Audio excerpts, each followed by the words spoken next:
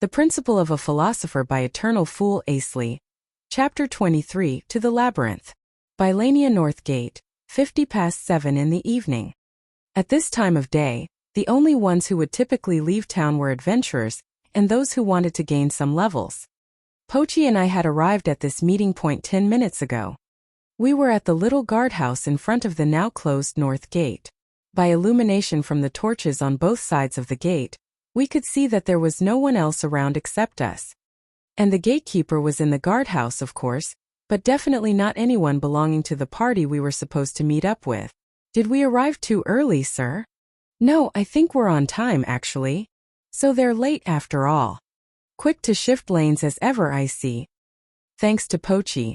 Or perhaps the banter we were throwing around, I managed to keep my patience. Sitting down, Pochi let off a long yawn. And as if it was contagious, I yawned as well. Although we had taken a nap before coming here, I was still weary from the daytime lectures. The plan for this labyrinth's exploration was to make our way to it during the night, then enter it in the morning. I had been informed of everything from Duncan beforehand, but I hadn't been able to converse with the A-ranked party so far.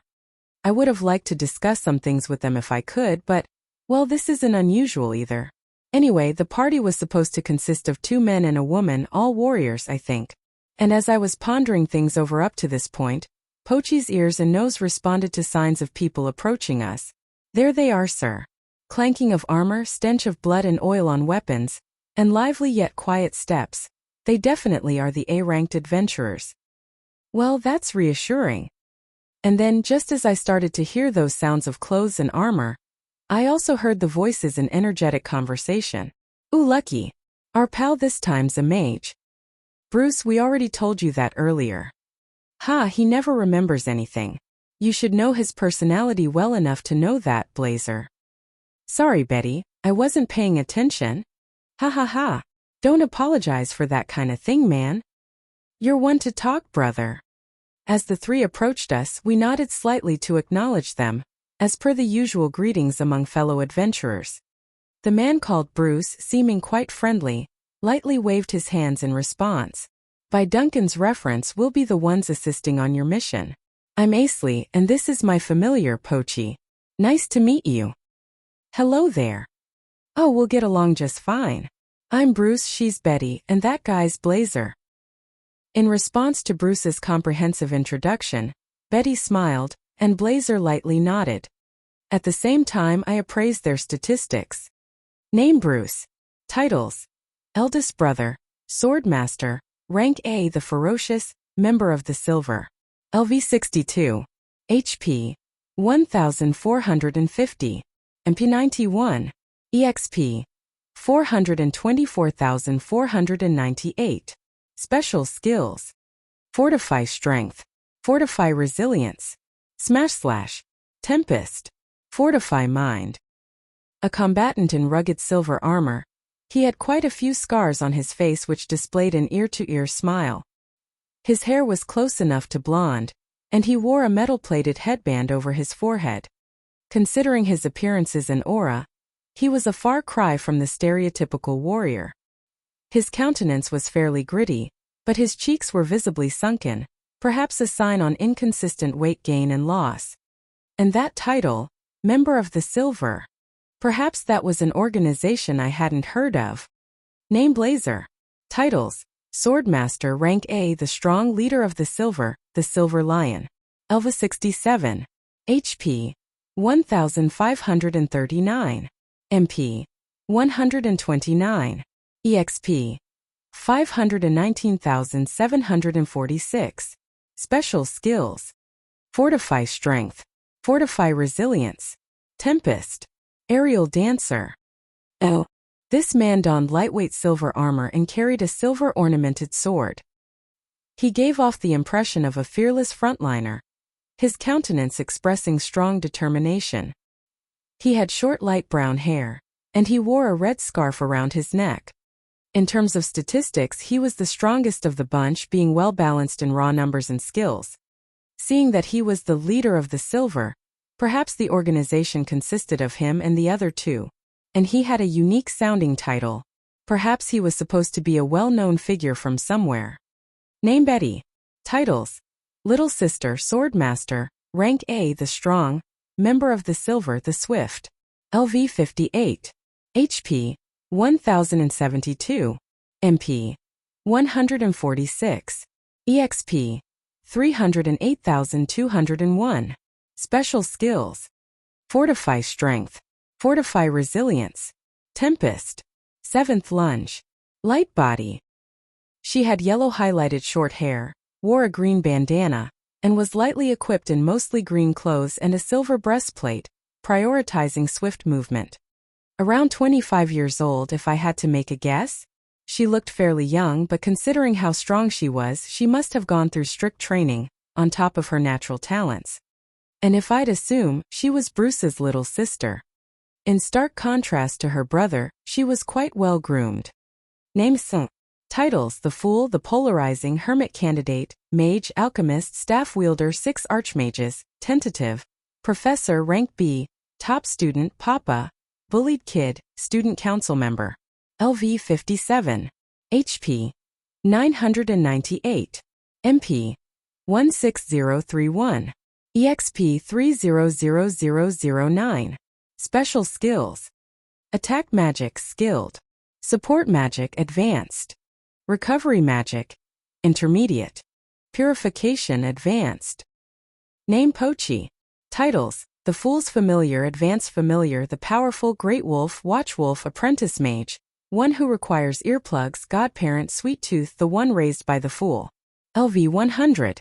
HP 2782. MP 637. XP 9999999. Special Skills: Breath Attack Zenith, Air Claw, Gigantification, Tempest, Fortify Resilience. As for us, we had quite a lot of positive and negative title effects in conflict. Even at first glance, it was awful for both Pochi and I. If there was a ranking for how awful this was, it might even be on a corresponding level of the 6 Archmages. So the 5 of us are to challenge an estimated ranked labyrinth. One could say that I was here to measure how far I could push myself, having finally shown improvements on a normal person's rate and all that.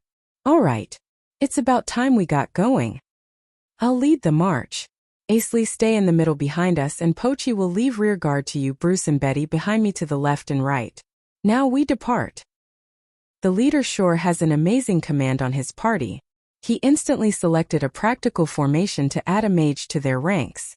Although he still needed to determine my abilities, he didn't have too much doubt and chose my positioning to optimize team's performance. Having little experience when it came to fighting in groups, I can definitely learn from him. We left Bylania and headed straight toward the labyrinth of no return in the north. The adventurer trio so far has been quite the good-humored bunch, unchanged from the first impression they had made. Man, having a mage with us for once really makes a big difference. That light source spell, well, I think that's what it's called. It sure is convenient, not having to hold torches and all. Yes, my master sure is convenient to have around. Hey, is that how you talk about me? Ha ha ha ha. It's pretty rare to see a mage get along with his familiar this well too. Well, our contract is more or less on equal terms, so to speak. While I was speaking, Blazer suddenly stopped his march and poised for combat. At almost the same time, Bruce and Betty drew their swords from their scabbards on their waists. It took me a few moments after that to notice what was up. Monsters. Nah, gotta be thieves. Anyway, you've got a pretty solid awareness for your age, Asley? Bruce gave me a casual compliment while he drew his blade. So this is what professional combatants are like. I still have a long way to go. No matter how powerful my spells are, I wouldn't hold my own on the front lines at this stage. I sent the light source spell forward. After a few seconds, 6 hidden figures revealed themselves. Bruce, the 2 on the right. Betty, 1 on the left. I'll take 3 in the front. Oh yeah. Bring it on. Pochi, you're on rear guard, and Asley situational support. Got it. 3, 2, 1. Go. As Blazer's signaling yell echoed through the plain, the thieves made their move along with us. Hype up. I cast support spells first for Blazer, who seemed to be at the worst disadvantage. With Pochi covering my back, I could provide support from a relatively safe position. Right, I never really considered it, but this sure makes fighting significantly easier. Without a moment's delay, I cast the support spells for Betty and Bruce as well, then kept a close watch on the skirmish. The first one to realize the effect of my spell and make his major move was, as I'd expected, Blazer. With extraordinary speed, he instantly cut down one enemy. Bruce also took another one down in quick succession. Betty, occupied with one enemy, didn't show much movement. Perhaps she was being cautious, or the enemy didn't have any openings. Master 5 coming from behind. Support. Hype up. Be careful out there. You too, Master. Pochi ran off to the back, and I turned around to cover her. The one on the far right has a bow, now that's dangerous. Pochi, seeming to notice that as well, dashed towards him. Fire, fire, fire. I casted some covering shots to distract Pochi's 5 targets. Jaya! Blazer took care of his third opponent, filling his quota. He then proceeded to run up to Betty's position. Bruce defeated his second opponent and confirmed that Blazer has Betty covered, then ran up to me. A well-distributed assessment of the situation. In the back line, Pochi made a jump at the enemy archer. However, the 4 others hopped away and proceeded to make their retreat. Either because they noticed Bruce approaching or realized that they had underestimated our levels, the thieves made an early escape. They lost 5 of their members in this skirmish. What was that about? Likely the Laughing Foxes, a band of thieves with stronghold in north of Bylania. I heard they've been causing some damage around here too. Makes sense. And since they knew that they can't match us, they ran while they could, eh? Bruce scratched his head and threw out a simple guess. No, the one Betty fought, he might be stronger than me. That's probably why Betty couldn't move much. He didn't budge when I ran up to him either. Oh really, Betty? It's true. I thought I'd be fine with Asley's spell, but I was in over my head fighting that guy. Betty sheathed her sword, seeming relieved. The ones in the back were fairly tough too. I was able to hold them off since they misjudged my level, but I had a tough time by myself. Good God, what a nice start we're off to. Thanks to the great outdoors for making them so damn tough, I guess. True, living without walls to surround them practically meant that they were constantly in battle. In a sense, they were more specialized in combat than adventurers. Let's be on high alert throughout the way. If what Pochi said is true, they might be trouble for us down the line. Right, we should. But really, Asley's magic sure helped me a lot back there. Awesome support, man. And we didn't get hurt, but you were planning your moves in case we were too, right? Ah, you could tell. Sure could. There's a flow to every battle, you see. Your control over the fight and awareness of those around you boils down to how well you scoop that flow up. You staying in one place was a good choice for the situation back there too. He seemed like an aloof character at first impression, but it was clear that he picked his battles well. I can definitely learn a thing or two from him too. No wonder the Adventurers Guild in Bylania was pushing you up. Now let's keep the same formation as before, but a little more spread apart.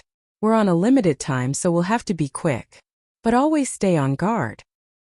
As such, our labyrinth challenge finally truly began. The Principle of a Philosopher by Eternal Fool Asley. Chapter 24. One Step at a Time. I've lost track of how many hours we'd walked since then. Marching on high alert consumed quite a lot more energy than I'd anticipated. Although I've grown accustomed to being on the road, this unfamiliar approach exhausted me all the same. Phew. My body feels heavy, and we're not even halfway there yet. I never thought it would be this much tiresome to deal with human enemies instead of monsters. Legs stiffening, vision waning, old food coming back out. I really need to exercise more. Or maybe I've been lucky up till now. Master, are you all right? Oh, still got it. Enough energy to dance the waltz while vomiting in the bathroom. Gah. Oh, I never knew you could dance the waltz. Way to miss the point, you little. Well, let's put the jokes aside for now. Excuse me. My master seems to be at his limit. Right, Samuel Pochi to the rescue. Oh, sorry. We ended up speeding to our usual pace. Right, we did. There are trees over there. Let's take a break then. Are you all right? Need a shoulder to lean on, at least? Betty smiled and extended her hand. I did want to accept her offer of assistance, but I just toughened out instead, not quite able to fully swallow my pride. Behind me, seeming to have read me like a book, Pochi laughed. Or maybe just holding back her laughter. I couldn't quite tell with my focus, but it surely meant that I had one of my weaknesses exposed to her to laugh at. I'll get back at her one of these days. Yes, but not today. I don't have the time nor energy for that now. Pochi had originally been a wild beast, and I had been living in isolation for so long. That's a big difference. Here you go, man. Bruce stooped down and offered me his canteen. I had one of my own as well, of course, but weighing my options, I decided to accept his kind offer. He probably estimated that my water supply wouldn't last me all the way to our destination. That's another thing I'd miscalculated on this trip. One's life could be snuffed out if left to burn for only an instant. This journey may be the one to put my life on the line, fundamentally unlike the ones I had undertaken before. As I had feared, the closer my pursuit takes me to the capital, the more dangerous it gets. Well, there's no need to push yourself too hard. The way up ahead will be a bit easier anyway. It does. We'll be on an easy path soon, the one that leads to the capital. We'll have to break off it again, but until then, I guess it's pretty routine. We have to only watch our front and back, so it's a lot easier. Doesn't change the fact that it's dangerous through. Anyway, Bruce, it's your turn to keep watch. Blazer came to switch with Bruce, sitting down on Bruce's old spot. Asley, can that light source spell illuminate a little farther away? Its effect range is fixed, so that'll be difficult, but I might manage with 2 of them. Right, I should have done that from the start. For me in particular, preserving stamina should have been the priority over saving up arcane energy. In that case, you can focus on maintaining the light source from here onward. Leave the enemy watch to us. Another blunder. Master. You can say that. Just take it one step at a time. I used to be like that too. Betty spoke up while massaging her own legs. Even if slightly, it does seem to help with recovery. For something so obvious, I think I might feel the difference it makes now. Learning from her example, I proceeded to massage my own legs as well. Blazer checked the time on his pocket watch and muttered to himself. We'll depart in 5 minutes, so get ready. True to his words, we resumed our march to the labyrinth exactly 5 minutes later. And as Bruce had said, we turned up at a beaten path with tall cliffs on either side. I kept my guard up for a while in anticipation of attacks from above, but eventually I judged that it was safe enough, aside from the occasional small airborne monsters.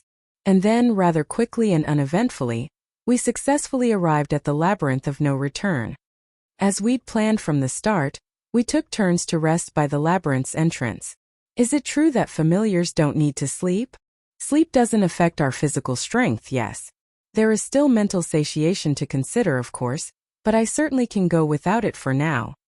That'll be a great help, but if you want to sleep, just say so. We originally planned around the assumption that everyone would sleep anyway. I'm glad to hear that. Seems like Blazer and Pochi are getting along quite well. Pochi generally approaches things with a serious attitude, so she might consider Blazer as the same kind. Say, what are you doing there, Asley? It's my take on one of the university's research topics. This is a spell circle? Or no, it looks a little different? Well, it's something similar. I feel like I'm really close to completing it, too. While I drew a craft circle on the ground, I pieced together one big composite spell in my head. If I were to make that spell a reality, I would surely be one step closer to being a philosopher. Teleportation magic. That was its name. The possibility of achieving it had inspired as many pursuers as it had disappointed. From the old days to now, that hasn't changed. As I'd seen from Irene's office, she had been spending these past few years focusing on implementing that magic form. The other day, when I had gone to check it out, it seemed that she had been making good progress in the conceptual stage. I hadn't been able to get her to show it in detail, of course, but that had been enough for me to tell. The act of magic comprised of the 4 core elements. Magecraft, on the other hand, was the practice of summoning something that was not originally there. It was impossible to implement teleportation magic without one or the other. Still, the only practical method of using it would be via the landmine model. It wouldn't be as usable as the common cast-and-go magic spells. Irene understood that, too. In theory, one would need to break their body down to the 4 core elements of magic, be summoned via a craft circle, then be reconstructed. One example was to cheat one's sense of existence by turning into fire with glamour magic, then activate a craft circle set in another location. Simply put, this theory was based on using glamour magic to trick the magecraft system itself, but a powerful formula would be needed for that. An ordinary little fire might be the first thing that comes out of the craft circle, but with an abnormal status recovery spell circle on top of the pathway craft circle, one's original form could be restored from what originally came out. With that said, it was very recently when I had come to this possible solution. I had all the spells needed, but I hadn't had the chance to carry out the final step. The first one's gotta be you, Pochi. No. Yeah, of course you won't. Hehehehe. You two are an amusing pair. With that and other random banter, we passed the night. And then, after switching with Bruce and Betty, I slept easily despite the terrain and lack of a bed. By the time I woke, it was already bright outside. Bruce and Betty were already making preparations in front of the labyrinth's entrance. Pochi was still keeping a vigilant watch on the surroundings and Blazer was not on his bed too. Looks like I was the only one who slept the longest. Finally awake, Asley. Hey, looking a lot healthier already, man. Blazer's gone in to scout ahead a bit. Oh, speak of the devil. He's back. As Bruce was talking, the rustling of Blazer's armor could be heard. I turned to where Bruce was looking at, and sure enough I could see Blazer, still in perfect condition, appear from the entrance. I see you're awake. We'll be going in soon. Yes, I've rested well. Thank you very much. Come on now, we'll be working you to the bone today. Get hyped, man. You have to work too, Bruce, so save that hype for yourself. Yup, I got ya. Bruce's positive tone had an equally positive effect on the rest of the group. Sure enough, he was planning and acting in his own way. A party's integrity could not be kept by caution alone. The first step was perhaps for one to also understand and accept how others act in consideration of the party members. Torch. Right as everyone completed their preparations, I invoked a light source spell and sent it to the front row, where Blazer waited. Then sent another light source spell behind me, where Pochi covered the end of the formation. I live with death close by my side. I live with death close by my side. Blazer announced commencement, and Bruce and Betty promptly repeated after him. Pochi and I turned to look at each other. Then we nodded. I live with death close by my side. Those words were uttered ritualistically by adventurers before going into labyrinths, or heading into situations where they were prepared to die. A declaration to take death along and tame it, and in turn cling on to life. That was what it meant. It was a saying so famous that every adventurer knew very well about. Let's go. Blazer took the first step forward, and Bruce and Betty promptly followed. My feet felt heavy, even though they should be as light as they could be now that I had rested. This step forward was another step toward my goal. A step my past self hadn't been able to take. I had to go forward. There was no turning back. Because one step behind me, my little friend grew more restless. Get a move on, sir. And she tackled me, initiating my step forward. Look you. Come on, master, let's go. Another step forward for the fool and his familiar. I suppose that was an apt description of our progression. The Principle of a Philosopher by Eternal Fool Asley. Chapter 25. The Labyrinth of No Return. 18th day of the 4th month, 6 o'clock in the morning. We had entered the labyrinth of no return, and 1 hour had already passed. A chilly ambience that couldn't be considered cold, man-made flooring and wall material, strange cries in the distance and darkness that rendered one unable to see their companions' faces without a torch or light source magic. Locations called labyrinths were, basically speaking, linear paths, but the paths were extremely long, often requiring a few days or even a full week to be conquered. It went without saying that we had to be careful with our food supply, and watch for ways to replenish water. But maintaining our mental conditions was the most important thing on this linear path. There was no chance of getting lost, for all one needed to do was go straight ahead, but the lack of perception of time was an issue. For those who were not used to such conditions, they could only endure for 3 days at most before going mad. Therefore, I would say that throwing around unnecessary banter was more or less necessary now. By the way, what was the party composition of the previous exploration party? From what I'd heard, 3 B-ranked warriors and 2 mages.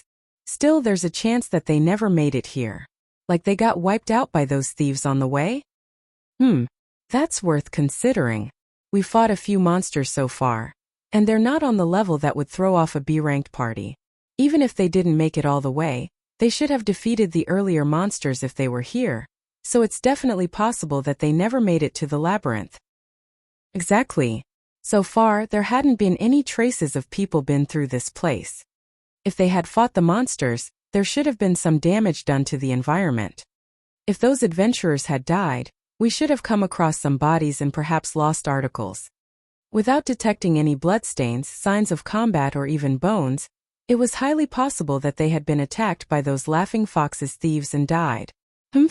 Multiple ghoul lords up ahead. Prepare for combat. Got it. Moreover, the monsters we encountered so far had been estimated to be C-ranked. Normally, they weren't something a B-rank party would have issues with. Monsters after this one weren't any stronger, and after 2 days of relatively easy and safe exploration, we reached a spot that seemed to be the end. Now this is a first for us. We entered a dark, circular room. It wasn't too spacious nor too small, and fit the 5 of us just fine. At the deep end of it was a small flight of stairs, and at the end of that was a grid pattern wall like a jail cage, and inside that was quite the gaudy store of shiny treasures. There's something like a keyhole here. Did we pick up anything that might fit on the way? These seem pretty solid. Maybe you'd need to be as strong as the 6 braves to cut them? Let's give it a try then. Asley support.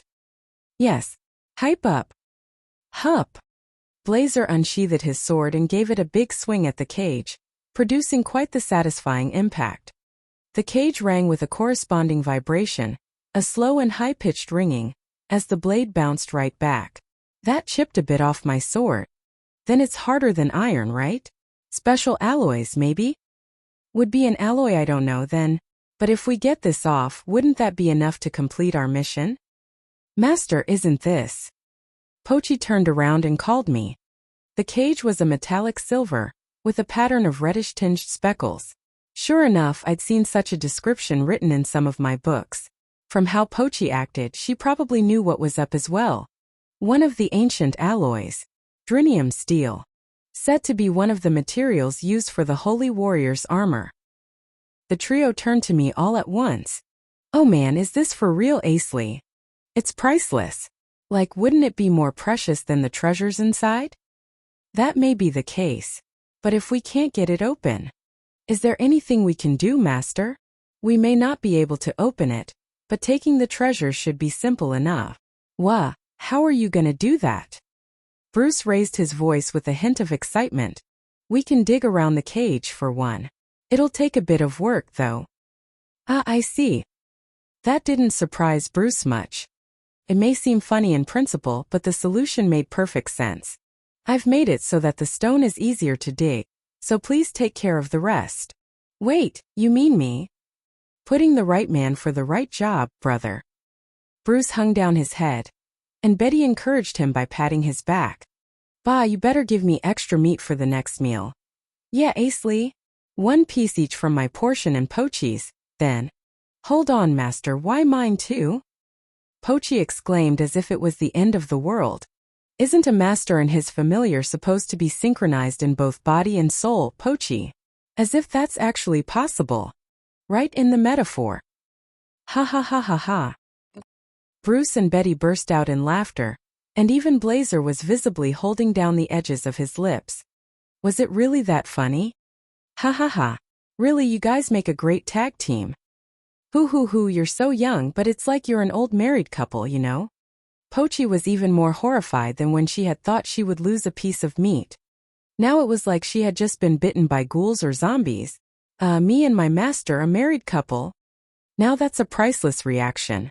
An expression of utter disgust. Why is she crying?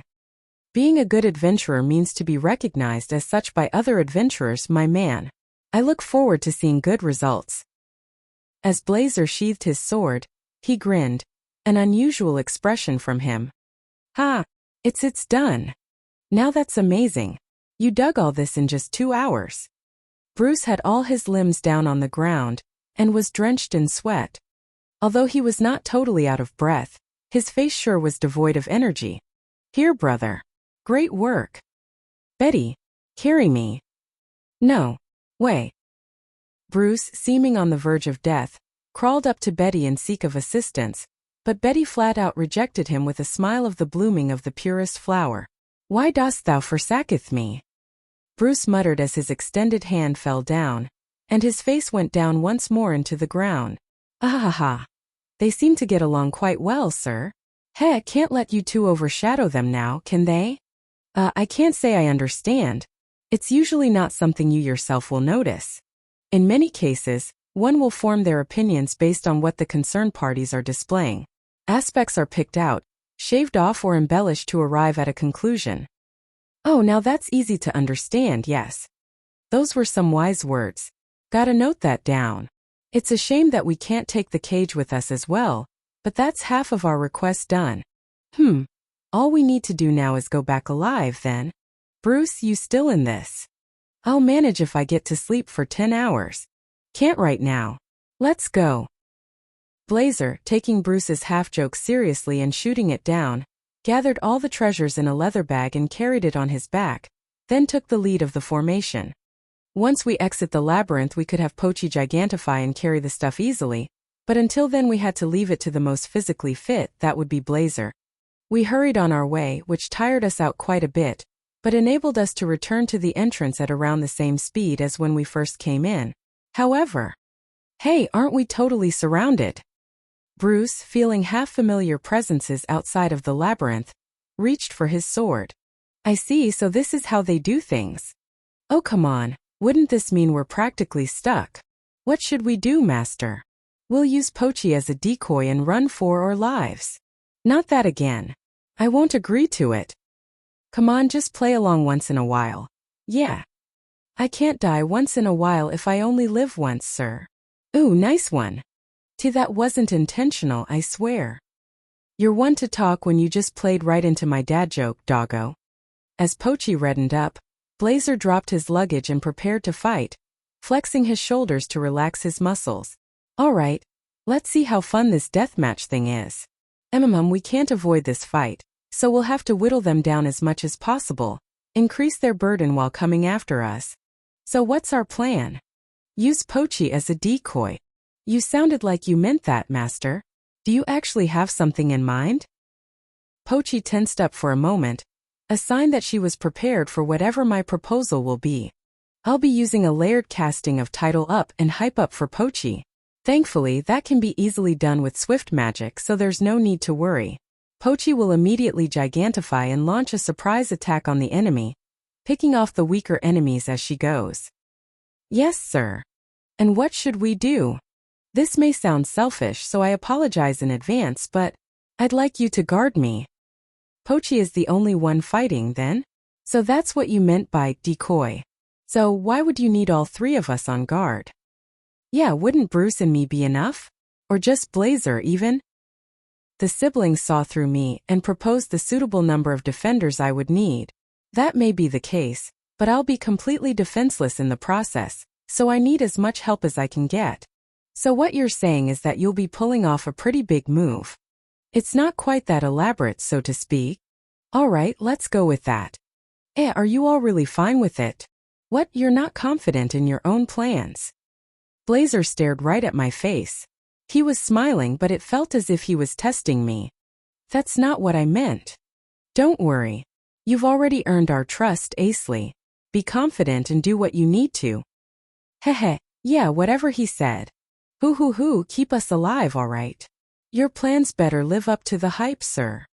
Bah, the doggo always finds a way to kill the mood. All right, let's get down to business. Yeah. The Principle of a Philosopher by Eternal Fool Asley. Chapter 26, The Laughing Fox. Deciding on a plan just before we exited the labyrinth, we got down to work. First, I cast Title Up and Hype Up for every party member, including myself. Thanks to the Star Rod's capabilities, I could do layered casting easily, but I had to exclude the usual fire spell in favor of Title Up. And now that I used up all of my swift magic, forming spell and craft circles in the heat of battle will be more difficult. Alright then. Here I go. Pochi went on ahead, storming out of the labyrinth and then instantly gigantifying. Having analyzed their ranks beforehand, she leapt right at the weakest of the enemies. Looking at her engaging them, the rest of us emerged from the labyrinth a few moments later. Gwa! By the time Blazer, Bruce, and Betty formed a defensive rank around me, Pochi had already gotten one of the enemies with her fangs. 5 ahead. 7 to the left. 1 down on the right, 5 remaining. No changes behind or above. 17 in total. We had to take on all those laughing fox bandits with just 5 people on our side. Pochi has our right covered. Bruce, focus on our left. Got it. Befitting an experienced fighter, Blazer promptly issued his command. His voice sounded strongly encouraging, raising the party's morale. Now the real fight begins. While keeping an eye on Pochi's situation, I started drawing my spell circle. At the same time, the enemies at our front and on the left made their moves. Gaia! Another bandit's deathly scream of agony could be heard as he was ripped by Pochi's fangs. A man at the back of the enemy's vanguard issued orders, sending 4 close combatants in the front to confront Pochi. That was the same man Betty had faced on our way here, as I had thought he was the leader. Still, this meant Pochi was now successful at being the decoy. So we got 8 here. Betty, intercept them and help Pochi and Bruce. Bruce, take on the 6 of them. Got it. As siblings who seemed to have always fought alongside each other, they answered in unison. Bruce had to take on 6 enemies, so Betty had to intercept the remaining 2. Blazer was relying on his intuition to make the best use of each fighter's strengths, and he did it incredibly good. The bandit leader was making his move too. Including him, Blazer had to take on 3 enemies. Rhea. Bruce made his first move, signaled by the first clashing of swords. From the impact of a backswing strike from Bruce, the enemy's sword was knocked away in an instant, and got stuck into a rock on the side of the labyrinth's entrance. The enemy's face twisted in numbness and pain. As he let his guard down, he was promptly struck right on the crown of his head with a dagger that flew from Bruce's side. The dagger was one among many that Betty had equipped on her thighs. You're amazing, Betty. Of course I am.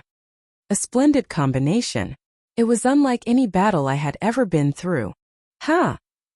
Jaya! Blazer was also quick to make his move, killing off 1 enemy in short order. I'm hearing some chaos from where Pochi is as well. The situation seems to be in our favor so far. Prioritize the mage. The leader of the Laughing Fox assessed the situation and shifted his attention to me. As expected of a battle-hardened opponent, the bandits around us changed their priority from defeating our close combatants to stalling them. All the enemy needed now was to get to me, after all. A few of them threw themselves at Bruce, blocking his range of movement.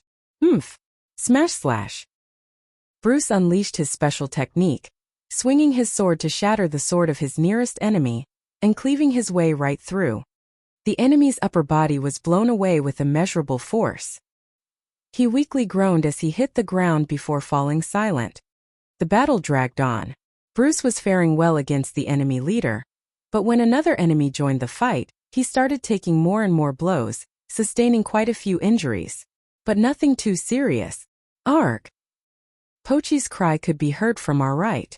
She too was starting to take hits. But she didn't call for help. She understood full well that we couldn't help her. Every one of us had our hands full. NGH. Bruce unleashed another big move, with Betty covering for him by taking a hit on her right thigh. In response to that, Bruce immediately stepped to cover her right side. Damn it. Asley man. How much longer? I couldn't answer. All of my senses were concentrated on drawing the spell circle. like a great tree that overwhelms fire, withstands wind, shifts the flow of water, and spreads its roots wide across the earth. Enemy trap. Gravity stop. In an instant, the air in the vicinity was under my control. First, red light shone on my enemies and blue on my allies. Gah! The laughing fox bandits all bent down, as if they were being pulled down to the ground. That was the work of the gravity-manipulating spacetime spell, Gravity Stop. Used together with the Hexa-boundary magecraft, it focused the gravity amplification exclusively on the enemy's bodies. Depending on one's strength and mass, they may not be able to support their amplified weight and collapse right on the spot. Damn you! What did you do? I see that you can still move somewhat. So heavy. Can't move. I'd advise you not to push yourself. No matter how much you resist, the pressure on your brain and internals will still be the same. Upon hearing my explanation, the man's expression turned grim. That stern, burly face of his broke out in a cold sweat. By now, Blazer and the siblings seemed to understand what had happened to the enemies too. So this is some form of movement restriction. Apparently. How long does the effect hold, Asley? Until my mana runs out, so quite a while. What should we do, Blazer?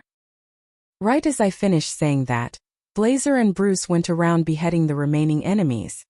Absolutely without restraint, nor with any hesitation on their faces. Yikes!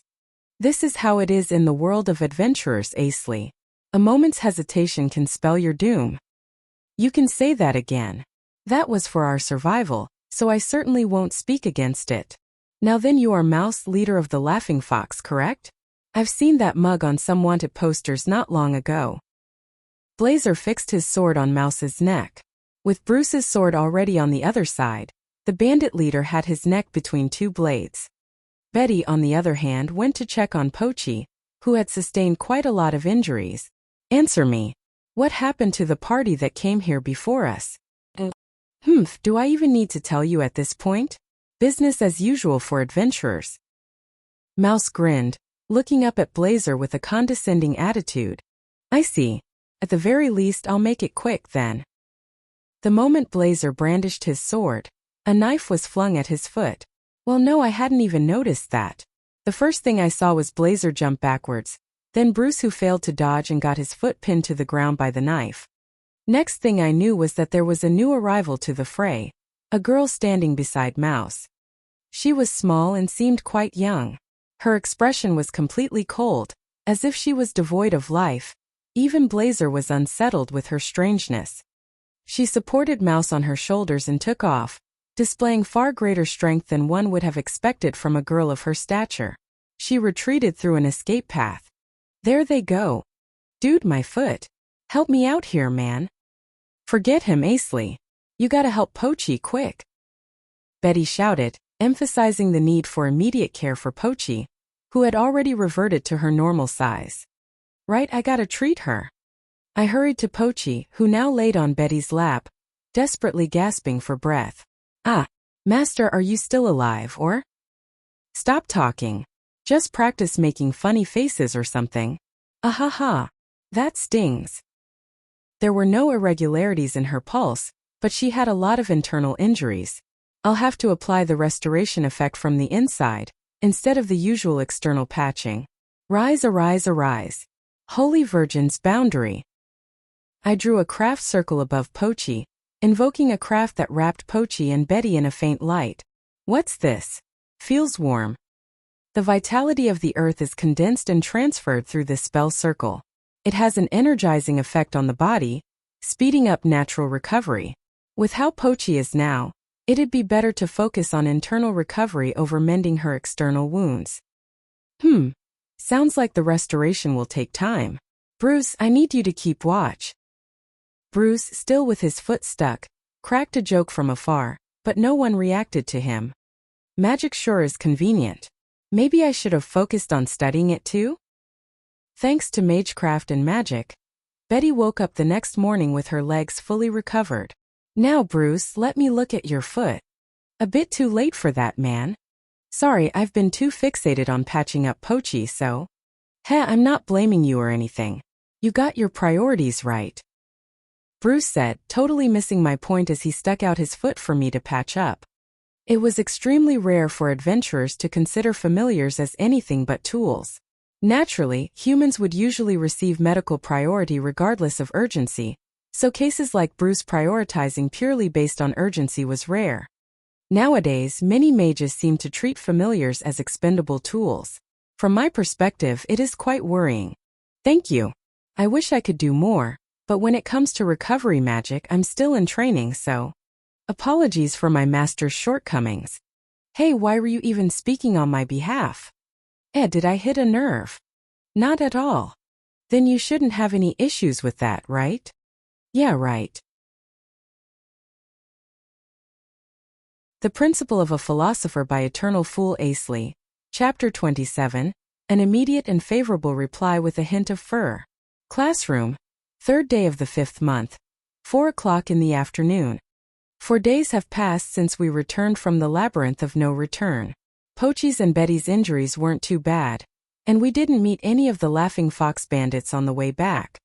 It seems that Blazer and his crew plan to use this town as their base of operations for a while. While I have saved up enough for my tuition with this job's rewards, I'll probably be visiting the guild sometime soon. Better look forward to seeing those guys again. Which reminds me, it has already been a month since school started. When it comes to academics, aside from history classes, I hardly learn anything new, so my mandatory attendances have been extremely boring. Now I'm quite envious of my familiar, who is sleeping soundly by my side, by which I mean on the floor by the side of my feet. Easy. Easy. Hehe, master. That's waste oil, not tomato juice, sir. Why were you drinking it like it's delicious? Hehehe. I know it's a dream, but I gotta wonder how her brain is wired, imagining her master drinking something like that. Now then, Mr. Asley, please answer as much as you can. Why do you think the magecraft discipline is also called ancient magic? Yes, ma'am. First, because it was around 3,000 years ago when the magecraft discipline underwent great degeneration. Not many books and records remain, and most of what's left is virtually unusable in the state they're in. Additionally, I would guess that the lack of cultural exchange with the endemic species of magecraft wielders, the Dark Elves, is also a major contributing factor. On the lecturer's podium, Trace nodded. Very good. As Mr. Asley said, not many records of magecraft were well preserved. Among mages nowadays, the only well-known ones to wield magecraft are Sir Gaston, the great mage of flame of the 6 archmages, and the war demon emperor Lord Vaz. However, it is technically untrue that there is a lack of cultural exchange with the Dark Elves. It is only because the Dark Elves virtually went extinct in a great war of ancient times that we are unable to hold any cultural exchange with them. She elaborated on my answer, pointing out where I was right and where I went wrong. That's another one of my attempts at being average. Being bothered so much by Irene for being the top candidate of the school year and a student council representative, I still have every desire not to stand out. Most of the petty bullying has petered out ever since it was made known that I was a rank B adventurer. However, I feel that I'm still not garnering favorable looks from many people. And I still want to investigate the situation with Falltown, so I have to be as covert as possible. Thankfully, Lena is keeping quiet about how I can also wield magecraft. It seems as though she understands my reasons and has already decided to not disclose it beforehand, without asking me first. That will be a wrap for today's lecture. Mr. Asley, Miss Irene has summoned you. Please follow me. I knew it was impossible, though. This kind of situation is when I feel the unfavorable looks from people around me the most. It's no longer at the point where I'm concerned about them, but it does add up. Irene's office. Asley, do you have some free time tonight? I do not. Now if you'll excuse me. Wah. Hold it right there. Why don't you hear what I have to say first? Regardless of reason, your question was whether or not I have time. Wouldn't you expect most people to just answer as such? As usual, Irene folded her arms and pondered things over. Is she really one of the 6 archmages? Trace stood by Irene's side, as though she was her secretary. I'd expect most people to give an immediate and favorable reply, though. Isn't that just because of your social standing? I don't really mind that kind of thing. It would be a different story if I was in a favorable position myself, of course. Mm. So you're saying that this isn't favorable for you? Yes, ma'am. Irene started yelling and trembling profusely. Having expected that, I blocked my ears beforehand. Then, after seeing Irene calm down as she caught her breath, I put my hands down. Haha, do you understand now? I won't take no for an answer, so come along. I blocked my ears so I didn't hear anything. Bah, you've gotten so cocky lately, you know that? Well, truth be told. What is it? That's what I thought too. Irene started yelling again. And obviously I expected that as well and promptly blocked my ears once again.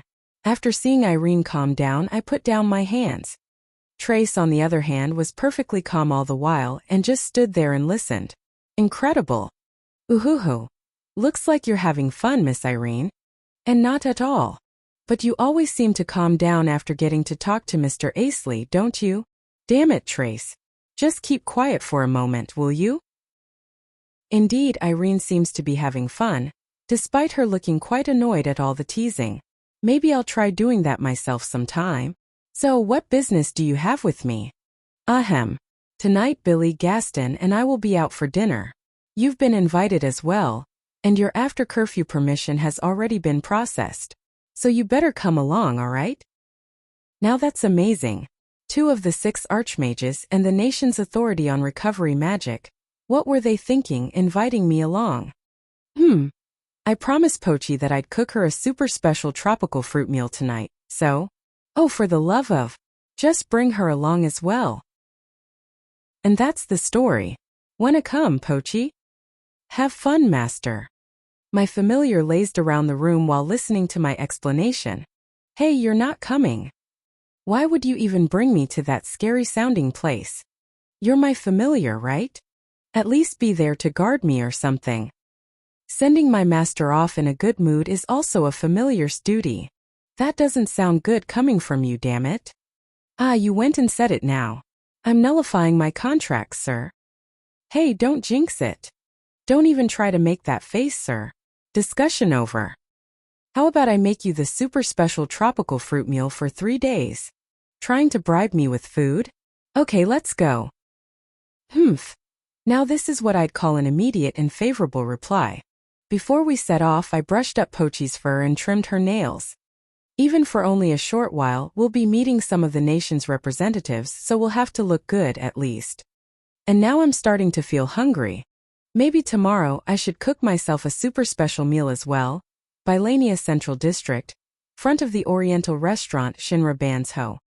Did you bring enough money, master? I was invited, so I'm sure I won't have to pay. Either way, I have some high-quality fur to sell, so it'll be fine. The best, sir. Pochi declared, wagging her tail. Does she even understand what I said? Anyway, this establishment, it's quite impressive no matter how many times I look at it. Aesthetic gate and fence design and ornaments, and even the paper lanterns inside are intricate. 2 watchfires were erected in front of the large yet humbly designed gate. And in front of those was a man who seemed to be the establishment's employee, standing on watch with a paper lantern. I've heard that this design philosophy was adopted from an Eastern nation. They certainly are calming to look at. The man raised his paper lantern and addressed us. Sir Asley and Pochi, I presume? We've been expecting you. This way, please. The man led us into the establishment without another word, and following his example, we kept quiet as we walked. Pochi seems not used to this too, seeing how she looks a bit restless. The building's interior too was exotic. I had to take off my shoes at the entrance, and Pochi had to wipe her paws. Honestly, it was quite amusing to see Pochi so tensed up in keeping quiet. We passed through a corridor of polished, almost mirror-like wooden flooring, and arrived at what seemed to be a thin wall with a handle attached. It was a type of sliding door, characteristically called fusuma, which took me by surprise because I didn't see anything quite like it since 500 years ago. The man squatted down and slid the door open slightly. Pardon our interruption. Your expected guest, Sir Asley, has arrived. From the other side, Irene permitted us entrance. I came a little before the appointed time, but it seemed that all 3 hosts had arrived even earlier. Irene must have anticipated that too. The man lightly slid the door, revealing 3 people sitting around a square table. On the right was Billy in his usual white robe, and on the left was Irene. And in the back was an elderly man with quite the stern look, sharply glaring at me. He wore a scarlet robe, and had the most abundant stock of mana among the 3 hosts. He was most likely one of the 6 archmages, Gaston the Great Mage of Flame. Excuse me. Bylania Magic University Student Council Clerk, Asley J. His familiar, Pochi J. Pochi, did you even have to copy the part where I bit my tongue? Irene ignored me, perhaps annoyed at how polite I acted in contrast to the usual. Come in. The elderly man observed me for a short while, then invited me to sit down opposite to him. Billy looked at Pochi and nodded to greet her. Oh, thank you. To be honest, I'm not used to sitting on the floor. I sat down on what seemed to be a bulky cushion, and Pochi settled down a short distance behind me. A peculiar culture, isn't it? I was also surprised when I first heard of it. Gaston has taken quite a liking to this establishment, too, said Billy, turning to the elderly man as he finished. I see, so that man is indeed Gaston. Which reminds me, Irene was in the white faction, Billy was in black. And Gaston was also in black, was it? Is it fine for Irene to hang around with them? And why would they invite me here? I am called Asley, sir. Nice to meet you. I'm Gaston.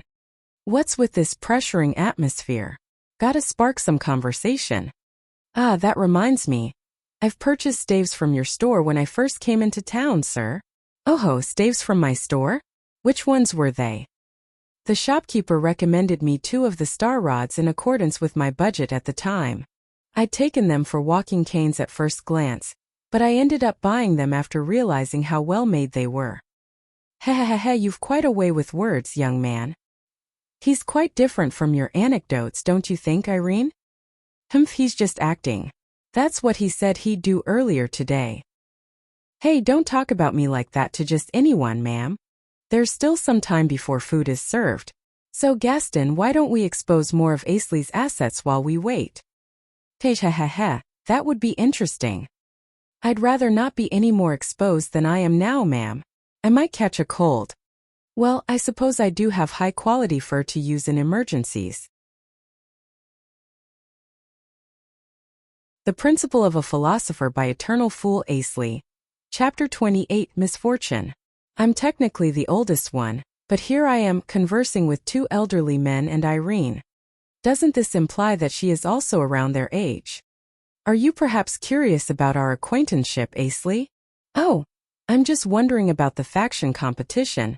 That's all. It's something called the Magic University's Old Boys and Old Girls. Irene and Billy were classmates, you see. They used to be at each other's throats during that time. You made it sound scary there, sir. Everyone except me has grown all old and cranky, though. Irene groaned loudly. No need to deny it. You're old too, lady. You got lucky, finding a way to stop your growth and optimize mana circulation back in your school days. What are you saying? I'm every bit as youthful now as I was back then. Just like how the world still doesn't consider me old after all this time. Humph, have you ever considered that you'll die looking like that? Just thinking about it is amusing. Oh, but I won't. I only have to successfully distill the drop of eternity before then. Oh, now that's a topic I don't want to be involved in. But still, from how he talked about optimizing mana circulation and how old she is, her body isn't immortal yet. Now. You two, aren't we supposed to be exposing Asley here? Ah, right. Irene and Gaston promptly turned to me. I'd prefer not being stared at so much. Well, I'd planned to leave this talk for later, but truth be told, I have a question for you, Asley. Forget about the exposing thing they've been on about. A question? What is it, Sir Billy? Last time we went on a hunt together, you said something about researching ogres, right? The one who asked it wasn't Billy, but Irene. Right, I remember saying something like that. I had talked about how ogres occasionally act in groups, which had taken Irene by surprise since no such information had been published yet. So, young man, you discuss with Irene how ogres sometimes work in groups. Yes, sir. I didn't have concrete information, though. Just a hypothesis, then. No matter. I'd still like to hear it in detail if possible. Well, it's not that interesting. It's fine, Gaston interjected as I said that. There's plenty of intimidating air going around here. Billy aside, Irene is taking this seriously too. It's like I'm with some of the royal capital's magic guardians. Alright, to make it quick, I'll omit some unnecessary details. First of all, the C-ranked monsters, ogres, originally weren't observed to act in groups. The same went for the B-ranked ogre fighters and the A-ranked imperial ogres. They were all expected to act alone. So you're proposing that there are exceptions? Yes, I am. There were some cases of irregularity, of course, but for most of the ones I'm referring to, were observed to have a commanding unit over them. A commanding unit, I see. Billy scratched his chin as he thought things over. It seemed like he was planning to present his opinion, but his eyes suggested that he expected further explanation from me. It's worth considering the S-ranked ogre queens and the SS-ranked ogre kings, the latter of which has some natural commanding capacity. My hypothesis is that if those two were together, all other ogres would form factions and cooperate with each other to achieve a common goal. I see. So there's always a possibility of there being a chief among the ogres. What do you think, Billy? Well, I haven't observed that being the case during my investigation thus far. What's he talking about? What might you be referring to, sir? An investigation? Billy encountered some ogres while you were away, you see. To be precise, an ogre fighter and an imperial ogre. I was quite surprised to see both of them act at once. What, is that true, sir? From the look in Billy's eyes, it was. I think we should be on high alert from now on. With ogre fighters and imperial ogres appearing in the region, it's now entirely possible that they'll surround Bylania, and even initiate an attack. It seems like you understand. I don't have the slightest idea how large a scale this may turn out to be, but one of these days we'll form a subjugation party under the 6 archmages. Gaston will take the command, and I'll be the adjutant. I'm worried that it'll conflict with my vacation time, but no matter. I plan to go with them as well. I'm glad to hear that. Oh, that reminds me, what of Bylania's defense? And is there a plan for the case of there being split forces? Not to worry, young man. We'll entrust the town's defense to the Warrior University. Besides, Billy will do the reconnaissance. With the targeting ability of his familiar, the Idor, we can easily locate their stronghold if there is one. By Idor you mean? It was difficult to tame. That's for sure. Billy laughed to stave off the embarrassment. It was a monster nicknamed the Devil King's minion. A countless number of them dwelled in the Devil King's stronghold, serving to report the whereabouts of intruders to the Devil King and his subordinates. Tomorrow we'll be posting a notice to recruit volunteers for the subjugation party. We'll depart as soon as we have recruits up to a fixed number. You two should come as well. Come again? The one to react along with me was my high-quality fur, Pochi. As we turned to look at each other, Irene went on with her proposal. A Magic University student council clerk well-versed in ogre behavior, and with a level 100 familiar. And on top of that, a B-ranked adventurer. You're plenty qualified, don't you think? No, I mean it's not about my qualifications but willingness. Now, young man, can you put willingness out of the equation just this once? I'm not even sure if these 3 are pressuring me or not. But after all that, I no longer had any intention or courage to decline. 2 of the 6 archmages and the nation's authority on recovery magic. After finishing my meal with them, I went back to my room and plopped down on the bed. It was beyond exhausting, in ways other than physically. It was quite rare that my body had been able to endure as much mental strain as it had back then. You got to meet with 3 of the super big shots, sir. You're already familiar with Miss Irene, but with Sir Gaston and Sir Billy there as well, it really feels like you're one of the 6 archmages. Pochi said as she sat down in front of the bed. Now wait a sec, Pochi. You didn't say anything the whole time we were there. It's a familiar's duty to keep watch one step behind her master. Like hell it is. You were looking at a threat back there. A familiar is supposed to stand in front of the master in that case. Now you're talking like a familiar slave driver. A master is supposed to keep his familiar safe too. This familiar sure loves to talk back.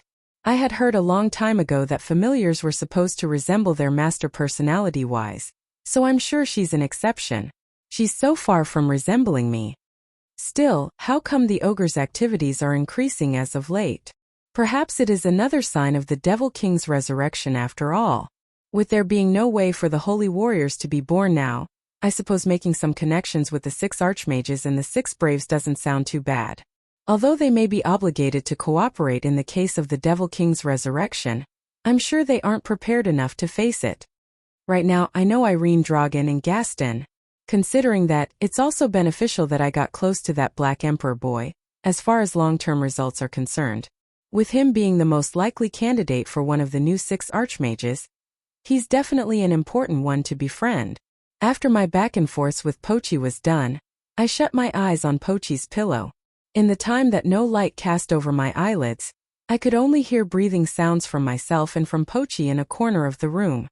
But I'm not hearing Pochi's sleep breath, so she's probably still awake. So, on top of S-rank monsters, we might have to deal with SS-ranked ones too, huh? Once upon a time, the holy warriors had faced the Devil King, who naturally had been surrounded by such S-ranked monsters, charging at them with dauntless courage. This shows just how powerful they were. The Adventurers Guild's highest rank is S, as determined in proportion with monsters' ranks. Therefore, S-rank adventurers are evaluated as capable of dealing with or fighting S-rank monsters. The 3 I had met with today were all S-rank, of course, but would they be able to defeat an SS-rank monster if they were to be put against one? It's worth considering that their abilities may far surpass the average rank S, and I hadn't observed any sign of them thinking that they may have difficulties doing so. While one person may have their hands full, that might not be an issue if several were to fight together. It's fine, Master. We won't have any trouble dealing with some ogres. What, you actually understand what I'm thinking? How long do you think we've been together, sir? 800 years isn't short, you know. I see. That's how long it takes for you to read someone's mind, huh? You already understand enough, so don't concern yourself with that, sir. And didn't you do some research on that? In the duration of a person's lifetime, partners who could understand just 1% of each other were the greatest companions, you said. I remember doing something like that. One's likes and dislikes, habits, and general train of thoughts make up 0.003%. And there is a lot of other stuff that just can't be easily understood, like perceived temperature, feel of clothes, and opinions based on the available information. And without those, one couldn't say that they fully understand their partner. That research was a pile of nonsense, if I say so myself. Recently, I've been feeling that the days are very long. Yet I don't even have much time for myself. Looks like you'll be kept busy from tomorrow on, too. Yeah. Good night, Pochi. Good night, Master. The Principle of a Philosopher by Eternal Fool Asley.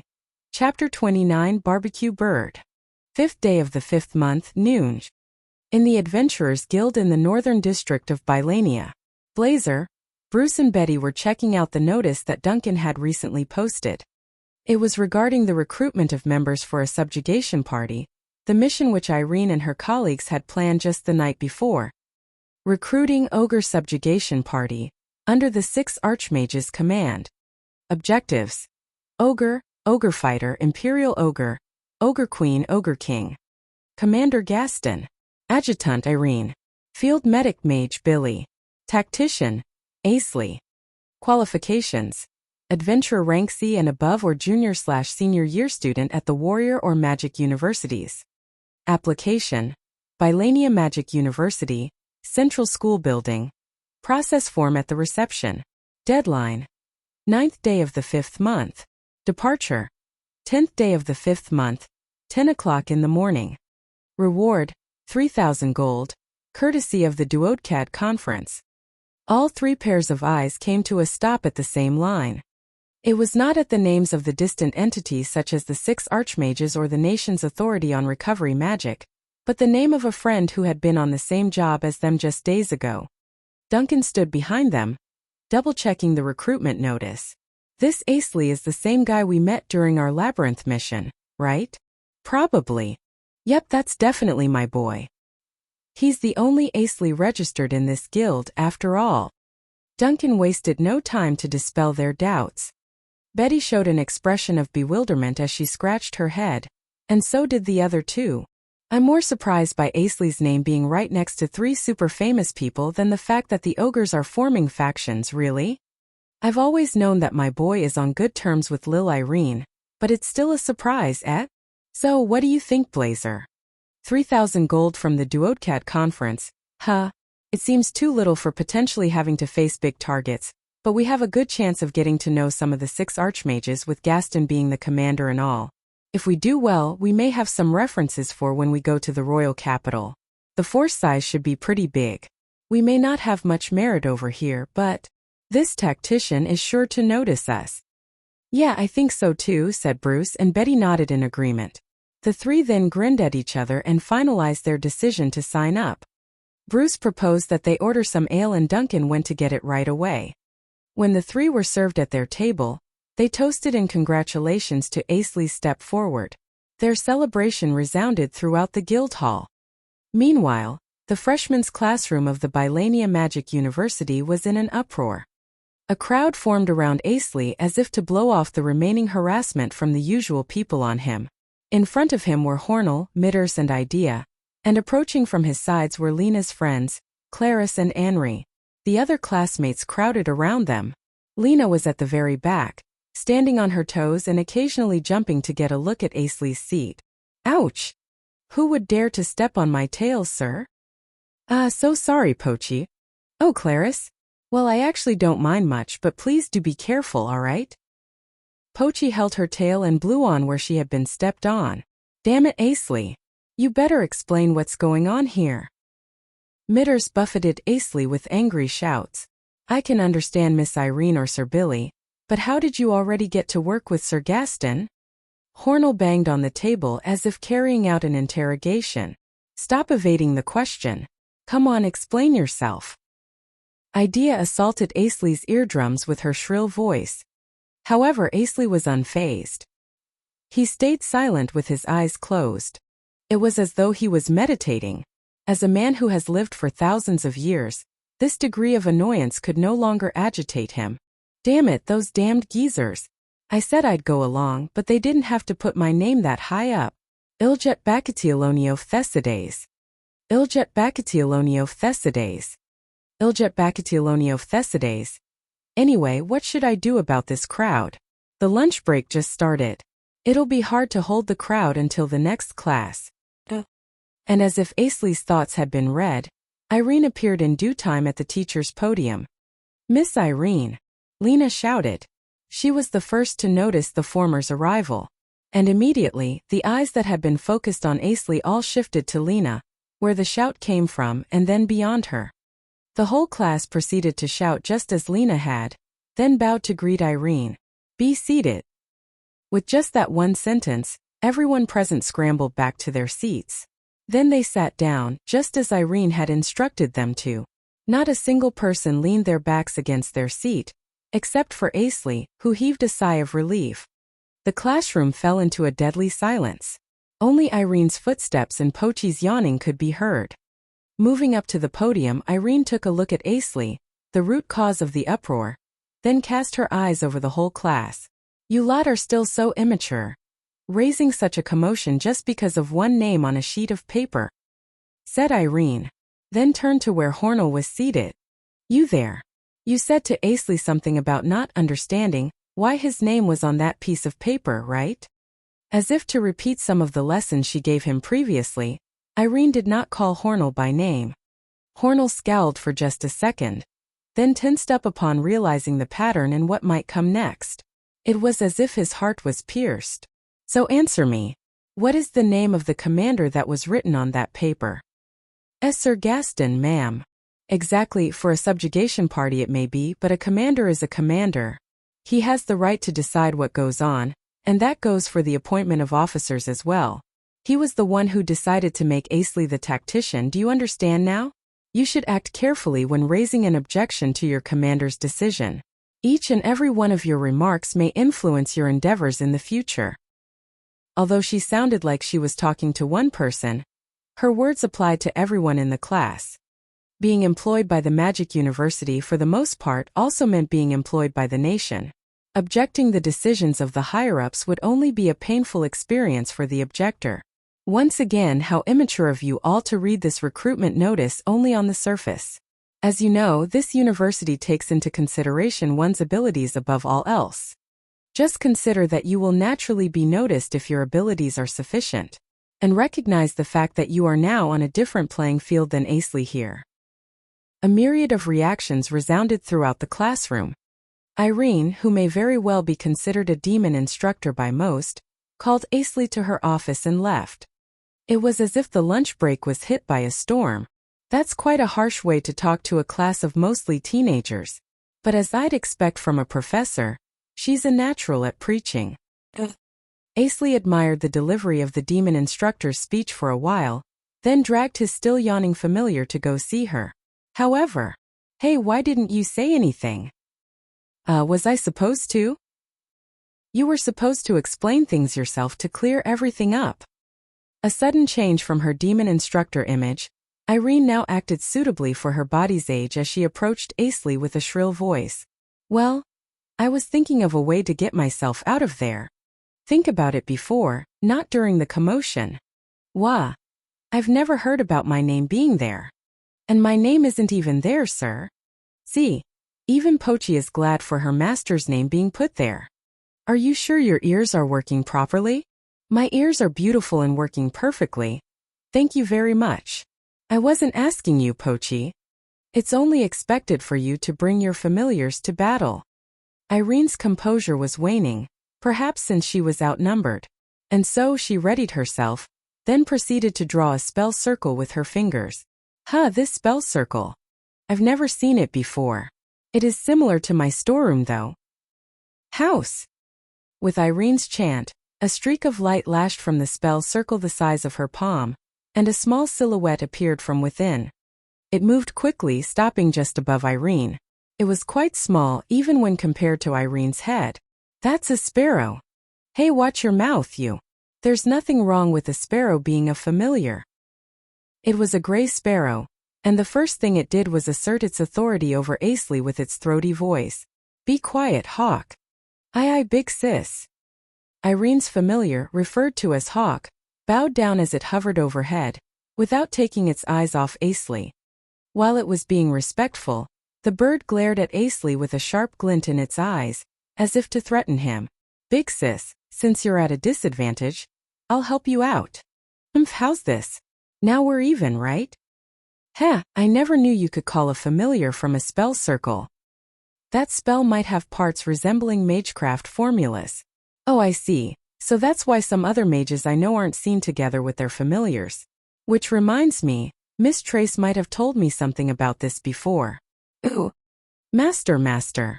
What is it? Let's have a barbecue bird for dinner.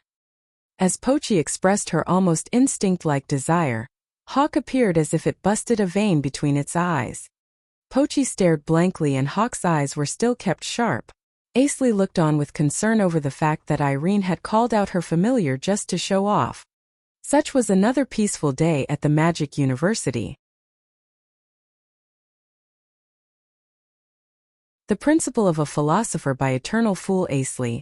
Chapter 30, Departure to the Front. Magic University, 10th day of the 5th month, 5 o'clock in the morning.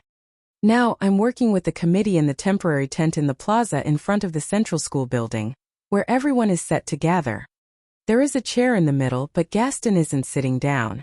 He seems full of determination, perhaps because we are preparing for battle. Although the area had been sealed by ropes, the outside was filled with students coming to watch our activities, be it ones from the Magic University or ones who slipped in from the Warrior University. Lena, Clarice, Anri and Hornell's team are here, and so are Dragon and his pupil EGD, faces I haven't seen in a while. Hello there, Asley. President Warren. You're going as well? I'm sure there isn't any mage who doesn't want to go. Sir Gaston holds so many connections in the nation after all. Still, I was surprised when I heard that you were qualified with your adventurer rank. A freshman already making his way up to rank C is, well, I suppose it's only natural for you, Asley? This boy's smile feels as uncanny as ever. That expression of his suggests that he knew I had been sneaking out of the dormitory at night. Now that I think about it from this angle, I suppose those who uphold the dormitory rules are more common than I think. I feel like I don't have enough freedom of movement when I'm only a magic university student, you see. So this is my way of taking care of myself. I'm sure the rules are as such because they treasure the students as elites of the future. All that aside, I expect great things from you. Having said all that, Warren walked away. I looked around and observed the people who seemed to be students of Magic University.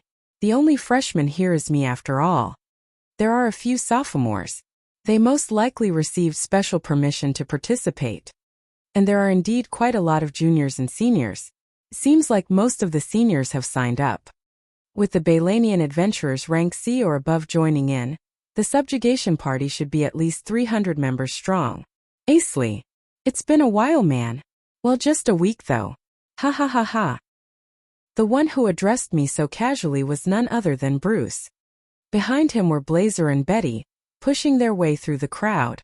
Hello there. I'll be learning the ropes from you three once again. You've taken a great leap forward, eh? Hoo, this time we'll be learning from you, Mr. Tactician. Oh, please give me a break. That was a surprise for me too, I swear. Darn it, those damned geezers. Ha ha ha, that's what I thought. You didn't seem like someone who would push forward much. Nonetheless, we're glad for your achievements. Maybe you can give us a good reference down the line someday, eh? In a rare gesture, Blazer joked around with me. He seems to fully consider me one of his allies and is congratulating me in his own way. Asley. What is it, Miss Irene? Wah, this kid is Irene the Invincible Sprout. I reflexively glared at Bruce and his loose lips. But I suppose that's to be expected of him. And Bruce promptly shrunk back, another rare gesture.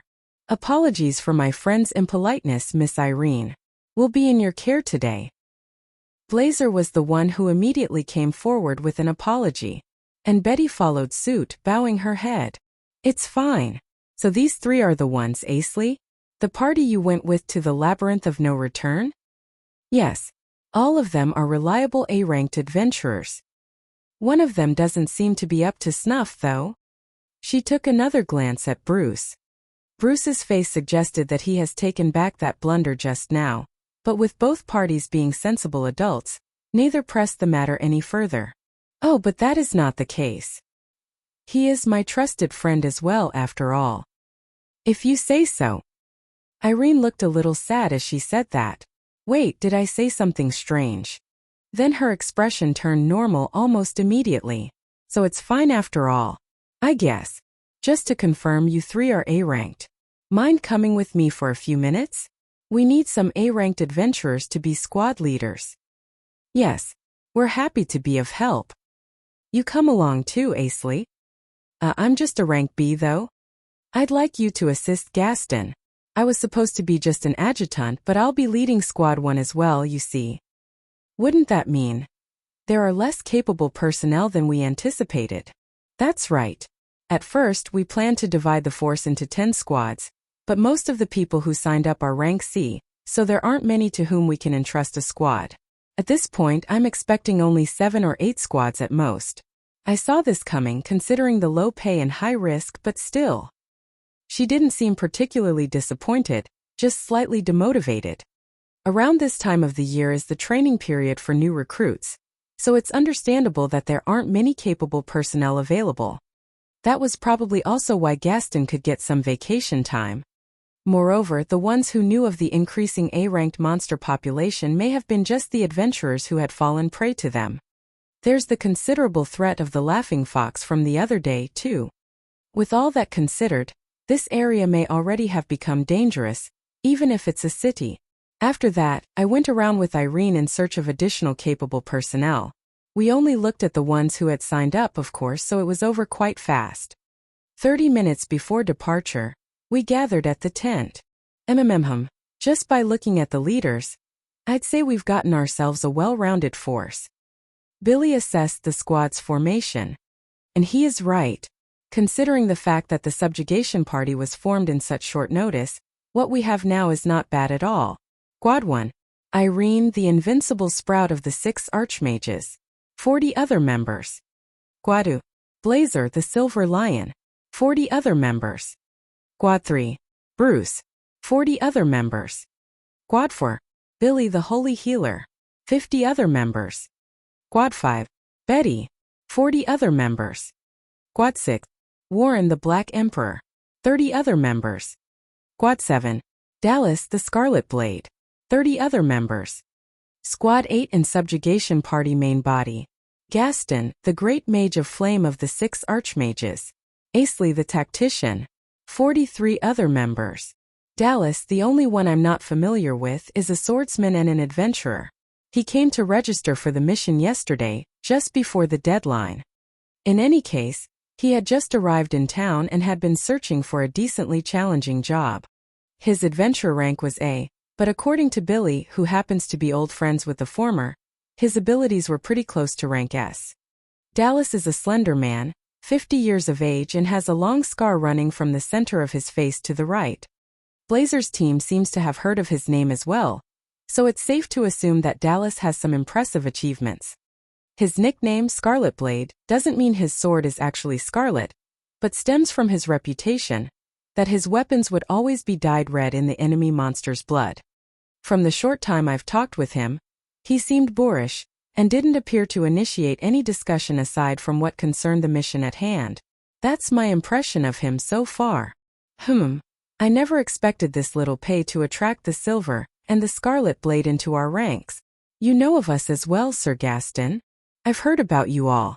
Members of the Silver Blazer, Bruce and Betty. You separated from the Silver General to form your own group, or so I've heard. Argent was not happy at all, I'll have you know. You are an acquaintance of old Argent, sir? So that's how Blazer's team came to be. Argent, if I'm not mistaken, he's one of the few S-ranked adventurers aside from the university's duodecad. We were brawl buddies back in the day. I have a long history with the Scarlet Blade here, too. I saw your and Billy's names, so. You have our thanks. And you, that young man over there, you're looking pretty confident. Warren, is it? Hello again, sir. I am indeed Warren. Pleased to make your acquaintance. Gaston shot a sharp glare, but Warren kept perfectly cool and disregarded his intimidation. And as if in a comedic cue, Bruce followed the exchange and whistled. This subjugation party seems exciting already. Quite. Now Asley, time to explain our route of advance. Yes, sir. Hi, I'm Asley, the tactician. Nice to meet you all. I'll now explain the ogre subjugation party's route of advance. According to intel gathered by Sir Billy's Idor familiar, the ogres are currently based in the west over the hills, within the forest of deep-rooted sins. We could cover that distance within half a day, but the plan is to be on high alert at all times. So we'll advance over the course of a full day. We anticipate ogre activity as we approach, so the ones leading the march will be squads 2, 1 and 3 in order from left to right. Advancing behind them will be squads 4, 5 and 6. What of me and squad 7? Dallas interposed a question anyone would have expected at that. We'll have your squad prioritize defending squad 8, sir. Defense. Would Sir Gaston even need it? Indeed, one of the 6 archmages such as Gaston wouldn't need defending, but we had other reasons. Irene stepped forward and explained, it's the rest of the squad that needs defending. Squad 8 is composed of those with lower combat potential, and has a high distribution rate of non-adventurer students. We're not out to play around, of course, but a lot of them are still sheltered kids, so. That's understandable. They may not say it, but it involves some complicated circumstances. Among those who had signed up, there were naturally those who were here for prestige or were ordered by their parents to come. Even if only a few, there were bound to be those who weren't ready psychologically. We especially can't let them die. Their parents are aristocrats who have invested good money into the duodecad conference and the universities. It's unpleasant, but it is the truth nonetheless. Therefore, Gaston did not elaborate on the point, and Dallas did not press the matter further. And of course, if an opportunity presents itself, we may move your squad to the raid unit as well. Understood. Asley, isn't my squad full of students as well? I'm fully aware of your leadership skills, Warren. However, Miss Irene has planned the formation for optimizing efficiency. Oh, going to the specialist for the best results, I see. Not bad at all. And with that, your squad and Billy's are to focus on providing logistical support. Betty's squad will be covering you both. Just leave the frontline battles to the first 3. I understand, Teacher Irene. Warren cracked a joke as he pushed his glasses up. Following the explanation, Betty nodded. Just saying, we can take Imperial ogres just fine, but probably not a queen and king, alright? If we're caught off guard, we'll most likely be wiped out. Right. Now you're agreeing with me so easily. Bruce dropped his shoulders upon Irene's nonchalant reply. Looks like these two will have some difficulty cooperating, considering their personalities. Well, if I say so myself, they won't be able to cooperate at all. Billy and I will be dealing with them if need be. The kings aside, we've hunted some queens back in the day. All things considered, it looks like we do have a good chance at rank S monsters. So the only problem is the king. Well, we'll manage. Somehow. Now then, let us depart. The plan has been put in order and set into motion. It's a good chance to see 2 of the 6 archmages' abilities firsthand. I'll have to learn from this as much as I can. The Principle of a Philosopher by Eternal Fool Asley. Chapter 31, A Collision. Hills to the west of Bylania. In the forefront of the march, Irene stopped her advance. She stood on top of the horse she was riding, because of her short stature, and focused. She seemed to have observed some abnormal activity in the distance. The squad leaders were permitted to ride horses, but Bruce and Betty chose not to do so. Asley, who was part of Gaston's squad as the sole assistant, had also been permitted to ride, but he chose to walk alongside Pochi instead.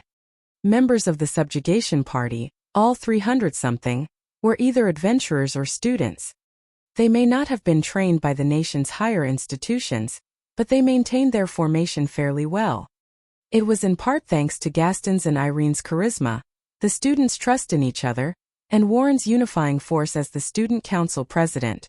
Additionally, adventurers in the Bylanian territory were generally high quality, and the university did indeed train its students well. Irene had not spotted any ogres yet. She directed her horse to a vantage point on top of a nearby hill, intending to get a better view of the surroundings. She scanned the vicinity, but once again she did not detect anything. Lowering her alertness, Irene heaved a sigh and eased her horse's reins. Then, as she readjusted herself on the saddle, an enraged roar entered her ears. Immediately, Irene stood up once again and turned in the direction of the source. The trees of the forest of deep-rooted sin shook violently in all directions as if they were all being shaken down. She looked at one particular place, where trees seemed to have been blown apart by some sort of blunt force. There they are. Irene muttered to herself. She promptly descended the hill and ran back to her squad. Full force ahead. We'll be launching a preemptive strike. Ooh-hoo! The adventurers screamed in unison. Blazer and Bruce also expressed their acknowledgement and advanced. Warren, Billy, and Betty followed them. So we've found them. Judging from the roars, the enemy's numbers should be about the same as us, or a bit more than that. Gaston said, seeming refreshed. Asley and Pochi by his side, on the other hand, tensed up their expressions. Master! What is it? I want to go home already. Agreed. Wahaha, you think I'll let you go, young man? At least observe how that granny fights and learn a thing or two. Gaston pointed in Irene's direction with his chin. There, the 3 frontline squads had already completed their preparations for battle. We'll shoot the big spells as soon as we see them. Close combatants, wait until the wave is over before engaging. Pick off the ogres as their ranks are disrupted by the Archmage's attack. Leave the left flank to us. Vanguard, get ready to strike. Irene, Blazer, and Bruce issued their orders, all in an encouraging tone. Right then, the trees 200 meters ahead collapsed, which was to say, they collapsed out of the way as the army of ogres emerged from the forest. Anna, spare the trees, please. They're innocent. Their roars were even more monstrous and intense compared to before. Even the students way at the back were trembling with fear. But among them, one student, fully clad in black, stood tall with an overwhelming presence, Warren. He kept perfectly calm as he gathered and processed the information from his surroundings. A 5-to-3-to-1 ratio for the regular ogres, fighters and imperial ogres respectively. Doesn't seem like a queen or king has appeared yet. The regular ogres were the ones dressed like stereotypical foot soldiers, armored lightly and wielded blunt wooden weapons. In comparison, the ogre fighters had slightly better armor and wielded iron weapons. The imperial ogres were fully equipped with iron plate armor and wielded pole weapons that were custom-made to match their height. We'll provide support to Miss Irene. Everyone follow my lead. Support magic from Warren's squad was cast over Irene's whole squad in short order. As the vanguard of Squad 1 spread out to the sides, the ogres started attacking. 11th day of the 5th month, 34 past 11, west of Bylania, the humans and the ogres have commenced the engagement in the forest of deep-rooted sins. Meteor wind. As the ogres split in 3 directions, blades of wind descended upon them from the sky like a meteor shower. Gah! The ogres screamed. The ogres' fighters pushed on, using those regular ogres as a shield to tough out the incoming attack. They grabbed the regular ogres and held them overhead, blocking the spell. This showed that this army of ogres wasn't all about brute force. And of course, the imperial ogres were unfazed, swiping away the attacks with their spears as if it was child's play. The big spell did decrease their numbers, but looks like I put in too little power. Though that slowed the rest down well enough. Alright, let's go. Bruce and his squad 3 deployed their frontliners, backed by support magic from Billy's squad. Blazer's squad 2 then followed suit. The 2 squads of warriors pressed onwards as if they were competing with each other. The ogres were pushed back as their ranks were disrupted by the adventurers' classical tactics, be it by trading blows head-on, overpowering with numbers or throwing them off with swift movements and striking from blind spots. Bruce did not focus on finishing off every single ogre. He and his squad prioritized on pushing forward. They distracted the advancing ogres with feints, parries, or crippling strikes. The squad that followed behind them would take care of the rest. His objective now was to merge with Blazer's squad. He believed that if they were to be in a merged formation, they would gain an advantage in the battle. And while Blazer was not informed of that idea, he did understand the intention behind Bruce's movement pattern. He focused his squad strength to push onward, trusting the squad behind him for support. Oh! The leader of the Silver Special Force, name arbitrarily decided among the 3 silvers, led the charge with a fierce war cry. Forward, forward, forward! To the strongest monsters at the end of the line. Such grit and competency to charge on without hesitation had always been one of Blazer's and Bruce's prevalent traits. When they intended to link up, 2 ogre fighters appeared before them. Shara! Bruce kept up his momentum and snuck between the legs of one of them, and as he passed, he made use of his honed techniques to cut their legs, thus immobilizing them. Oh, that young man is quite impressive. Looks like his rank isn't just for show. Billy, while observing the situation from afar, praised Bruce's display of skill. Pretty good for a boy his age. I totally get why Asley praised him. Looks like he'll be able to hold the line for quite long. Irene said as she drew another spell circle.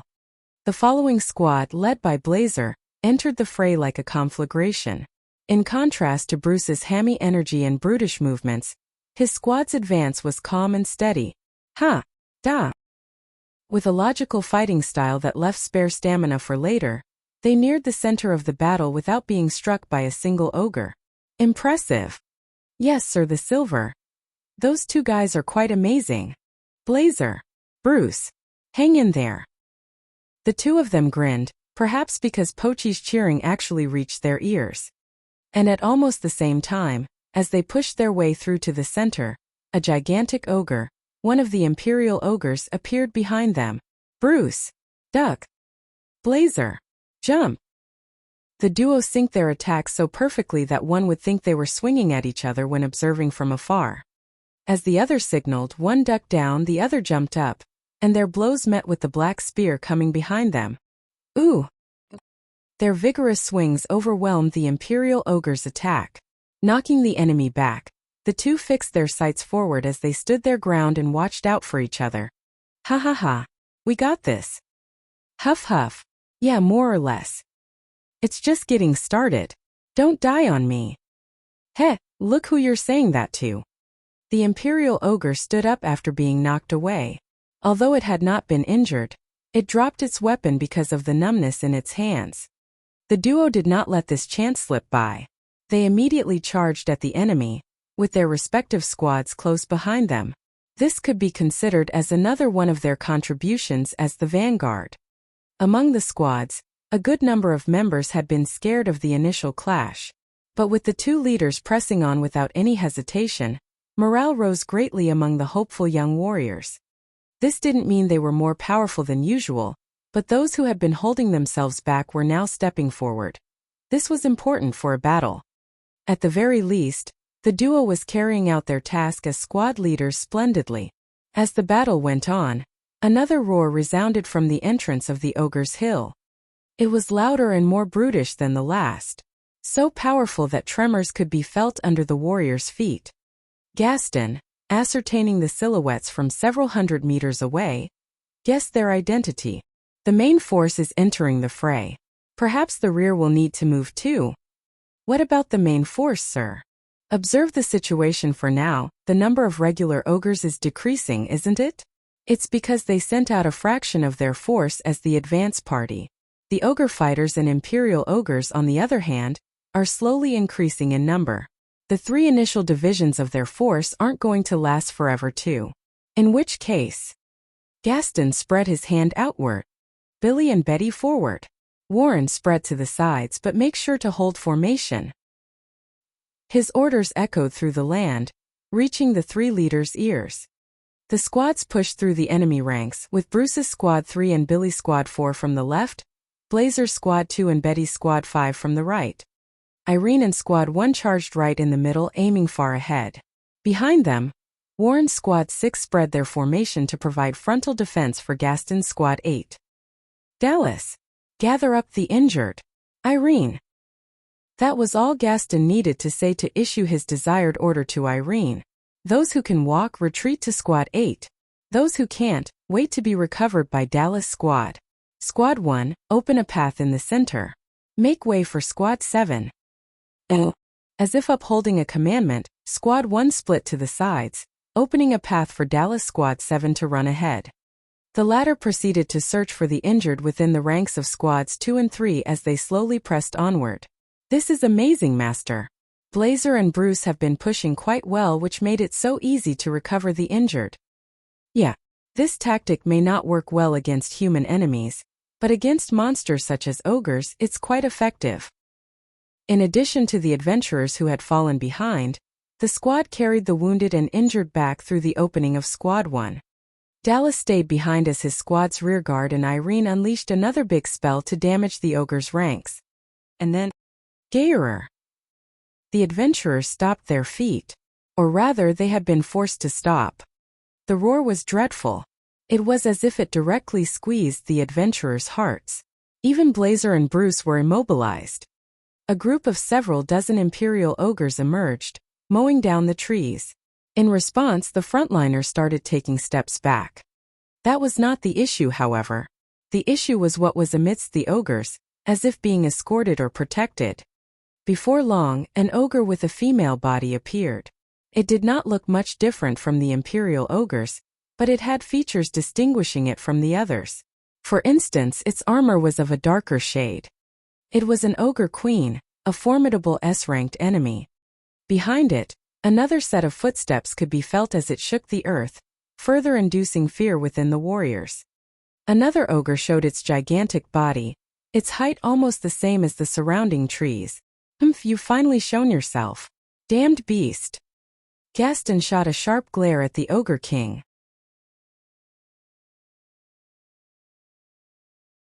The Principle of a Philosopher by Eternal Fool Asley. Chapter 32, The Great Mage of Flame. They were huge, like really huge, considering how large the surrounding ogres were. Behind a phalanx of Imperial ogres, The king and the queen observed the vicinity and saw that a great number of their kind had been slaughtered. All movement ceased. And then, goo! The two ogres' roars shook the heavens and the earth. Their voices resounded throughout the sky, freezing up even the Magic University juniors in the back lines of Squad 8. Their ears rang with the vibrating air and their bodies shivered. The Ogre King's movements were light, but all eyes were fixated on it. It took a spear from one of the Imperial Ogre's dead bodies and glared at its tip. And the next instant, the Ogre King threw the spear as if it were a mere twig. It was as if the spear warped through the air. A disaster occurred in a corner of Squad 5.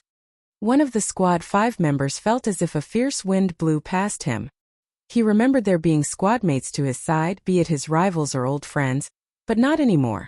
All that was left was the lower halves of human bodies with the upper halves gone. Not by any identifiable attacks such as severing or decapitation. If they had been pierced by the spear, one would still know where it had struck. But they had been obliterated by the sheer force of the throw. The correct way to define it would be being blown off or torn apart. When the adventurers of Squad 5 realized that, they ran away at full speed. It was by the adventure's survival instincts, fear of overwhelming strength and general confusion. With all that piling up on their emotions, they ran. They pushed and shoved people in their way and hit those who were slower in front of them. The whole scene reflected clearly in the eye of Betty, the squad leader. To that thing's crazy. The Ogre King was powerful enough for an A-ranked adventurer to say such a thing. There was no one who did not think of escaping. Only Betty was left standing, dumbfounded at the Ogre King's overwhelming figure as it swung its arms. Betty! Blazer called out to her from nearby. Betty snapped back to her senses and started moving, intending to evade any incoming attack. But at that moment, the Ogre King's second throw landed near her. She hadn't seen when the throw had occurred, but she had an estimate of the timing. Relying on her honed instincts, she threw several daggers. Little metallic clashes rang in the air, and then a shot of wind blew past her cheeks. As she'd expected, that wind was too fast to be seen by the naked eye. Nevertheless, Betty had been saved by the daggers which changed the spear's trajectory. Paying no heed to the blood streaking across her cheek, she dashed all the way to Irene's squad. Solidify the formation. Irene promptly ordered.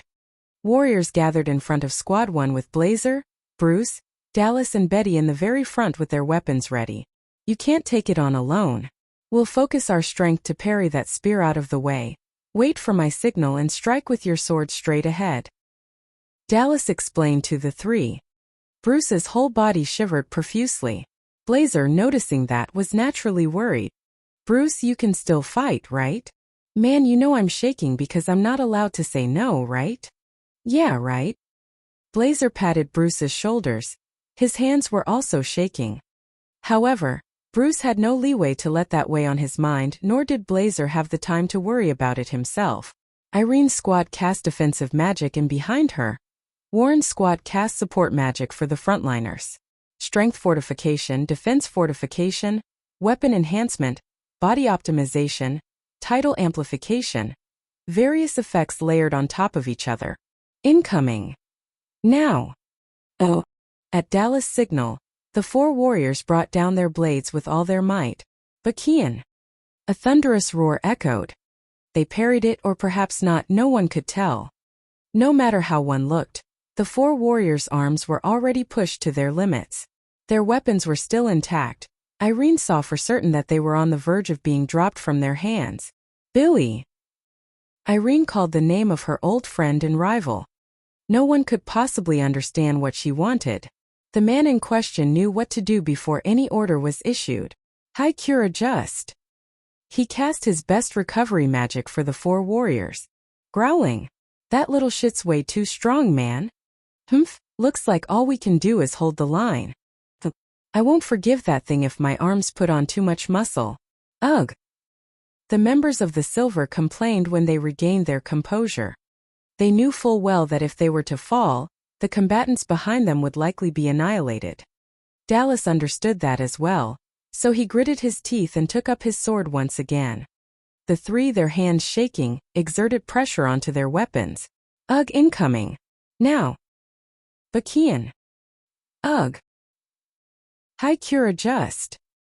This time, the queen and the phalanx of imperial ogres started moving forward. Whoa, that's not funny, man. Well, in times like this. Of course it's no joke, huh? Heh, the Silver Shore is composed of amusing people. Thank you very much, sir. Banding together as they gasped for breath, the 4 A-ranked adventurers cracked jokes among themselves. An overwhelming enemy force drew near. There was not much they could do to keep on standing their ground. And then, garnet hell. Diamond cutlass. A red light flashed from Squad 8 at the very back line. Solid wind blades streaked forth from Squad 1. The 2 advancing enemy forces took direct hits. The red flash went for the Queen's phalanx, and the wind blades went for the other group. The ogres were burned. Although they had high resistance against magic, the Imperial ogres showed an expression of pain as flames from Irene's attack engulfed their bodies. The ogres were torn to pieces. The magic's power was even more overwhelming than the last. The damage was almost catastrophic, splitting even the earth. Darkness spread from the hollowed earth. The splits were so deep that one wouldn't be able to fathom how strong the impact must have been. The ogres anguished, their limbs falling all over the place. They stopped in their tracks. Humph, with how things stand now. Asley, head out. Billy isn't looking good. Switch with him. Yes, sir. Have a safe trip. You're coming too. Pochi was visibly displeased, and upon seeing so, Gaston grinned. Fwahaha. Curse your rotten luck, little girl. Master, he called me a little girl. You aren't supposed to be happy, damn it.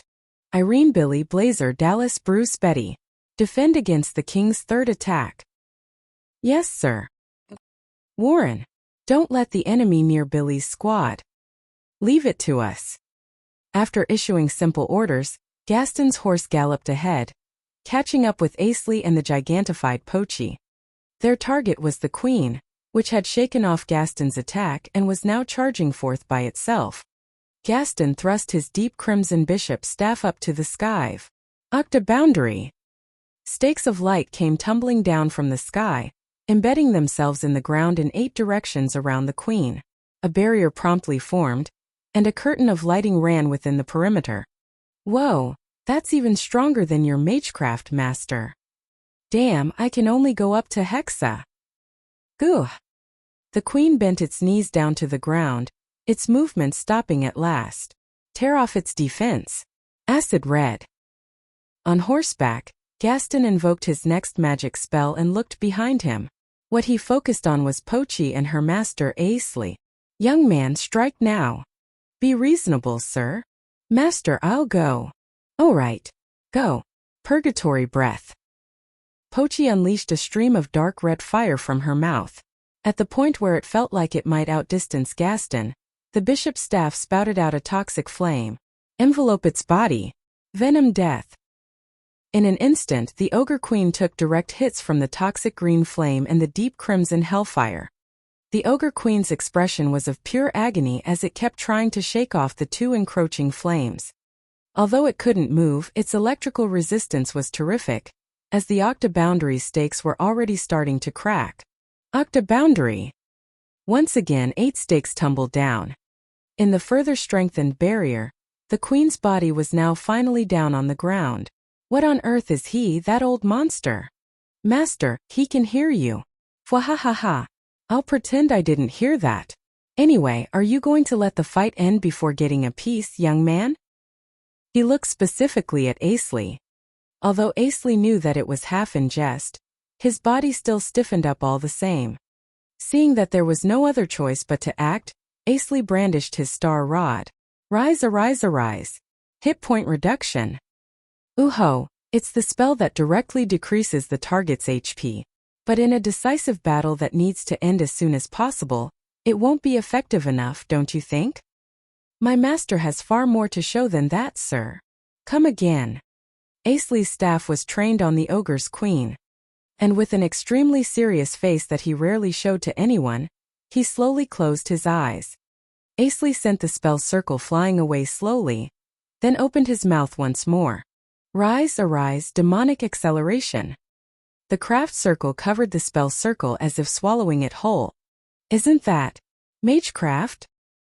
As soon as Gaston witnessed the magecraft that he didn't have any knowledge of, Asley put an index finger over his own lips. Please keep it a secret, sir. Ooh-ho. So that's where you're coming from. Keeping a secret, so you owe me one now, alright? You make that debt sound so difficult to repay, sir. Take it or leave it. So what is the casting's composite effect? The original effect is -10 per second. So with the acceleration it should be -100? What? Gaston glared at him once again. It was so intense that Pochi sat down, which caused Asley to fall off her back. Ouch! Damn it, Pochi, you. Pochi, let's see what you're made of. Finish it off. Oh woo! And so Pochi unleashed a breath attack, not on Asley's instruction but on Gaston's. This time it was a bluish-white light. With an overwhelmingly intense force, the Ogre Queen was finished off. Retaining some electrical shock, its body twitched for a while before ceasing all movements for good. Oh ho, a zenith-level breath attack. It's a surprise that a familiar possessing such a skill resides in Bylania. You can't just order other people's familiars like that, sir. Asley slumped his shoulders down. He didn't pay any mind to the level-up fanfare that rang within his brain. Boy, that was quite the large-scale battle experience. Fwahaha. You two are interesting people. Now on to the next target. We finished up over here faster than expected, so let's go help that old lady, eh? Gaston said and gripped his horse's reins, setting his sights on Irene's squad, which was still having trouble dealing with the black spears.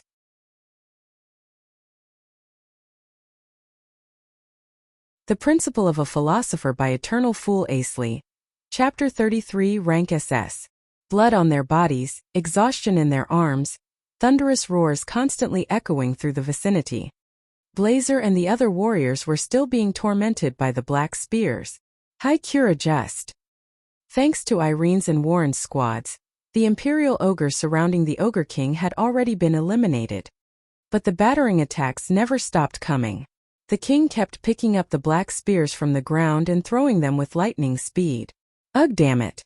So much for that geezer's parrying 3 times. We've taken up to 2 digits so far. And it's so that morale won't go any lower. Can't do anything about it now. Gah. Your whining is opening my wounds, brother. What was that? Got a problem?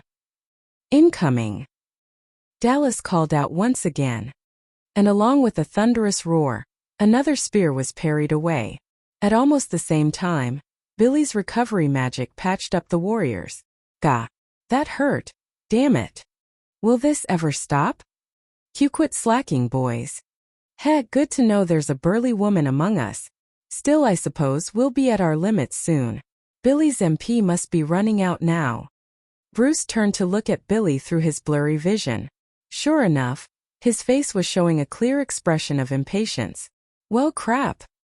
And as if in response to that utterance, the light from Pochi's zenith breath attack could be seen. They made it in time. Irene shouted. A commotion broke out among the squad as each of the members lifted their faces up.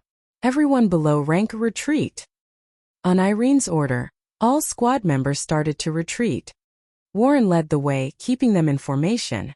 Irene, Billy, Blazer, Bruce, Betty and Dallas were the only ones left on the battlefield. Irene went to meet Gaston as he ran towards them, and did not stop to trash talk like she usually would. Instead, she promptly adjusted her strategy. Cover your eyes.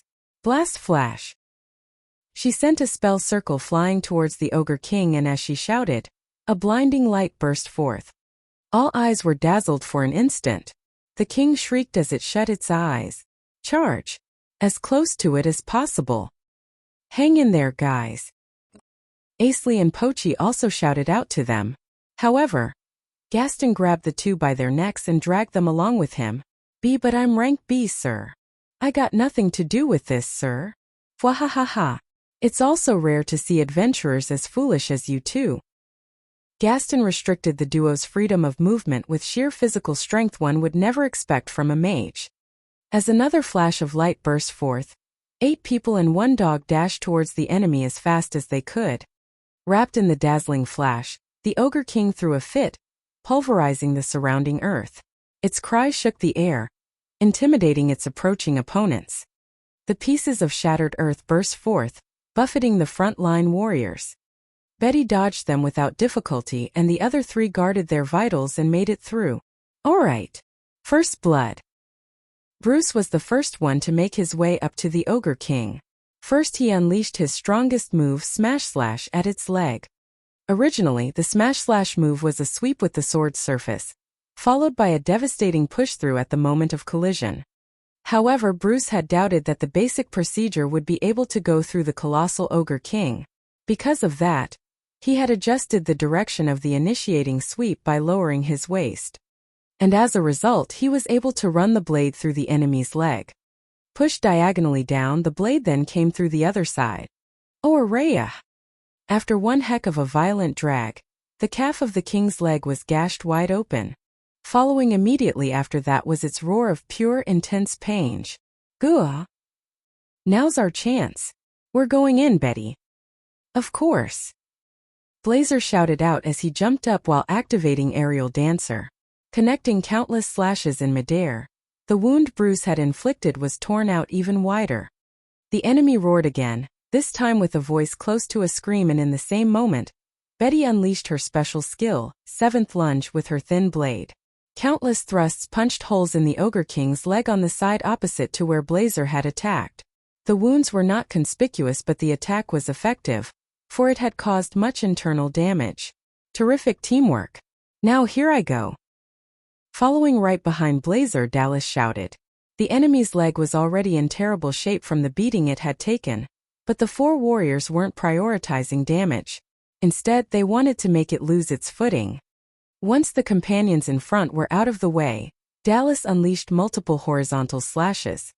The next instant, the wounds gave way to a cross-section and the Ogre King plummeted to the ground, losing everything below the calf of one of its legs. Whoa, is that the Gamma Thrash? First time I've seen it. A secret technique of a specialized Western sword style. It certainly isn't just for show. Bruce was in awe, and behind him, Gaston muttered to himself while tracing a craft circle in the air. Goo-woo. Now far past the point of deathly pain, the monster's expression of composure crumbled. That's right, that's the face I wanted to see. Next we'll aim for the dominant arm. Sharp wind asteriscos. The magic spell incessantly rained wind needles onto the king's right arm. Sharp wind cross. Billy followed it up, their combined attacks gradually cutting into the enemy's gigantic arm. But then the Ogre King swirled its arm around, letting the rest of the attacks whiz past it, and looked back at its attackers with an uncanny grin. Wah! Its eyes are working already? Hey, you know that this is serious, right? Humph, I'd hoped that it would be blinded until we were done, but... Octa boundary.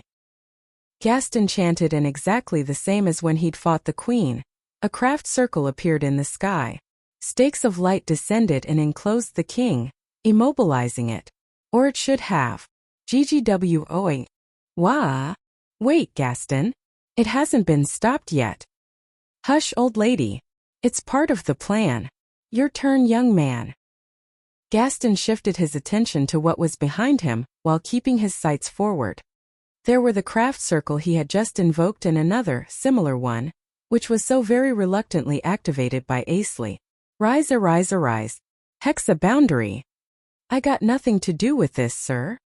With the same reluctance, Pochi gigantified and picked up Asley to ride on her back. 6 + 8 totaled to 14 stakes piercing the ground, immobilizing the Ogre King at last. Wait, wasn't that magecraft? Now that is a surprise.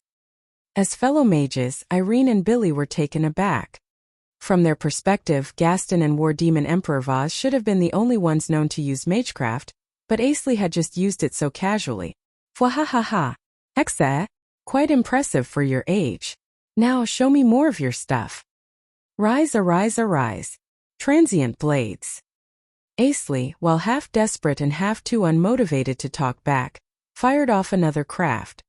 Countless blade flashes emerged over the Ogre King's right arm.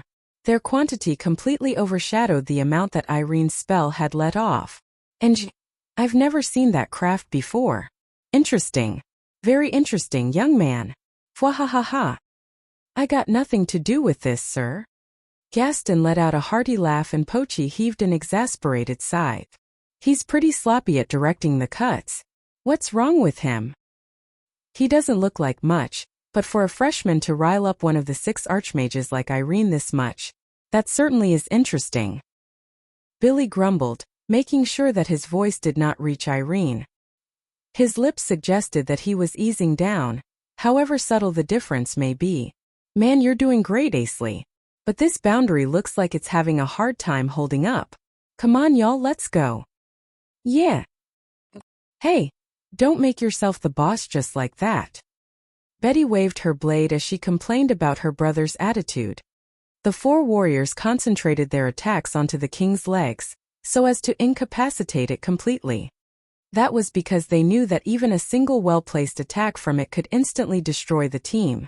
They couldn't last long even when relying on the effects of the boundary. Being frontline fighters, they ought to know the appropriate parts to aim for. GGW. Oh. It's growing weak, but the boundary is almost at its limit. Gaston grumbled while trying his best to hold his new octa boundary. Beneath it, Asley's hexa boundary was starting to give out too. Gaston, my mana is completely spent. Ugh, even Billy, our attacks are lagging. Young man, what are you doing loafing around back there? Not this, here it is. Asley, seeming not to have heard Gaston's half-annoyed call, had used the storeroom spell while riding on Pochi, and was searching for something within the dubious space. The sight of it shocked Gaston. Shocked at how Asley could reach his hand into the space while maintaining it. What in the blazes? Pocket space invocation, space maintenance, backlash suppression, self-defense. Just how much information is even packed in that spell circle? And he traced them all in the air so quickly. This young man might be beyond interesting after all. What did you take out, master? It's a superacid weapon, made from Spinaclesaurus acid and your gastric juice. Wah! What in blazes were you even thinking when you came up with that? Asley presented it with complete self-confidence, but Pochi's reaction was filled with only surprise and disgust.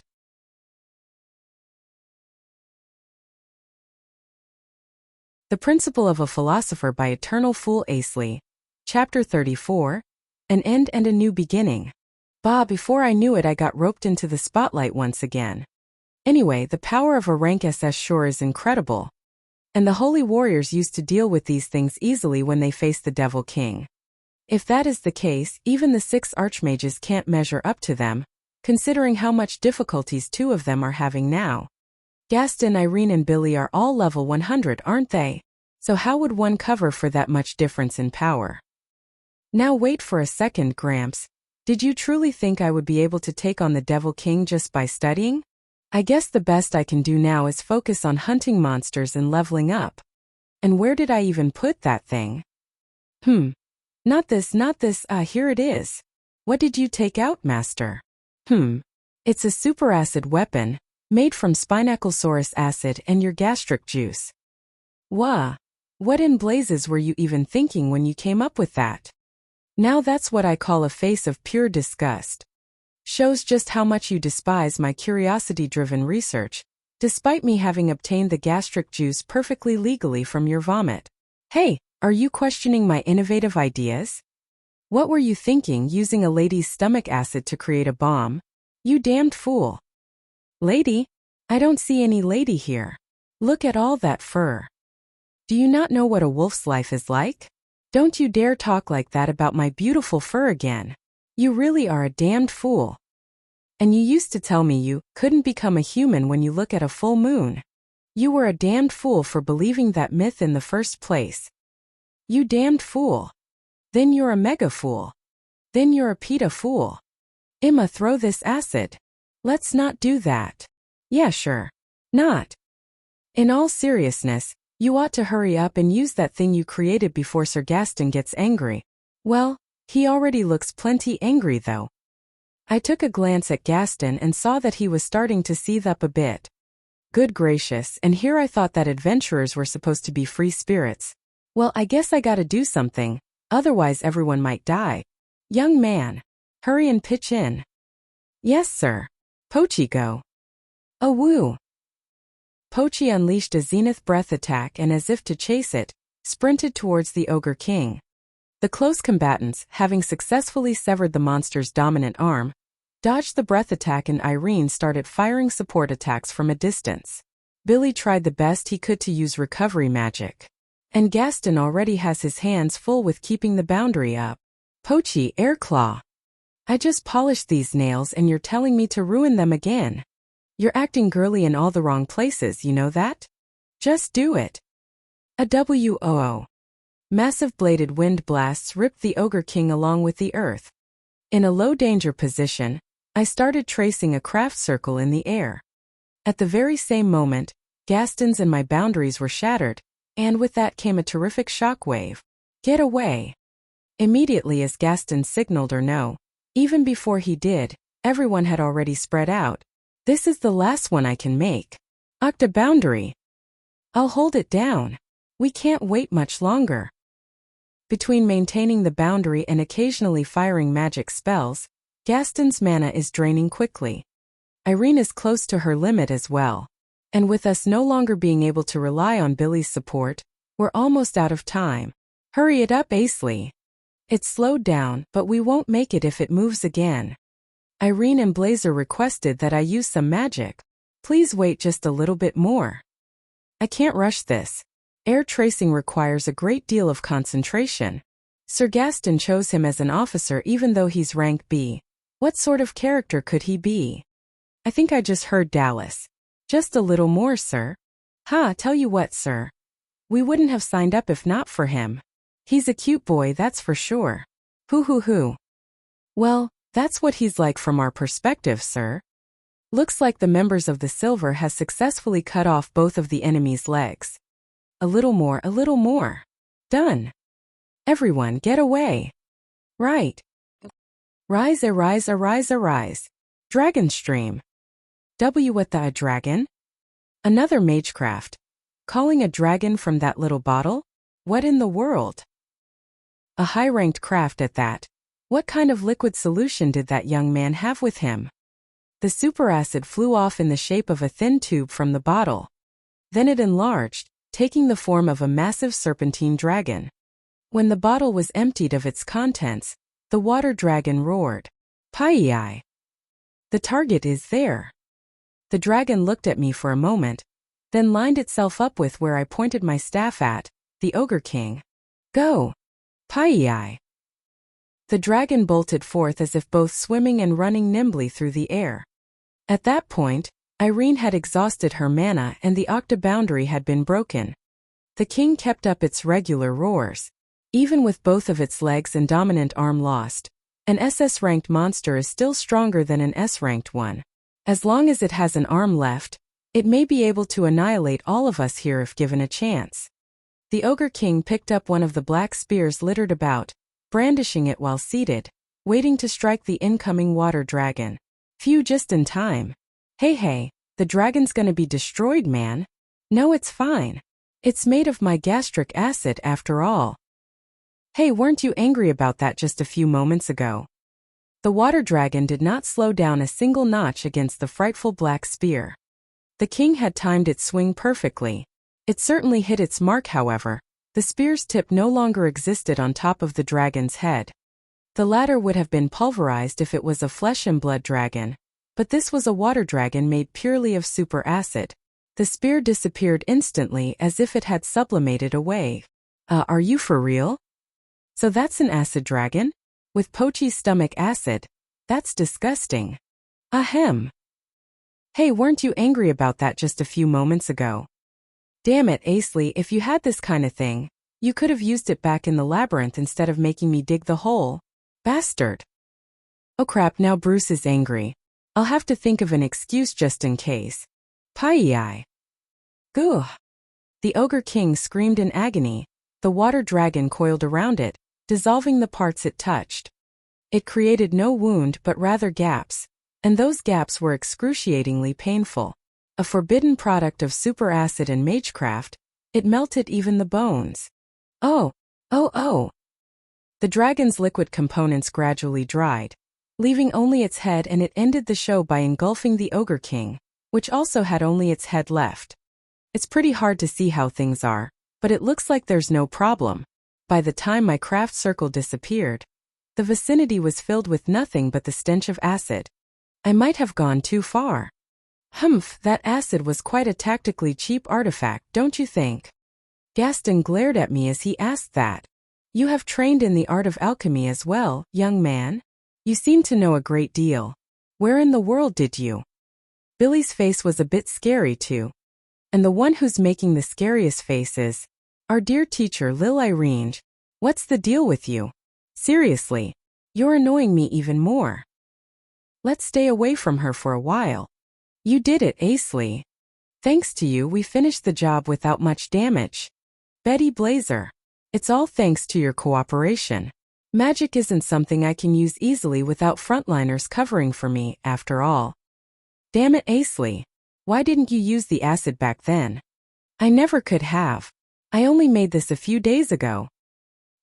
He's lying, sir. Bah, you just had to spill the beans, huh? I'm sure that was a highly valuable acid component. Any dignified alchemist would never use it without a very good reason. Am I right, young man? Well, yes. So what are the materials? It can't be just Pochi's gastric juice, can it? Spinaclesaurus acid, sir. And a dash of salt and pepper. Spinaclesaurus. Officially classified as an A-ranked monster of the land dragon archetype, was it now?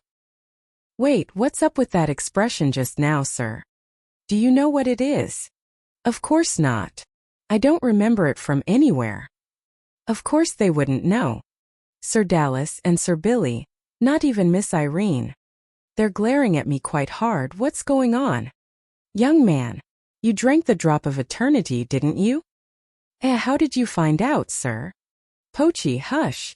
Ah. And don't make that face. Now I can't make any excuses around it. I was surrounded by a pressing silence. Everyone seemed to be waiting for me to say something. Well. Doesn't look like I can work around this, just like back when I talked with Ryan. It was called the God drug after all. Irene wanted it so much that she'd probably pay an arm and a leg. And yes, she's pushing real hard for me to spit the details out. Yes, my master and I have consumed the God drug, the drop of eternity. Now you just admitted it yourself. He already found out, so wouldn't it be fine either way? You were the one who spilled the beans in the first place. And what if I was? Once a blabbermouth familiar, always a blabbermouth familiar. Looks like I might have trained her incorrectly. Still, how did you tell, sir? Asley, I assume you are out of the loop, so let me explain. The Spinaclesaurus have been extinct for more than 1,000 years now. Ouch. In response to Dallas' exposition, Pochi and I face-bombed. And in reaction to our reaction, Bruce and Betty chuckled. The members of the Silver Shore are friendly no matter the situation. Which brings us to the question. How long have you been alive, Asley? 5000 something years. And for Pochi, about 800. Ha ha ha. Now that's a super big deal. Even bigger than the 6 archmages. Man, you're awesome. In that case, I can understand you being able to use magecraft, which was thought to be limited to people like me and the War Demon Emperor. So it was indeed magecraft. I suppose there's no use in hiding it from those who would know it either way. The top of the freshman and a constant source of headache for Irene. Your abilities are definitely legitimate.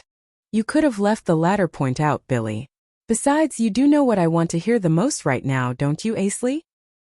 It was distilled accidentally, so I wouldn't know the whole process. Wah! I'd be able to tell whether you're lying or telling the truth, but you know that you've been suspiciously loose-lipped until now. Right, young man? So I'm still a young man to him. Well, a sudden change will make the communication awkward, so I guess it's fine. Or maybe that's Gaston's way of helping me in some manner. Still, Irene doesn't look like she'll ever take a no for an answer. I do remember the initial steps, so I can certainly tell you that. Beyond that, though, sorry, I do not know. Let's hear it then. Does it have to be here and now? Of course. Everyone present widened their ears, as if to take in every little sound. But if I tell them, they'll probably get angry or exasperated. Let's see. 2 to 4 to 3 to 3 ratio of sugar, milk, eggs, and wheat flour. And then, what? A totally expected question. So you see, I messed up when I tried to bake a cake, then got some experimental solutions mixed into it. And well, fwahahahaha. I see, so it can only be made by a fool.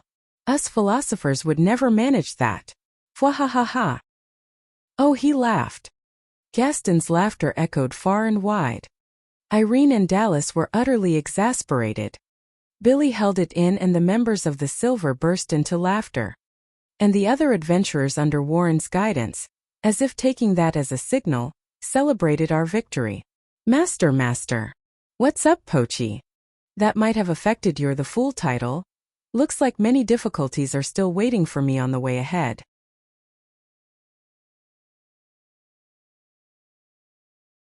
The Principle of a Philosopher by Eternal Fool Asley. Chapter 34.5, Principles of a Philosopher, Memorandum. Character Introduction. Asley, a man addicted to research who had accidentally distilled the drop of eternity or God drug and used it on himself. Although he had no talent, he was able to attain above average abilities thanks to the virtually unlimited time he had. His objective was to travel on foot to the legendary dungeon, the Devil King's chest pocket. The author of the titular book, approximately 5,000 years old, White Faction, Pochi, Asley's longtime companion and familiar, who had accidentally consumed the drop of eternity. A Siberian husky dog capable of human speech, she appeared serious most of the time, but the act slipped out sometimes. Although a female, one would have difficulty determining that based on her speech and conduct. Her dream was to participate in the familiar chalice, a mass gathering where the strongest familiar was decided. Approximately 800 years old, Lena, formerly an apprentice swordfighter at Falltown, an almost abandoned town. Her talent for magic was discovered when she met Asley. Thereafter, she had held a great deal of respect for Asley as his pupil. Her initially timid and bashful character was perhaps due to her prior circumstances, for she had grown up to be a cheerful and outgoing young woman ever since she went on a journey to enroll in the Magic University. 15 years old. Black Faction. Irene. Nicknamed Irene the Invincible Sprout, she is one of the 6 Archmages and was successful in stopping her body's growth at a young age when her mana circulation was optimal. Her age was unknown, but considering how she was on equal terms with Billy and Gaston, one may be able to come up with an estimate. She had the body of a little girl, but the mana stock within her was high even for the 6 Archmages standard. She had a great deal of interest in Asley, a newly enrolled student at the Magic University. White Faction. Billy, the nation's authority on recovery magic. Nicknamed the Holy Healer for his specialized abilities. He was greatly fond of animals and had recently been stocking up the school infirmary with snacks just for Pochi. His abilities were close to those of the 6 Archmages, but only in terms of recovery magic and not in other branches, which was said to be the reason why he ultimately had not been nominated. 77 years old. Black Faction. Warren, Magic University Student Council President. Nicknamed the Black Emperor. He was considered the closest candidate for the next generation of the 6 Archmages. A sly young man with absolutely no imprudence, and in the author's words, had a tendency to laugh creepily. Thanks to his overwhelming popularity among the students, he had been made president midway through his sophomore year. Currently a junior. 18 years old. Black Faction. Danya, Magic University Student Council Accountant. A sophomore at the university and a highly talented mage. Abnormally popular among the boys and had attempted to use that authority to go after Asley's Apple of Eden at one point. 19 years old. White Faction. Blazer, a warrior and the leader of an organization called the Silver. Nicknamed the Silver Lion. Had a strong sense of justice and solid leadership. To quote Betty and Bruce, "It's too bad that he's way too serious, but aside from that, he was a popular man." Rank A, former member of the Silver General. 33 years old. Bruce. A warrior and a member of the Silver. Betty's older brother and self-appointed leader of the arbitrarily established Silver Special Force. Unrefined in character but perfectly capable where it mattered. He was admired by Blazer as a guy who gets all the essentials. He occasionally made mistakes, however, so he was no stranger to failure. Rank A. Former member of the Silver General. 31 years old. Betty. A warrior and a member of the Silver. Bruce's little sister. She was a warrior with great mobility and specialized in hit-and-run tactics. Although she was indeed skilled, she did not think very highly of herself. The lone female member of the Silver, she was a determined spirit just like her elder brother Bruce, which sometimes was a cause of worry for Blazer. Rank A, former member of the Silver General. 28 years old. Gaston. Nicknamed the Great Mage of Flame, he was one of the few individuals in this era capable of using ancient magecraft. One of the 6 archmages who usually worked with the magic guardians at the royal capital. Also capable of performing alchemy, but only as a hobby. Although he owned a magic tool specialist store, most of the business was being run by the local shopkeeper instead. 79 years old. Black Faction. Trace. Teacher of the freshmen at the Magic University and also Irene's assistant. A woman who always made decisions with a calm mind. Additionally, she was great at keeping Irene in control. 26 years old. White Faction. Hornell. The top candidate of the Magic University freshmen after Asley's refusal to represent the year. An aristocrat and a well-balanced battle mage. Somewhat hostile towards Asley, but not interested in direct confrontation. 17 years old. Black Faction. Midders. Magic University freshman. Although he had excellent grades, his heavy-handed personality made him relatively unpopular among fellow students. Like Hornell, he acted somewhat hostile towards Asley. 18 years old. Black Faction. Idea. Magic University freshman. An excellent mage but with an unpleasant personality. Also proficient in a form of staff martial art, and used it as a last resort in situations where magic was unusable. Rank C. 17 years old. Black Faction. Duncan. An employee of the Bylania Adventurers Guild. An effeminate man. Although his orientation was not accepted by some, he was one of the essential personnel of the Bylanian Guild. Particularly good at rounding up the rowdy bunch within the establishment. 40 years old. Dallas. An adventurer said to possess skills close to rank S, nicknamed the Scarlet Blade. An old friend of Billy's, despite the difference in their ages being more than 2 decades. Also acquainted with Gaston. Rank A. 51 years old. Black Faction. Dragon. One of the 6 Braves. A large man who gave off the impression of a bear, nicknamed the Dainty Tiger. Had the tendency to account for every little detail, perhaps excessively so. 49 years old. 80. Dragon's pupil, but unlike his master, he was extremely expressive when interacting with cute girls. Highly skilled for his age. 14 years old. White Faction. Ryan. Chief of Falltown and a brave warrior with a long record of military service. The first person to be aware of and acknowledge Asley's power and origins. His discernment came with age and experience. 51 years old. Raina. Ryan's bodyguard. 25 years old. Ree. Lena and Mana's elder brother. The leader of the youngsters and children of Falltown. 30 years old. Mana. Lena's older sister and Reed's little sister. Serious and level-headed but somewhat shy. 22 years old. Tifa. A girl with an aptitude for magic, as discovered by Asley, became Asley's pupil alongside Lena. Currently in eager pursuit of knowledge. 12 years old. Divine Messenger. Means of communication for the weakening god. Yet to formally appear. Buzz. The War Demon Emperor. Governs the nation. Grey. A mysterious individual officially titled the Grey. Lloyd. A representative of the White Faction. Ishtar. A representative of the Black Faction. Tangelin. Magic University Headmaster. a mage and former warrior, nicknamed the Meteor Battlemich.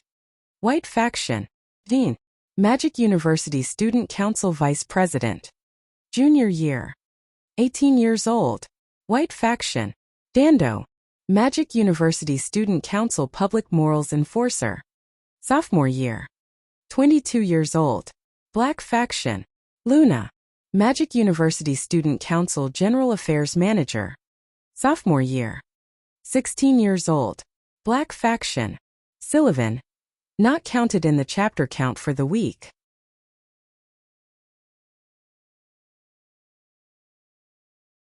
The Principle of a Philosopher by Eternal Fool Asley. Chapter 35, The Mystery and the Implementation. 9 o'clock in the morning, 10th day of the 9th month, 91st year of the War Demon calendar. Pochi and I were in Archmage Irene's special laboratory. We were performing an experiment before today's classes started. Alright, the goal is to transfer you from this spell circle to that one.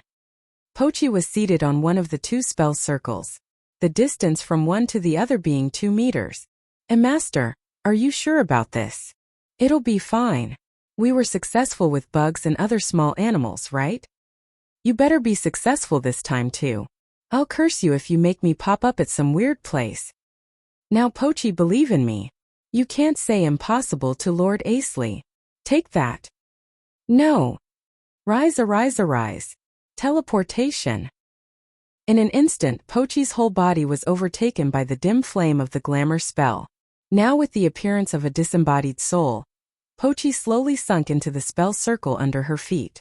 Or perhaps it would be more accurate to say that she was being absorbed by it. With my invocation, the other spell circle glowed and Pochi's altered form emerged from it. I hovered my star rod over the middle of the circle, and timed my invocation of the next spell. It was the spell that restored status abnormalities recover. The flame of Pochi's disembodied soul form dimmed, blurred and then transformed. It gradually created the distinct form of a wolf. The light then flashed for a while and when that stopped Pochi reappeared. Anything strange happening? You're the strange thing happening. I bet my damned fool of a master has sent me to another world. Now I have to find a way back. Hey, watch who you're calling a fool. I'm a Terio for off. Oh master, you're here as well. Bah. Anyway, with this done it's finally complete. It sure is. Being the first to successfully use teleport is a legendary achievement, sir. You're another step closer to becoming a philosopher. Wahahaha. Keep the praises coming, doggo. Pretty impressive showing for a fool, sir. Was that supposed to be genuine praise? As we went on, the laboratory door clattered open. So this is where you've been, Sir Asley. You know that today's classes are starting soon, right? Oh, if it isn't Lena. It feels so long since we last met you. Ahaha. We didn't hang out much during summer break after all. So how have you been? Did you get promoted? I'm a C-ranked adventurer now. Lena struck a pose by extending her slender arms forward. Pochi congratulated her and clapped her front paws. She sure is great at acting like a human. That reminds me, the Black faction is having a 4-way match. I asked while we headed to the classroom. The large-scaled friendly match event is coming up very soon. This time of the year was the time to study up on potential participants. That was primarily why I had Lena spend her summer break freely. I would have chosen to guide her, but it was apparent that Lena would prefer otherwise. She did want to fight me after all. Yes. There are, Hornell, he finally overcame his combat phobia, Mitters, he's improved his magical sensitivity. And Idea, she also got promoted to rank C just the other day. It'll be hard to win against those three with how they are now. They're a talented bunch.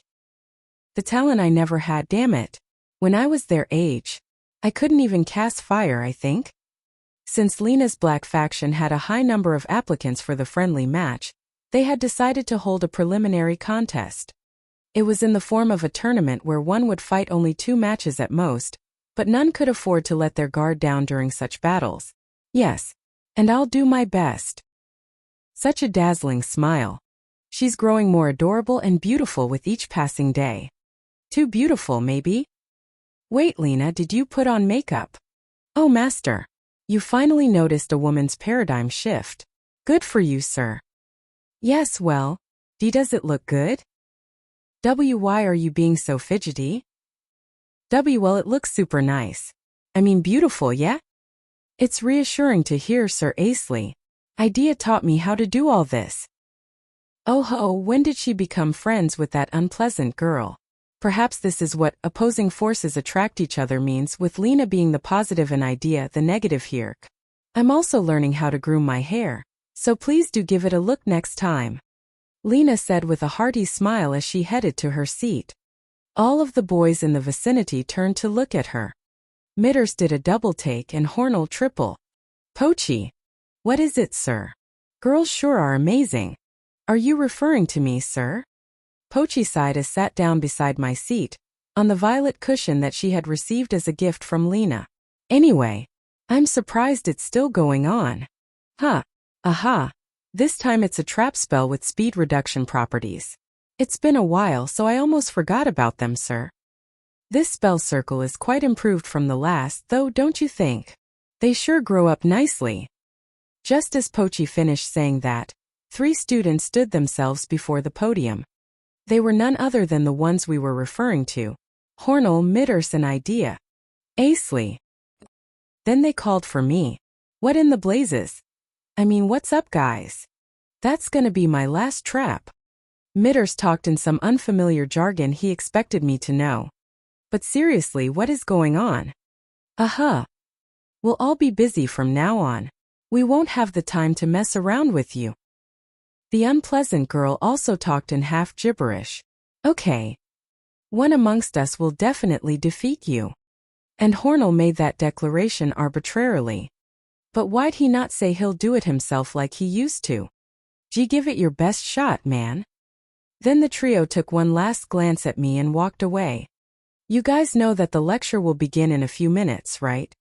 Anyway, that means their harassment is ending, right? You truly believe that to be the case, sir? Well, they were the only ones who used to do it before the summer break. It might be a bit lonely without them. That sounds creepy and wrong, you know that, sir. What about you and the way you interpret my casual statement? Fair enough. A few minutes later, the 3 rushed back into class with their faces reddened. They may have looked cool when they made their declaration and left, but they must have been embarrassed when they realized that they were about to skip school. I'm not one to talk, but it's good that they're enjoying their youth, since that's what they should do now. It's also been a while since I've seen Trace, but she didn't change all that much. So in the end, Lena's growth was what startled me the most. It has often been said that one can change much in the span of 3 days, but does that apply to boys as well? Well, I suppose girls are faster to grow up at this age. The boys here still had some visible childlike features, and even I was still a little brat back when my age was frozen. It's not something that changes so suddenly. Or perhaps I'm wrong. The most important change comes from within. Yes, that might be it. When morning classes were over, I was informed by Trace that Irene had summoned me to her office, which made me ask the question, why did that lady not consider the emptiness of my stomach? I'm starting to realize just how many of my lunch breaks had been interrupted. Warren had said that it was normal for the student council, but does he even realize that most of my summons are for Irene's personal business? It's been half a month, hasn't it? Yes, it has. Why is she glaring at me? So I heard you were promoted to rank A. Yes, I was. She looks annoyed, exploding in the count of, damn it. Why can't you just talk nicely for once? What? How am I supposed to do that? I'm hungry as hell, I'll have you know. You lack training, that's why. That's not even something you can train for. So what business do you have with me today? I found some information about that Falltown place. Oh, really? Bah, straight to the gold, I see.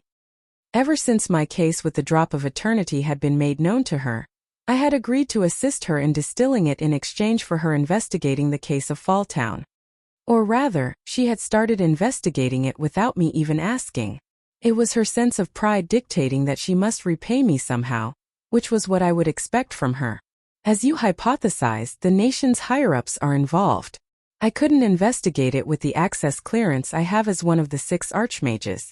That's all the information I have as of now. I knew it. Bah, it's disgusting. To think the nation would go to such lengths to abandon a town. Irene bit her lower lip. I'm sure she's extremely indignant at all this.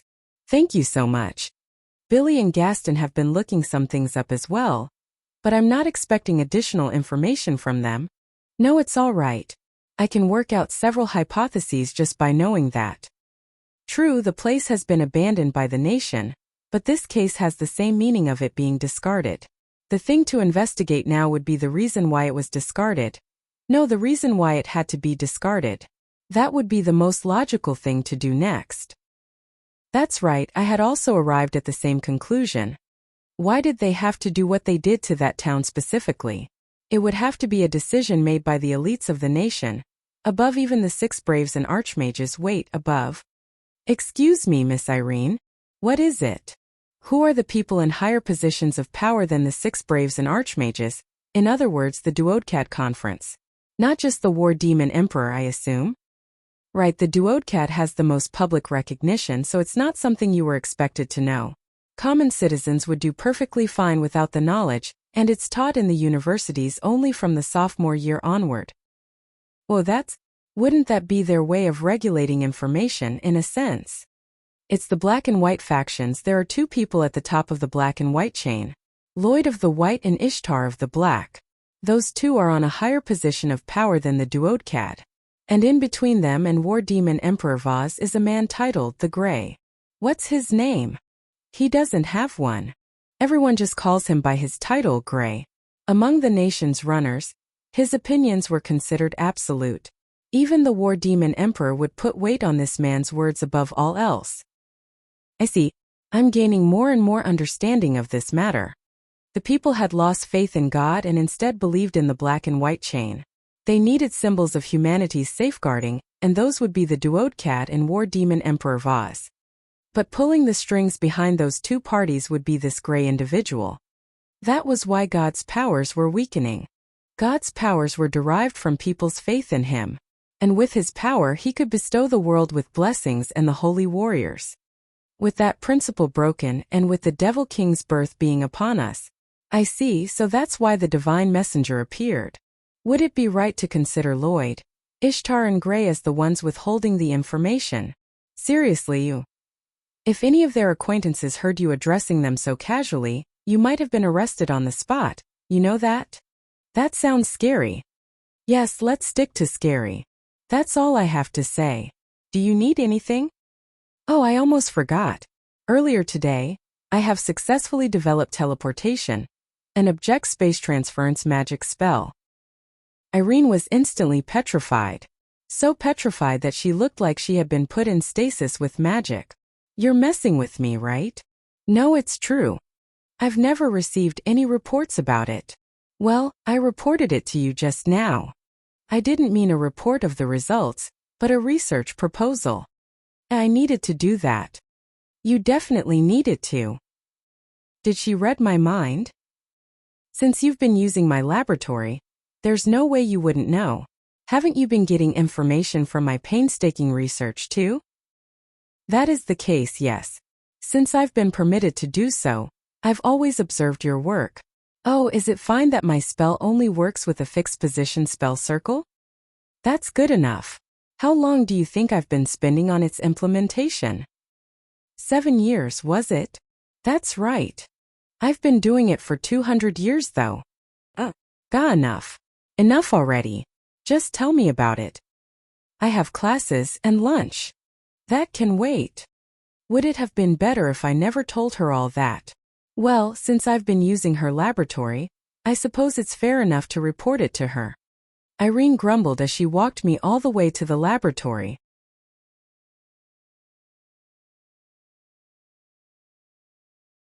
The Principle of a Philosopher by Eternal Fool Asley. Chapter 36, The Apprentice. Asley, my boy. I've been so lonely during summer break. I see.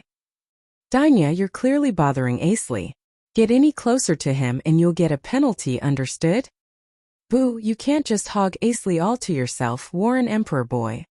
Danya's charming and sweet-sounding voice assaulted my ears. Her breath blew through my skull and sent chills down my spine. As seductive as ever. Warren was seated at the very back of the student council office, in between two rows of seats. The row on the right-hand side from the room's entrance was reserved for white faction members. The seat closest to Warren's belonged to Vice President Jean. She was responsible for supervising the friendly matches of all school years, and was now out in the courtyard for work. Accountant Danya and myself, the clerk, were seated in the office. Lastly, the black faction seats opposite to ours, belonging to Public Morals Enforcer Dando and General Affairs Manager Luna, were empty. Dando would be out to patrol the university grounds for most of the work time, as was the case now, and Luna was also constantly on the move, busy with routine duties. That was why Warren, Danya and myself were the only ones currently in the office. My task for now was to compile some reports and pass them over to Warren. He and I were busy, but it seemed that Danya had quite a bit of free time on her hands. As the accountant, she would most likely be busy after the friendly matches ended. Then she would process the numbers concerning the event. Now then, we have 2 days to go till the Black Faction's 4-way match. Asley, I'd like to hear your opinions on the 4 participants, since you're a freshman just like them. Warren, with his hands seemingly free now, threw bombs into my occupied hands. Do I not look busy enough for you? Please, you don't need your hands, ears and mouth to work together on each task. Learning to multitask will surely do you good. Let's start with Hornell. Warren was clearly messing with me. I see, so this is what they call power harassment. You know that I don't forget these things easily, right, boy? He's what you'd expect from the top of the class. Perfect at all basic level spells. And looks like he's already trying his hand at intermediate level ones? Oh, at this time of year no less. That does sound pretty good.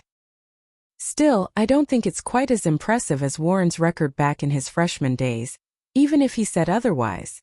Warren himself didn't seem all that surprised, and Danya only expressed mild interest. Warren the Black Emperor, the closest candidate for the new 6 Archmages. Yeah, right. Let's see what he's got. Name Warren. Titles: Advanced Mage, Top Student, Student Council President, the Black Emperor 6 Archmages Candidate, Rank B, the Investigator, the Charismatic. LV 77. HP 1488. MP 2561. EXP 1,541,806. Special Skills: Attack Magic Advanced. Support Magic Advanced. Recovery Magic Advanced. I shouldn't have looked. His rank was lower than I expected, but that was probably because he was busy with work as the student council president and didn't get much time to go outside. But the rest of his statistics were masterclass, high-end for his level and perfectly balanced. As for mine in comparison. Name Asley. Titles: The Fool, the Polarizing Hermit Candidate, Mage, Alchemist, Staff Wielder, 6 Archmages, Tentative, Teacher, Rank A, Top Student, Papa No Guts, SS Slayer. LV 64. HP 1182. MP 17,093. EXP 448,690. Special Skills: Attack Magic Skilled. Support Magic Advanced. Recover Magic Advanced. Purification Advanced. At least I wasn't completely outmatched, I suppose. But why am I still a normal mage when Warren is already an advanced mage? Are there any specific requirements I have to clear? As I expected, No Guts was pulling me down, but SS Slayer seemed to be canceling it out. That was basically my statistics, positive and negative titles clashing with each other. I have to erase those negative titles using any means I have. In the end, I suppose agreeing to work here was indeed a mistake. Not that I had any other choice though, since they are holding Lena's student status as hostage. Now let's move on to Mitters. What do you think of him? He's particularly good at attack magic, so he should be on the intermediate level now, more or less. Still, he has been neglecting other branches, so his balance still falls behind Hornell. And if I may add something biased, he can be quite troublesome at times. I suppose there's no immediate countermeasure for that. Alright, what about Idea? She's balanced like Hornell, but seems to be a step behind always. Still, her staff martial art form is quite impressive. She could very well win against her opponents by outmaneuvering them. Oh, nice observation. The trio's activities attracted quite a lot of attention, so it may have been harder not to notice them. Last but not least, Lena. She was your apprentice, wasn't she, Asley? She was, yes. I've heard that she hasn't been under your guidance recently. Apparently she wants to fight me at the friendly match, so we've put that on hold until it's over. MHM. And what do you think? I haven't heard much about her in terms of remarkable exploits. Well, I wouldn't know about that, would I? In a rare gesture, Warren looked troubled upon hearing my reply. Are you suggesting that you can't grasp the extent of your apprentice's power? Looks like she just got promoted to a C-ranked adventurer, and she's particularly good at recovery magic, so she might be able to shrug off lower-level attacks like they're nothing. Oh, so that's how strong she is. Moreover, she briefly trained as a sword fighter in the past. She could have been the top freshman candidate if she hadn't opted out of the representative role too. That's right, now that you remind me. I see. You speak highly of her, Asley. I felt that he was being creepy again. It was faint, but he was definitely grinning. What scheme could he be cooking up this time? The next day, information regarding the tournament was posted on the university's bulletin board. Aha! So this is what he was thinking when he made that creepy grin. What are you talking about, Master? Lena versus Hornell, Lena versus Mitters, Lena versus Idea. In other words, if one of them wins against Lena, they'll be representing the black faction for our year. The matching oozed the council president's detestable personality. And if two fighters are still active when Lena is eliminated, those two will have to fight each other to decide the match. Is that right, sir? I nodded on Pochi's follow-up, then turned to Lena, who was also looking at the bulletin. She looked uneasy but not extremely so. I could feel the strength of her resolve in her eyes. I know President Warren has the rights to decide the tournament's organization, but this is just too blatant. The trio might be taking a few blows on their ego. But what now, sir? Do you think Lena can win against those three? I'm sure she can handle Mitters and Idea, but... Something else worrying you, sir? Consecutive battles will use up a lot of mana. Chances are that she'll just barely make it. And she wouldn't want my support, so she's on her own this time. All we can do is cheer her on. That's true, sir. Pochi and I kept on talking and didn't even notice when Lena approached us. Looks like she wants to say something. I gotta say something to her too. It's your time to shine, Lena. Please watch closely. I'll show you what I can do. It was subtle, but I could feel that she was filled with determination and zeal. She was the one to get me out of a predicament instead, since I didn't know what to say. All I want now is for her to do her best. Oh, you look confident. Give your best out there. Pochi said, as if to reiterate what I had intended to say. Hornell, Mitters and Idea stood a little farther away from us, looking quite offended. I know Idea and Lena were friends now, but she was surely surprised by how this turned out. The trio shot their glares at Lena and Lena faced them head-on. This girl sure has grown strong. And those guys were quite open with expressing their hostility, or rather their fighting spirit. Now, I'm looking forward to tomorrow. And so came the day of the tournament that would decide the Black Faction's freshman representative for the friendly match. Today, Lena was set to fight Idea, Mitters and Hornell in succession. The Maginasium was brimming with freshman spectators, the faculty and the student council staff. Idea was already in the center of the Maginasium with her staff ready. Indeed, it was the very same spot where I had fought the trio. Lena arrived slightly later, and Pochi approached her. A commotion promptly broke out among the spectators upon the sight of Lena's new look. Hey, is she for real? Is she messing around? This is a sacred event, you know?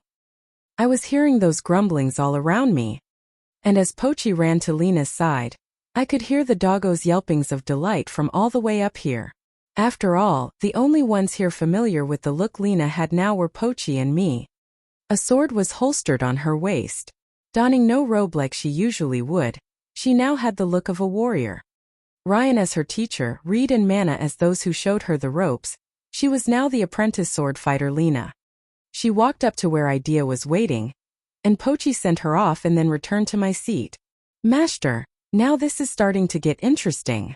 It's a low doubt that would confuse the thick-headed bunch, but mages were indeed trained in classic forms of martial arts back in the old days. Really, she's a better apprentice than I could ever ask for. She sure is, sir. Come on, would it hurt to deny my statements when I want you to? It's getting started.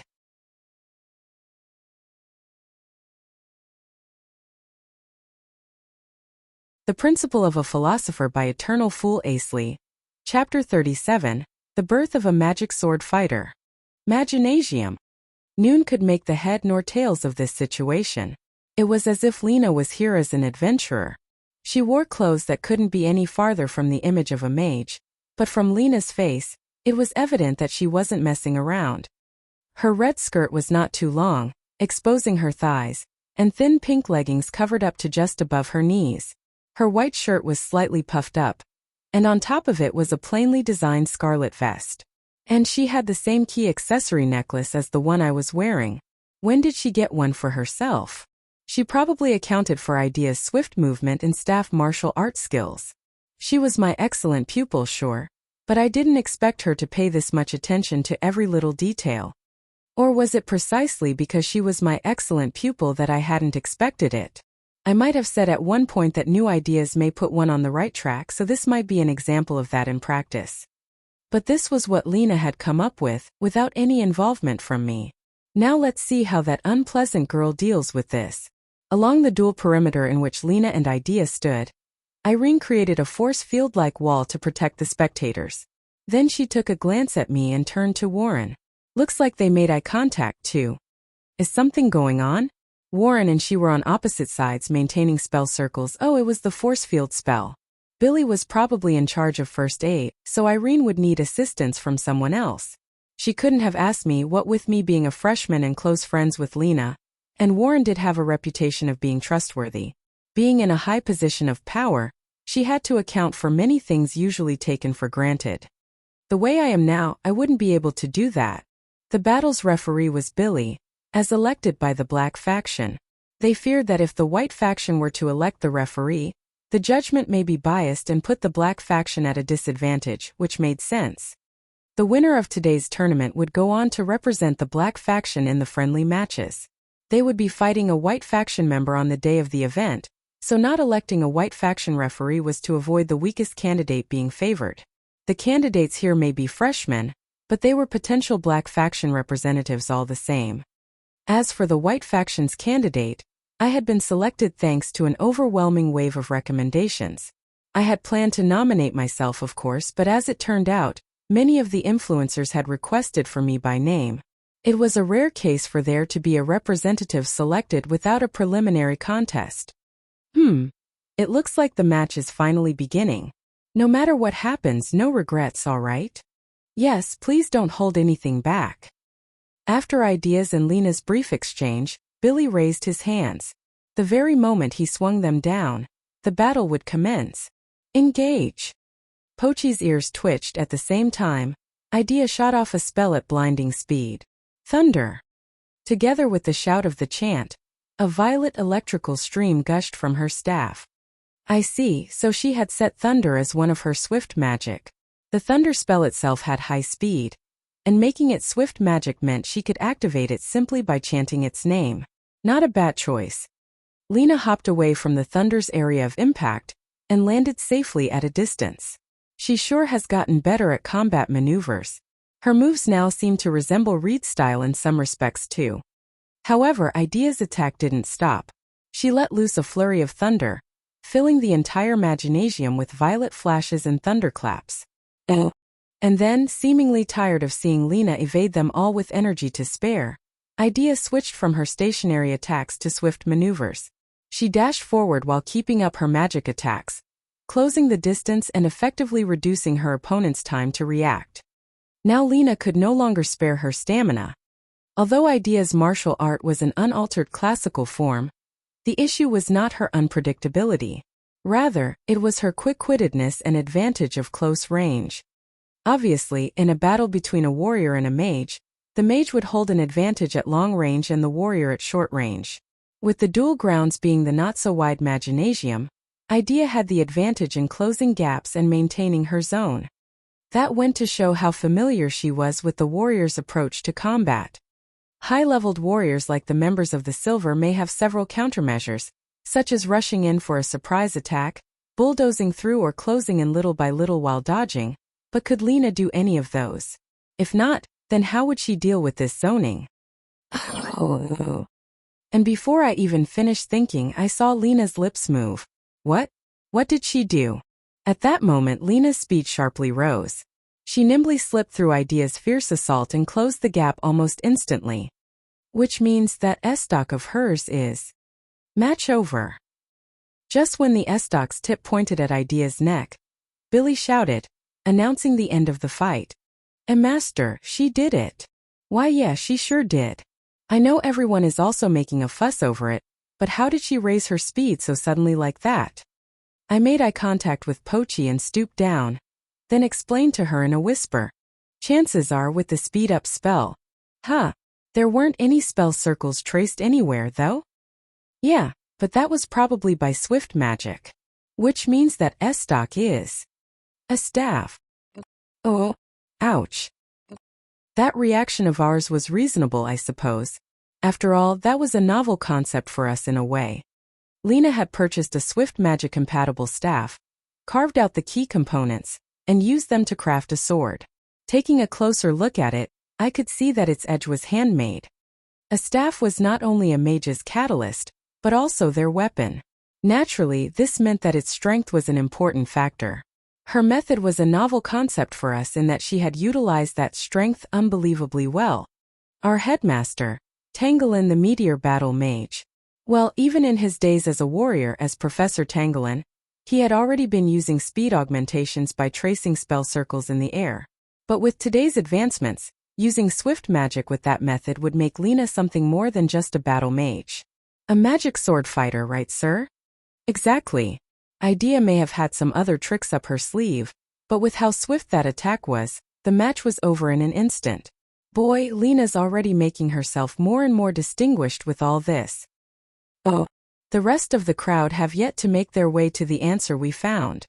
Even Idea, who had fought at close range, still hadn't realized what had happened. But I suppose that's fair, considering her level. Chances are the only other ones to see it through were a portion of the student council and the faculty. And that's with me evaluating them humbly. Well, I shouldn't be too far off. There's Mitter, sir. Even with these battles being consecutive, it looks like Lena has an overwhelming advantage. Why is that the case, sir? The effect of her spell hasn't worn out yet, that's why. Aha! She's got increased speed right off the bat, so engage. Slower than Idea, and with a shorter range than Idea and Lena's zoning, Mitters had absolutely no means of evading what he got coming for him, let alone launching a counterattack. Match over.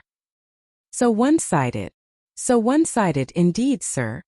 Had Mitters realized that Lena's spell was still active and somehow survived the beginning of the match, then he might have had a good chance, but I suppose a freshman wouldn't be able to process that while being so nervous.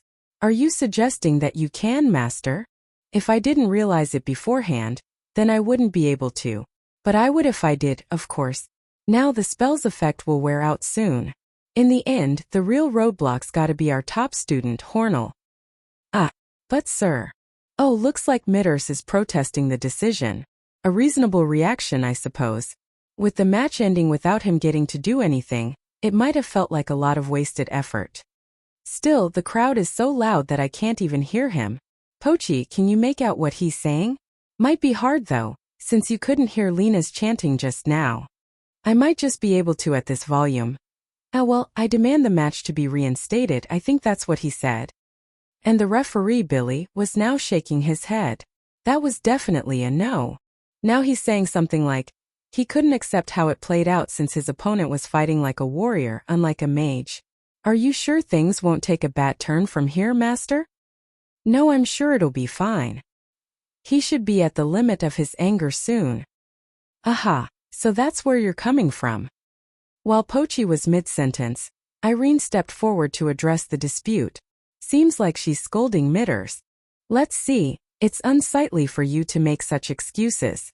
Your enemies and monsters won't give you another chance. You lost and that's final. That's what she said. Haha. Now those are some harsh words. Hornell, after taking a sidelong glance at Mitters as he hung his head down in shame, took one step forward, then another. Looks like he's quite nervous too.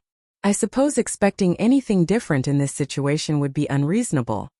And although Lena wasn't showing any fatigue, it was apparent from her face that she wasn't perfectly fine either. So this battle here will decide your opponent half a month from now, in the friendly match. Yes. With how Hornell is now, he may very well overpower those two that Lena has beaten. But Lena was also able to conserve her stamina and mana in preparation for facing Hornell. There's no telling how this fight will turn out. I had been observing Hornell's movements during the practical exercises in class, and his speed wasn't much different from the common soldiers. Idea's unique skills aside, he was the top of the class. With his mastery of basic-level magic, he surely would be able to invoke them even in unfavorable situations. Moreover, he had one unique power that most others didn't.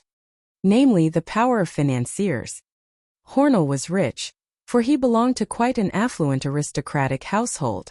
It was immediately apparent from his high-quality clothes and expensive accessories. Oh, there were some among the aristocrats that lived in poverty, of course, but that was not the case for him. Being rich was inherited talent, so to speak. Having just that would make a great difference in the rate of acquisition of knowledge and magic. But the most noticeable effect it had was, most likely, the staff. As I had checked with Irene beforehand, the most expensive staff currently in the market was the Damascus rod, which was crafted from a special alloy. It costs as much as a large mansion, which would make one think no man would dare to buy it, but there were some who would, even if it cost them their house. And the reason would be for its capacity in storing swift magic. 5 spells at once.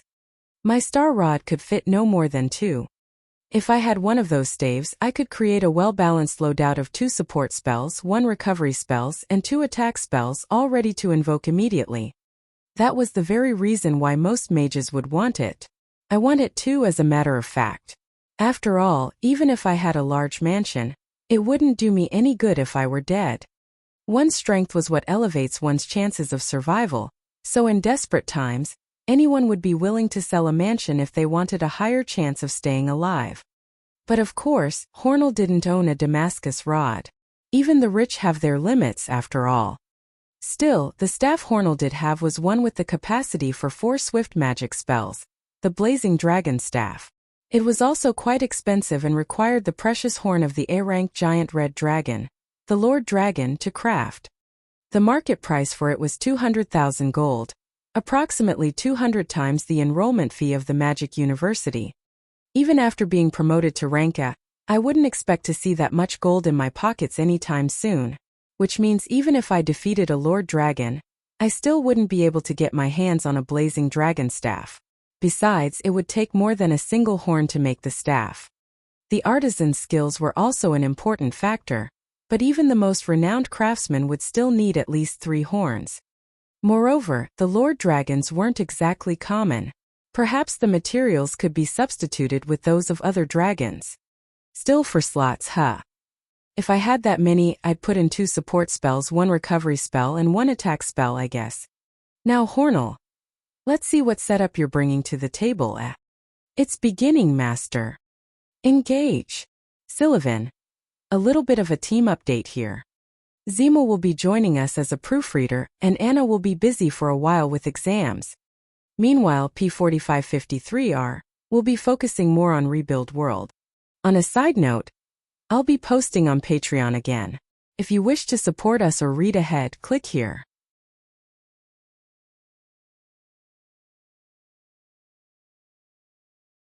The Principle of a Philosopher by Eternal Fool Asley. Chapter 38 House. 10 seconds had passed since the beginning of the battle. Both Lena and Hornell stood stock still. Pochi and I, in order to observe the match more closely, using the special privileges of the student council that I wouldn't usually take advantage of, made our way to where Warren and the others were seated. We pushed our way through the crowd while keeping an eye on the fight. It took us 20 seconds to get to the student council section, and right then, as if he was waiting for us to be done, Hornell started casting his spells. Speed up. Shield. Magic shield. Speed up. Oh ho, so out of Hornell's 4 swift magic slots, 3 had been used for support spells. As their name suggested, the spells augmented speed, physical defense, and magical defense. Lena, on the other hand, only had the speed augmentation. In this situation, she might be at a disadvantage with that modified staff of a sword. Cross wind. That was an intermediate level wind spell. Prioritizing the magic spell's speed over firepower, I see. In an enclosed space such as here, that would indeed be quite effective. Moreover, if one had swift magic, they wouldn't have to worry about messing up the tracing of spell circles in the air either. In face of the attack, Lena held her sword in both hands and swung it at the spell. The spell burst apart, blowing Lena away by its shockwave. Her stance was broken, but she landed safely a few paces back. But one could never afford to waste even a single moment. Hornell was already making his next move. My special spells aside, spells invoked with swift magic have cooldown periods, limiting their ability to be fired in quick succession. In this case, it was not yet the time for Hornell to be able to cast his spell again, which means that his next planned move was a strike with his staff. Da! Ku! Kaya! It was an uppercut blow with a wide arc and augmented speed. The impact was heavier than I'd expected, throwing Lena upwards even though it barely grazed her. Alina! Hey Hornell! If you don't stop attacking her, I'll howl in front of your room every night. That would be a big nuisance. She sure is devoted to things like this. As a matter of fact, she is probably more devoted to that rather than her comical hostility toward me. Before Lena could land again, the cooldown time of Hornell's crosswind was already over, and so he held his staff forward and immediately invoked another one. Looks like he isn't affected by Pochi's threat at all. Crosswind. Razor-sharp wind blades flew toward Lena's landing spot, leaving behind a trail of shredded wind as they buffeted down on Lena. The skin of her legs got scraped, but she withstood the pain and shouted, "Emiddle cure." The invocation of the spell sounded more like a scream. Immediately mitigating damage received by using swift magic, I see. Quite an avant-garde fighting style. GG8. Tears welled up in her eyes, but she gritted through the swelling pain. I could see the cold sweat on her forehead from all the way up here. Damn you, Hornell. Prepare to hear non-stop howling every night from now on. You've done it again. Now I'm angry. I'll pour molten wax in your room's keyhole. And here comes another scheme. What are you, a natural-born bully? Teasage, those guys sure are noisy. I just realized I can't click my tongue, sir. Please teach me how to do it sometime later. Where did all that anger go now? Rise, arise, wind. Don't mess around with me. Ha! Hornell clashed against Lena's wind magic head-on with his staff, commencing a spin attack, while also keeping an eye on where his opponent was approaching from. This martial art skill of his was impressive, and his dynamic vision even more so. Lena slid under Hornell's staff and avoided it successfully, then slipped behind him for a disruptive strike. Hornell completed his rotation and stopped immediately, then pointed his staff, which had been switched into his left hand before anyone had even noticed, behind him and fired off another crosswind. Lena jumped aside to dodge it. With Hornell holding the advantage, cheering throughout the Maginasium resounded in his favor. Lena! Hang in there, Lena. Those were from our classmates Clarice and Anri. Lena smiled mid-jump in response to their encouragement. It was at this point that our class started to cheer for Lena as well, especially the boys. I suppose being charming is one of the fundamental ways of getting yourself some fans. Ha! This time, Hornell rushed to where Lena was about to land, swinging his staff at her as she came down. Arise, fire! Oh, tracing a circle while in midair. That's a pretty advanced technique. This method requires one to practically draw on a stationary spell circle, while being constantly on the move, and to accurately direct a consistent flow of mana onto that one point. So it is quite hard to pull it off. Coup! Fire, being an attack with high power, was enough to repel Hornell's attack and letting Lena land safely. However, Hornell is now grinning, I think. And then burst. Was Kia? His staff, which had been knocked aside, now accelerated in the opposite direction, landing a heavy blow on Lena. Damn it, that boy was able to trace a spell circle with just his free left hand. He's fast enough to catch on to others' tricks, huh? Let's see if I can buy some wax on my way back tonight. Jirr. We must clear her name of this shame, master. What? You do know that outside help isn't permitted, right? Let's start by teaching me how to click my tongue, sir. Teske. Middle cure. Your mana will dry up soon, right?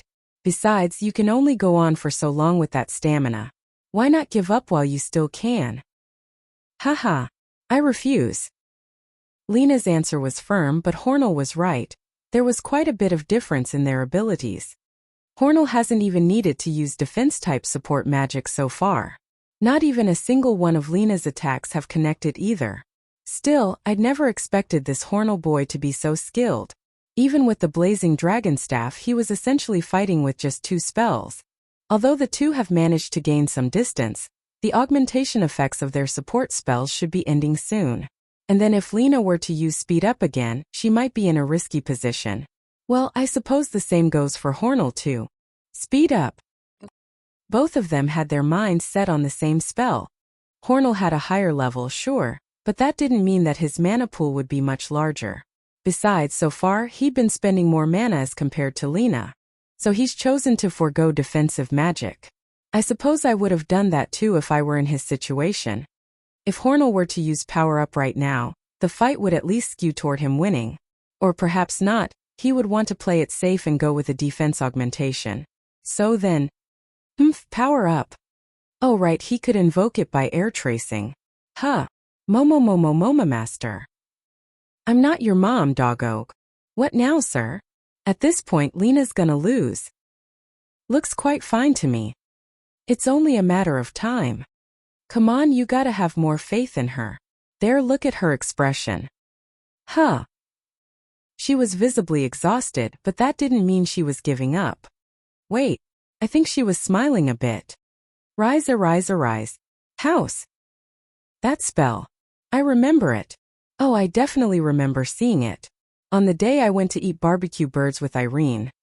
The spell she used in her office. The familiar summoning spell. Wuxia. I finally got to go outside. And the luminous creature that emerged from the spell circle was none other than a 4-wings. Ballad dragon? Hornell exclaimed right off the bat. Of course he would, even I wanted to scream. When did she even grow so big? Last I saw her, she had been small enough to sit on my arm. But now, she's as large as my gigantified form. About half as big as her parent dragon now, yep. Commotion broke out all around us. If the face of an A-ranked monster appeared as a familiar, of course it would. Just about anyone would be surprised. Master Lena, it was very difficult to live in there. Sorry to have kept you waiting, Ballad. I understand that it was to protect me. I will try not to complain too much. Lena gently brushed the underside of Ballad's jaws. Ballad looked to be enjoying it quite a lot. Our boy Hornell, on the other hand. What is this madness? Mr. Referee, is that even allowed, sir? A familiar is considered one and the same as its master. Why would there be a need to stop them?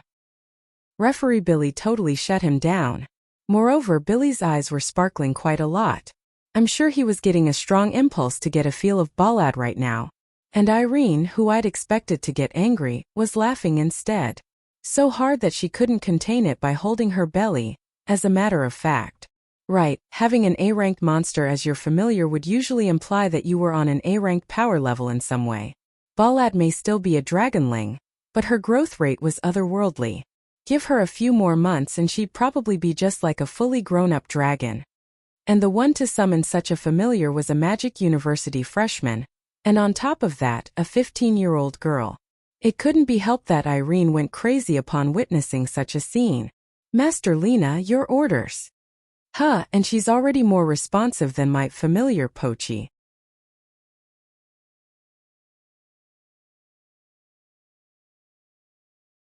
The Principle of a Philosopher by Eternal Fool Asley. Chapter 39, Ballad's Revolution.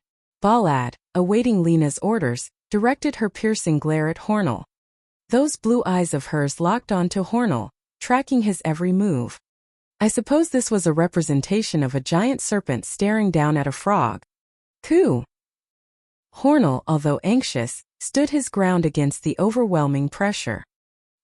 He slowly raised his trembling hand and started tracing a circle. Freeze fire.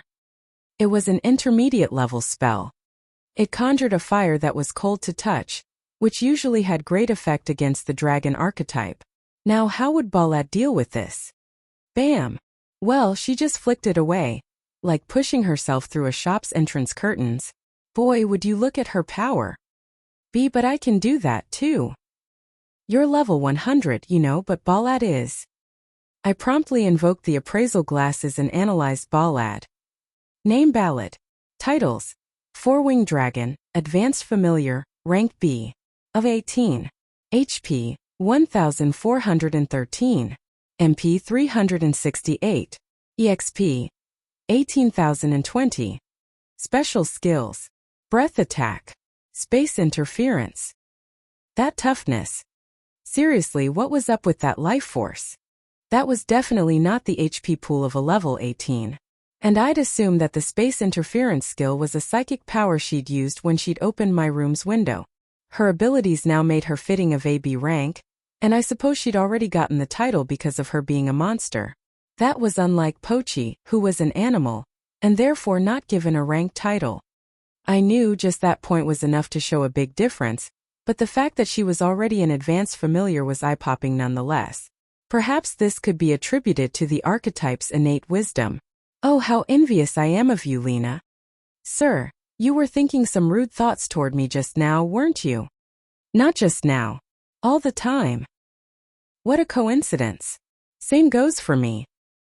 Some familiar you are. Well, look who's talking. That aside, how are we supposed to win against Ballad next month? She's already super strong as she is now.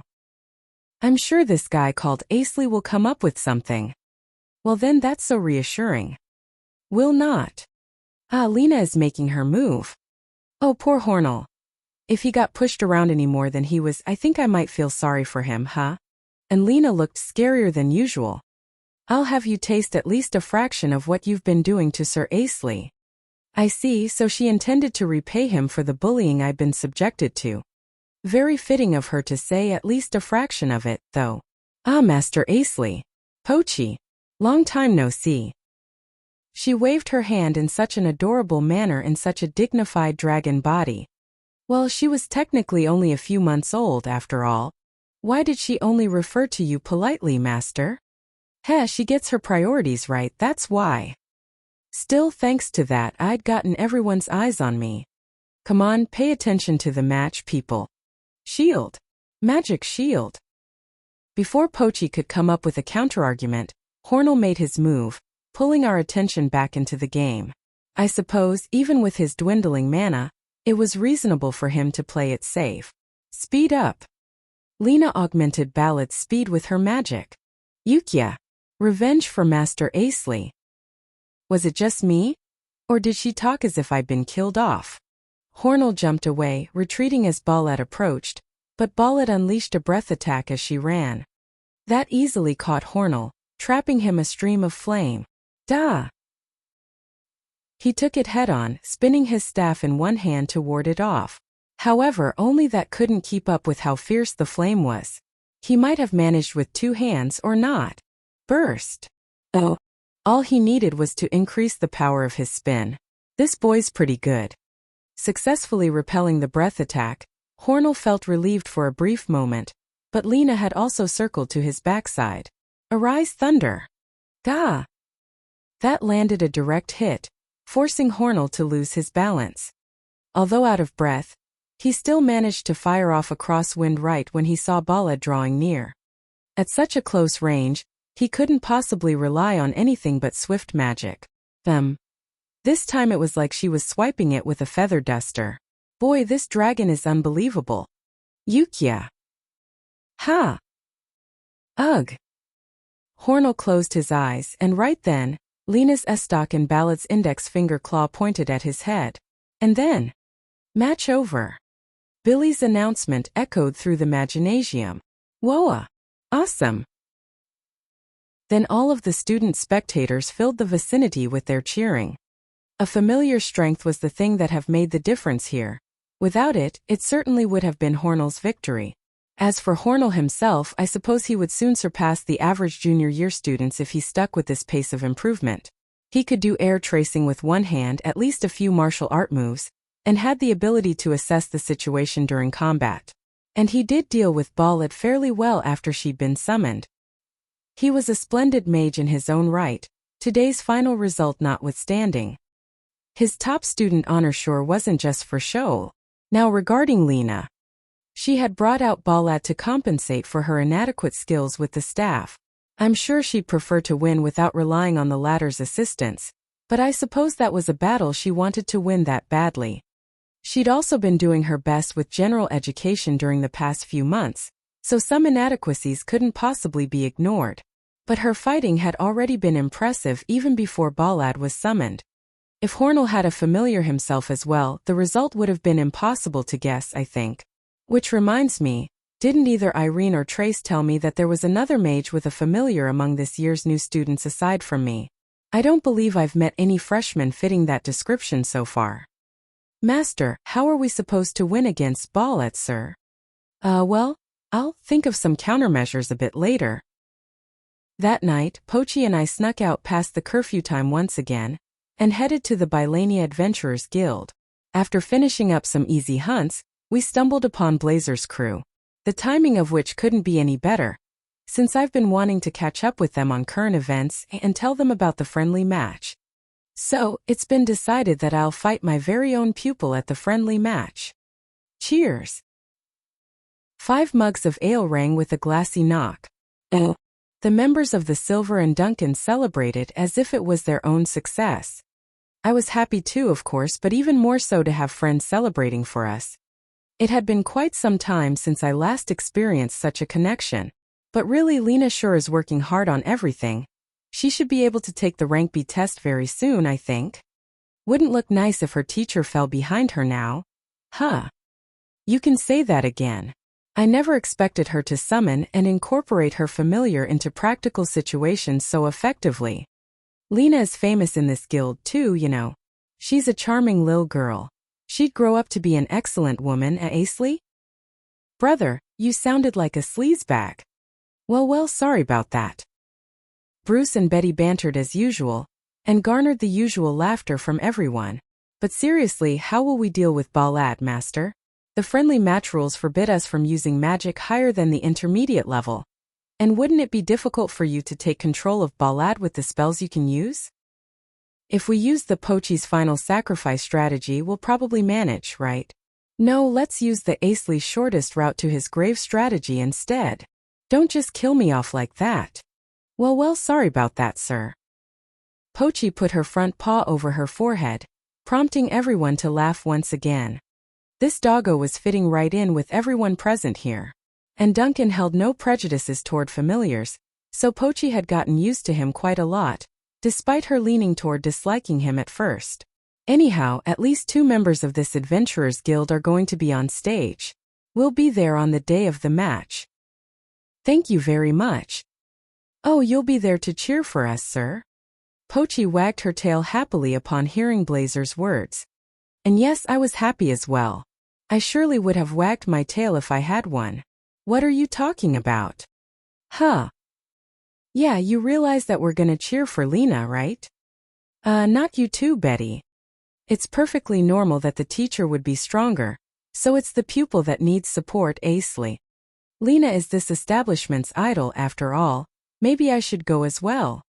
Looks like I'll soon be isolated and helpless once again. But for now, our talks picked up the pace and branched off to a myriad of topics, and the hours passed in the blink of an eye. So what is it, Bruce? You needed me to walk with you? See, well, you know. It was so rare for Bruce to be this bad at voicing what he wanted.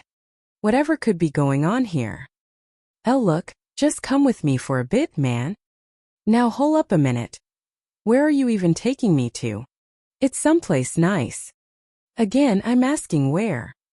The legal place. Legal what? The legal adult business place. Oh, mamma mia.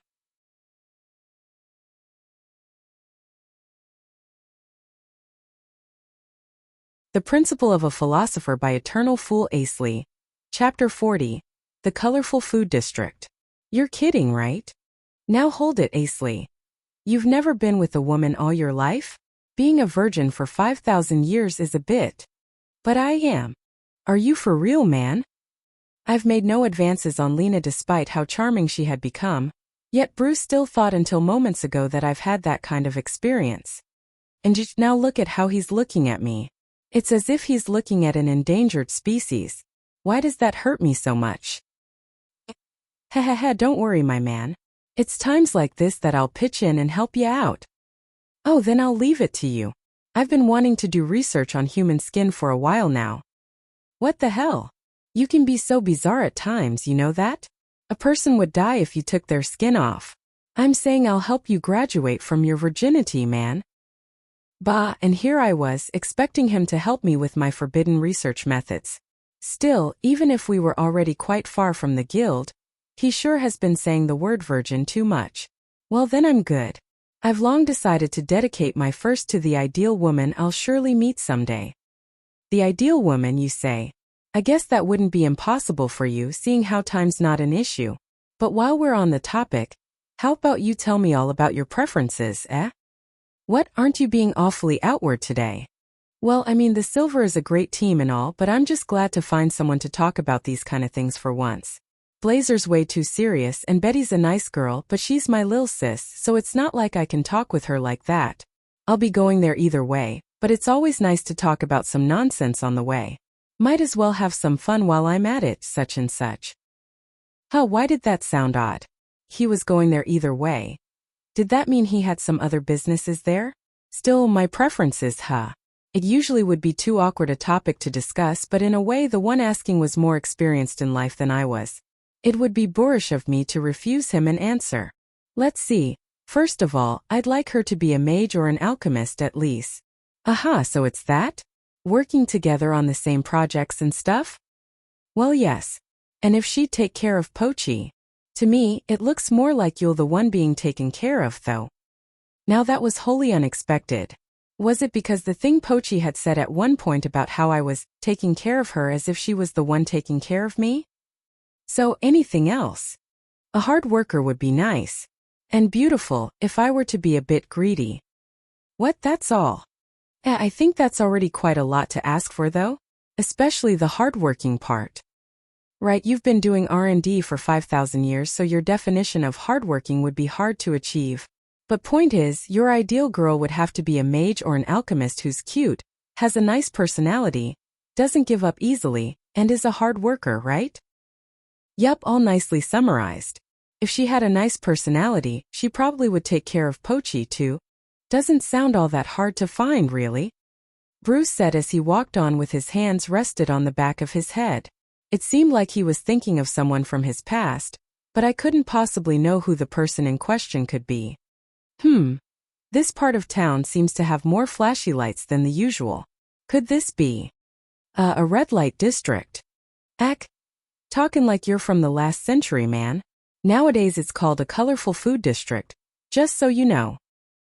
I see, so they've named it so for being a particularly colorful district, those who worked in the area, and the high number of eating establishments.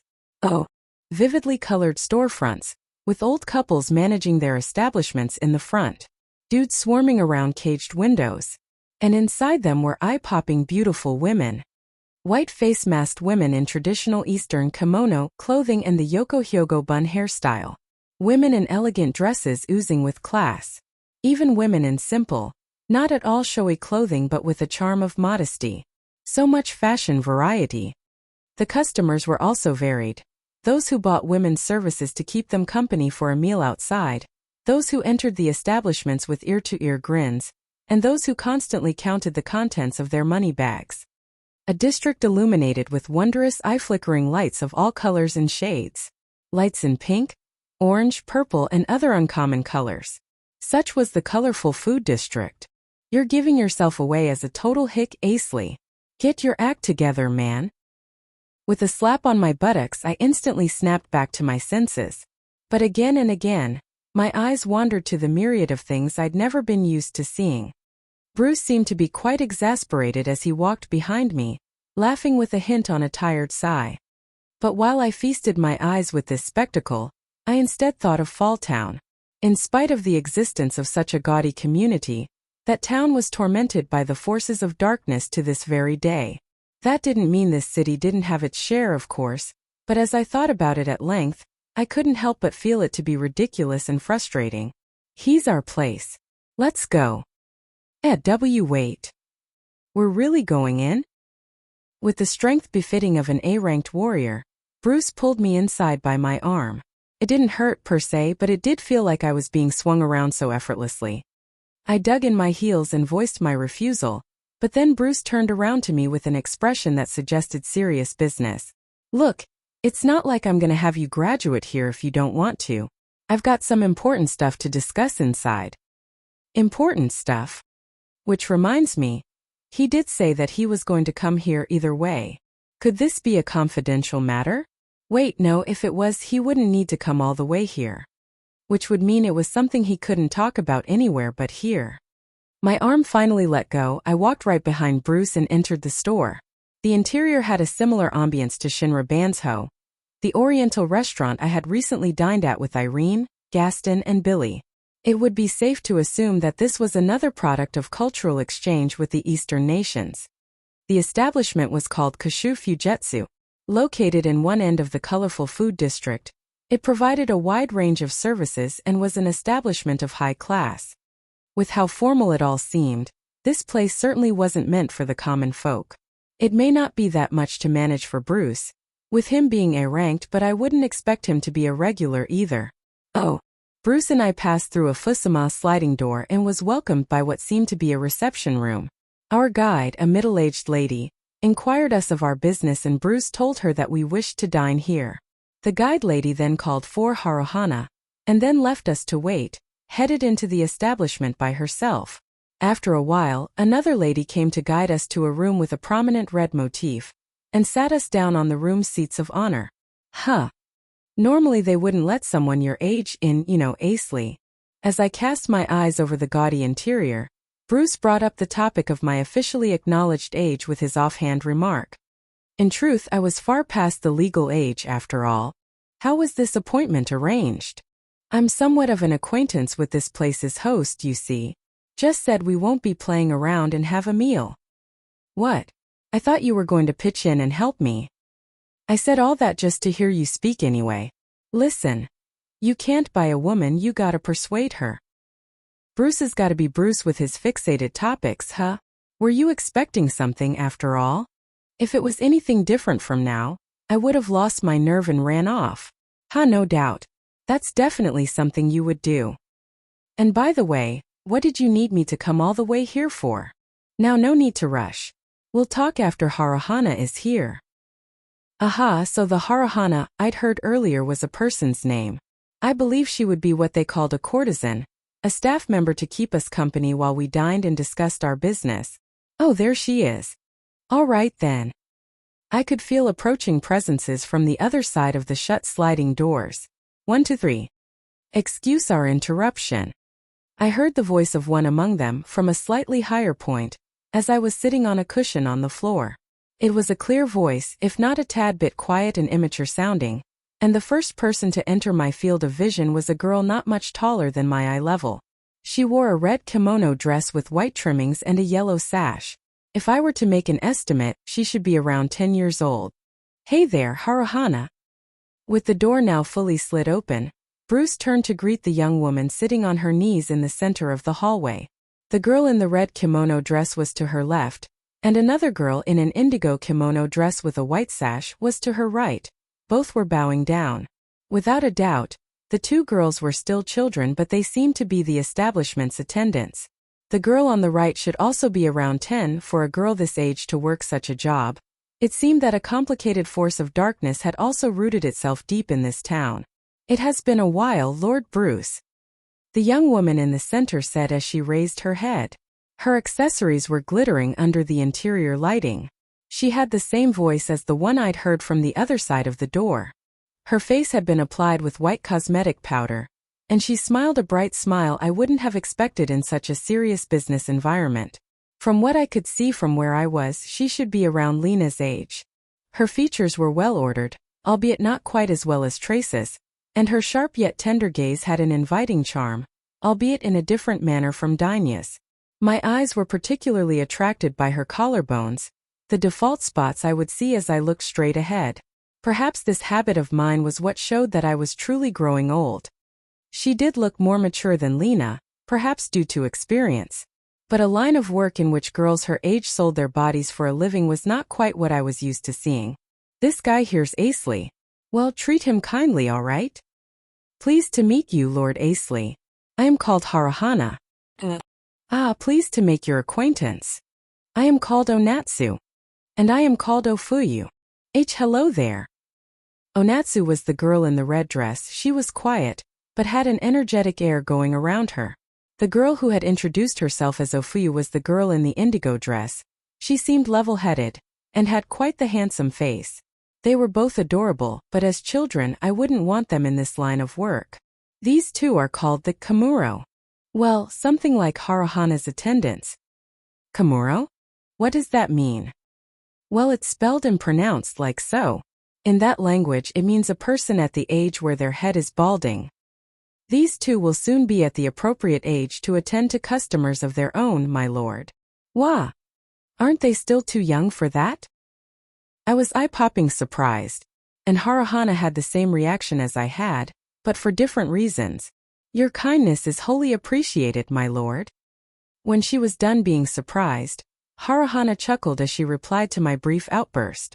Her smile had a slight feeling of emptiness, and for that I couldn't look at her straight in her eyes. And that's that, man.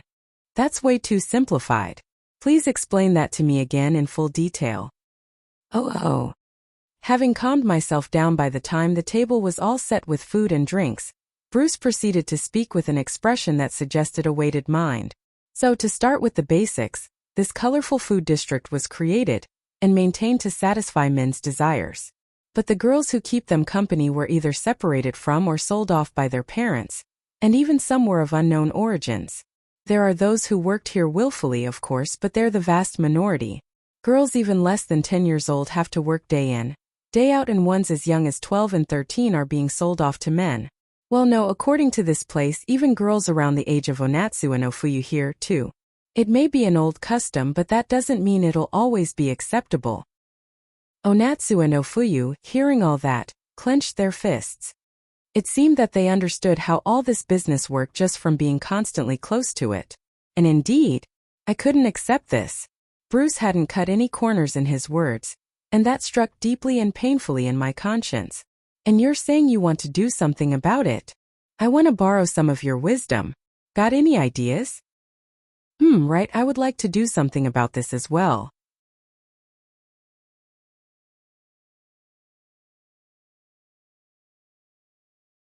The Principle of a Philosopher by Eternal Fool Asley. Chapter 41, The Plan to Raise Money and the Foolish Teacher. I'll cut right to the chase.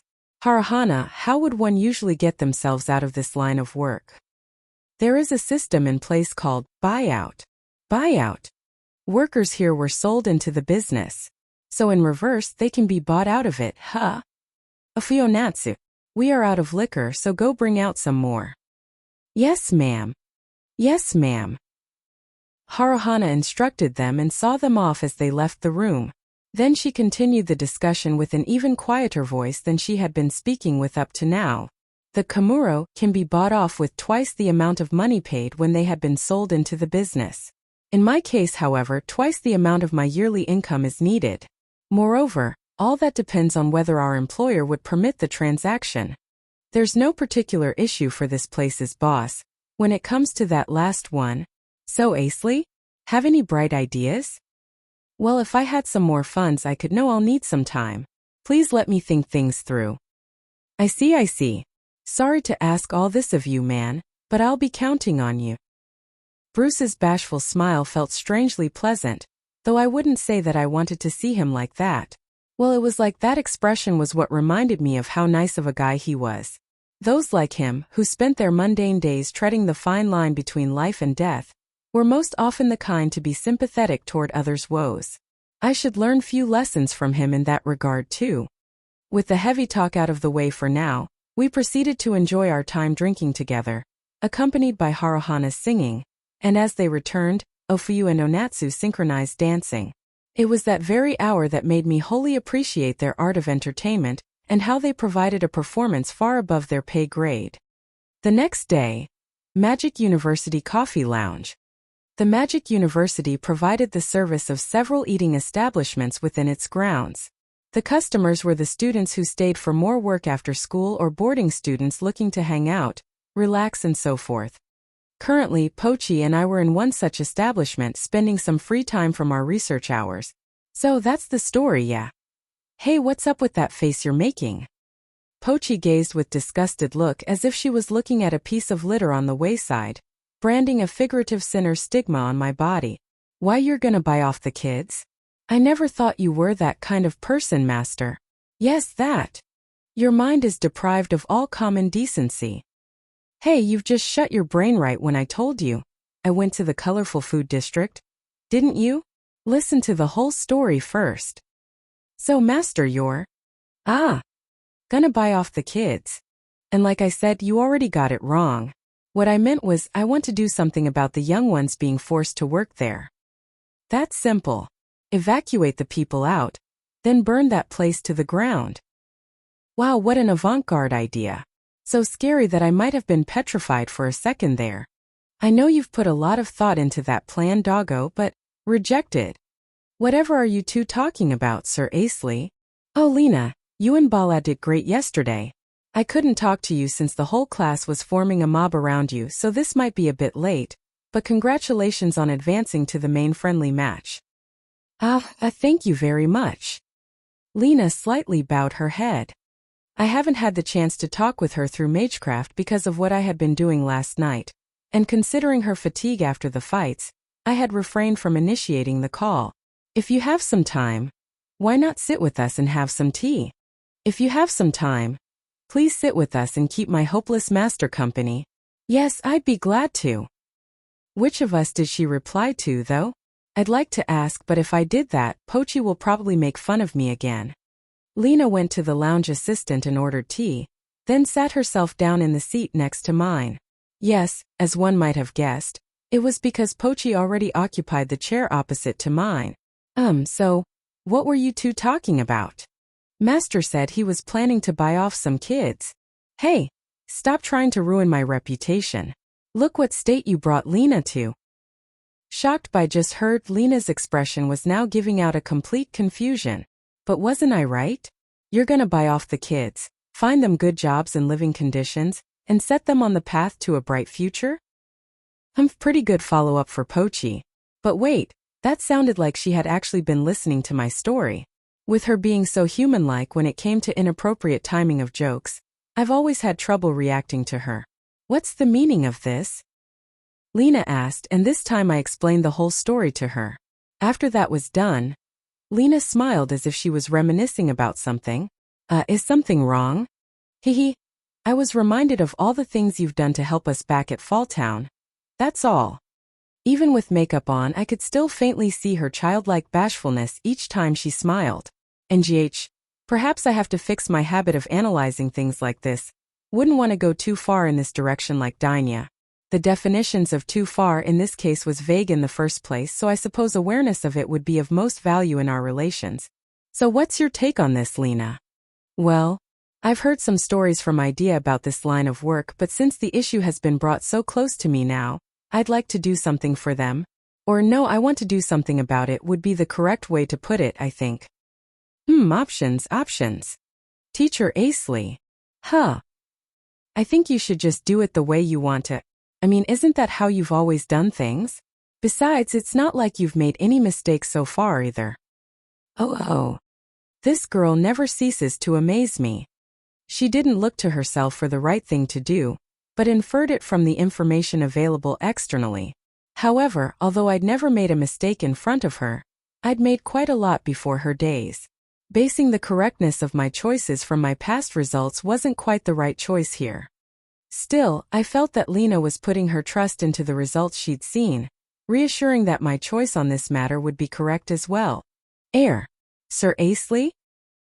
I realized just now that I had hung my head down in a gesture of shame, and Lena tilted her head in question of that act, almost as innocently as Pochi, which was already the very definition of innocent. Yeah, you're right. You realize that he's made nothing but mistakes in the old days, right? Never mind. My compliment was wasted. If there's any way we can properly help them, then it's always worth a try. I'll help too. At the present, it's better to go through with the transaction than to try and run off with them, sir. Right, I wouldn't want any bad rap on my name over there. And in the case that we failed, the consequences are potentially too high. So the issue is, gotta be gold. No way around it then. I didn't want to rely on our grandmaster, but at this point, we had no choice but to try asking her. The next day, the office of the so-called grandmaster. You need to make a large amount of money? Yes, in a way that's faster and more efficient than A-ranked adventurer work. Do you happen to know any? Grandmaster Irene would surely be able to come up with a good way or two. Now let's hear it. I'd like to know too if there even is one, but do you have any solid numbers in mind? I reckon I'll need as much as 10 million gold. 10 million? Are you kidding? Even with my pay, it'll take 2 whole years to save up that much. Please give me 2 years of your life, Professor. Well, wait. Well, what are you even talking about? And why was she blushing? Well, since it's still in its planning stages, I'm sure there wouldn't be any problem in discussing the matter with her now. And so I did, explaining to Irene in detail our situation up to now. Asley, I wouldn't care if you just broke the school dorm's curfew, but going there is pushing it, don't you think? It was unavoidable. So what is your take on this matter? I'm obligated to be against it. I was met with an unexpected reply. Could you tell me why? I can't say this out loud, but the proceeds from the colorful food district is a precious source of income for Baelania. That area is taxed quite thoroughly, you see. It'd be perfectly fine to take out 1 or 2 workers, but since your plan aims for a larger scale of condition betterment, it'll cause significant amount of issues no matter what approach you take. Laborers would end up overworked and the town's income would plummet, and the blame would naturally be put on those 2 kids. Besides, isn't your idea just a temporary measure? And what if it is? If it's not permanent, then just helping out a few would achieve the no effect in the end. Moreover, even your body wouldn't. I mean, it's nothing. No arguments against that. She was reasonable. Perhaps I had been taking it as a too simple issue. Still. Doesn't look like you plan on giving up, though. You realize that kids even smaller than you are on their way to a bleak future, yes? Even putting their predicaments aside, I just couldn't turn a blind eye in the face of a greedy force of evil coming after someone. I didn't make my body like this because I like how it looks, I'll have you know. Bah, for the love of. Irene heaved a deep sigh. Then she tapped her fingers on her own face and stood there pondering things over, seeming quite troubled. It seemed that she was taking this seriously, at least in one way or another. Asley, I could come up with 2 ways for you to make that much money. Oh. First, with your extensive knowledge, sponsor a magecraft program. Ah. At the nation's magecraft research facility. Or not even that. If you cooperate with us, the Magic University, you could get those funds rolling eventually. And the other way would be, not something I'd recommend, but you could gather materials in danger zones. Oh, that would sell for a lot of money, yes. If the Adventurers Guild were to issue a job, it would be rank S difficulty, no buts. And since you're set to participate in the friendly match next month as a professor, no, as a representative of the White faction, I can't grant you the permission to go there. Rank S difficulty. At that level, even a party of A-ranked adventurers would have to go fully prepared to die.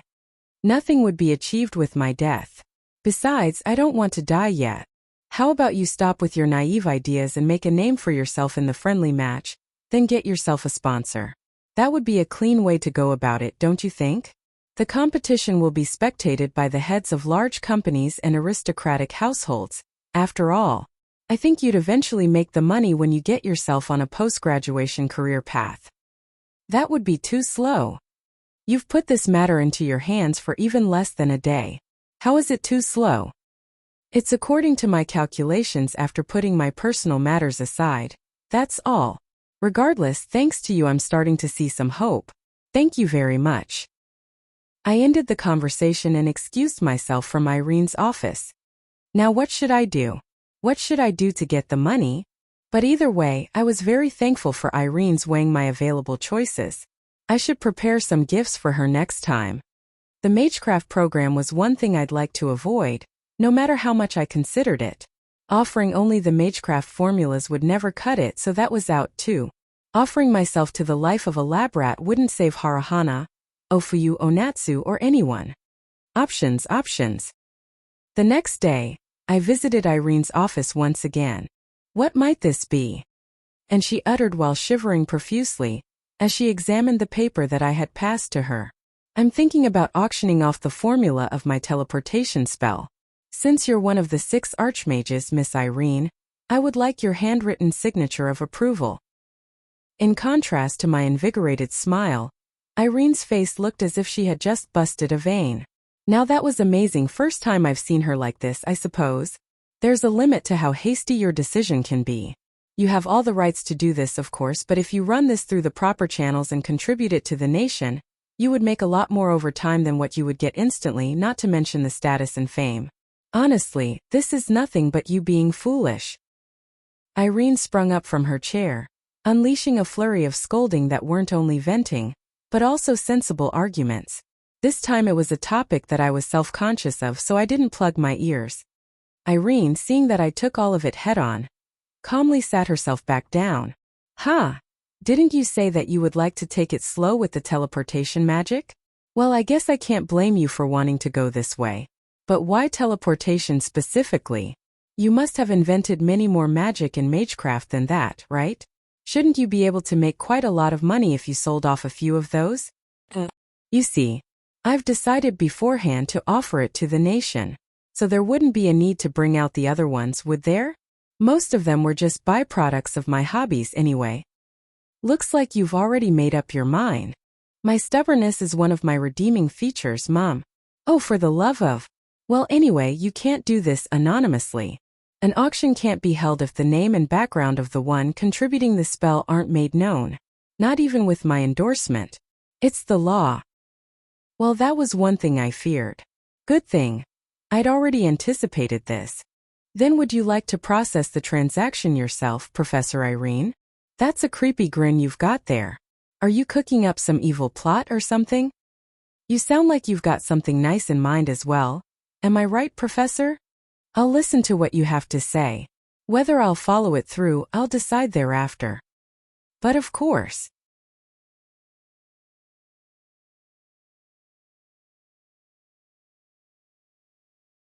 The Principle of a Philosopher by Eternal Fool Asley. Chapter 42 Squishy. For a few days thereafter, Pochi and I frequently went out to subjugate monsters within the region, while waiting for things to be set in motion. Sometimes we would go hunting with Bruce too. He now held back on the booze, opting instead to bolster his savings.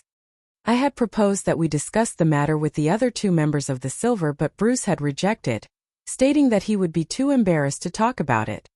Blazer being Blazer surely prioritized the Silver above all else. The careful manage of funds was essential to keep the party operating.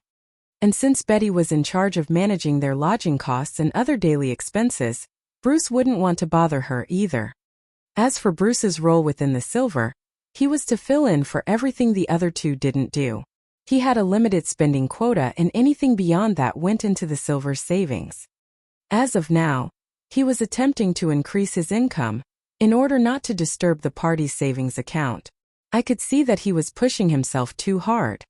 But when I told him to dial it down, he told me pushing myself too hard is one of my redeeming features. Yeah, what a troublesome redeeming method it was. Several days later. 22nd day of the 9th month. Magic University Central School Building. I arrived early in the morning to find the class already in an uproar. Everyone gathered around a group that seemed to be the source, and their eyes were all sparkling with enthusiasm. Lena, Clarice, Henry, and Idea were greatly excited by the story. Seeing that the latter three were gathered around Lena's desk, I would assume that she has gained a fair bit of popularity. Which reminds me, Idea had just lost to Lena in an important duel, yet she didn't hold any grudges. Well, I suppose this is Lena after all. I'm sure the matter had been settled privately. In the background, Hornell seemed quite restless as he observed the group. If he wanted to talk so much, why didn't he just join in? Well, I suppose it would take a lot of guts to just join in on the girls' conversation. Who does he have his eyes on? Lena. Now boy, lay a finger on my excellent pupil, and I'll subject you to a week of constipation with my secret arts. Well, rumors sure spread quickly, sir. Wasn't it announced just yesterday? It's also a mage's job to obtain information as quickly as possible, after all. Well, that and kids their age catch on to fads quite easily. Pochi and I went to our seats and discussed things between ourselves while waiting for classes to start, as per usual. Ah, Sir Asley.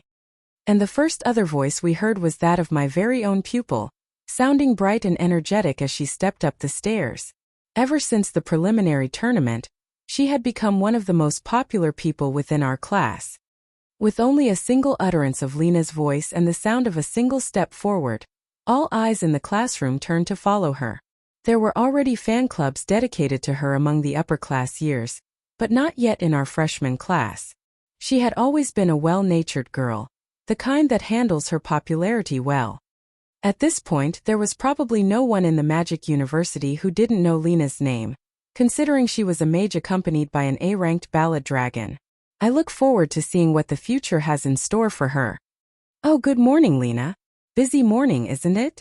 Did something happen? We've got big news. In the end, it was what I already knew about, but I needed to be careful with my response. Say something unfavorable sounding to Lena, and Pochi's begrudging glare would be enough to hurt me. And perhaps because I got along particularly well with Lena, the glares from all around me would hurt quite a lot too. What might it be about?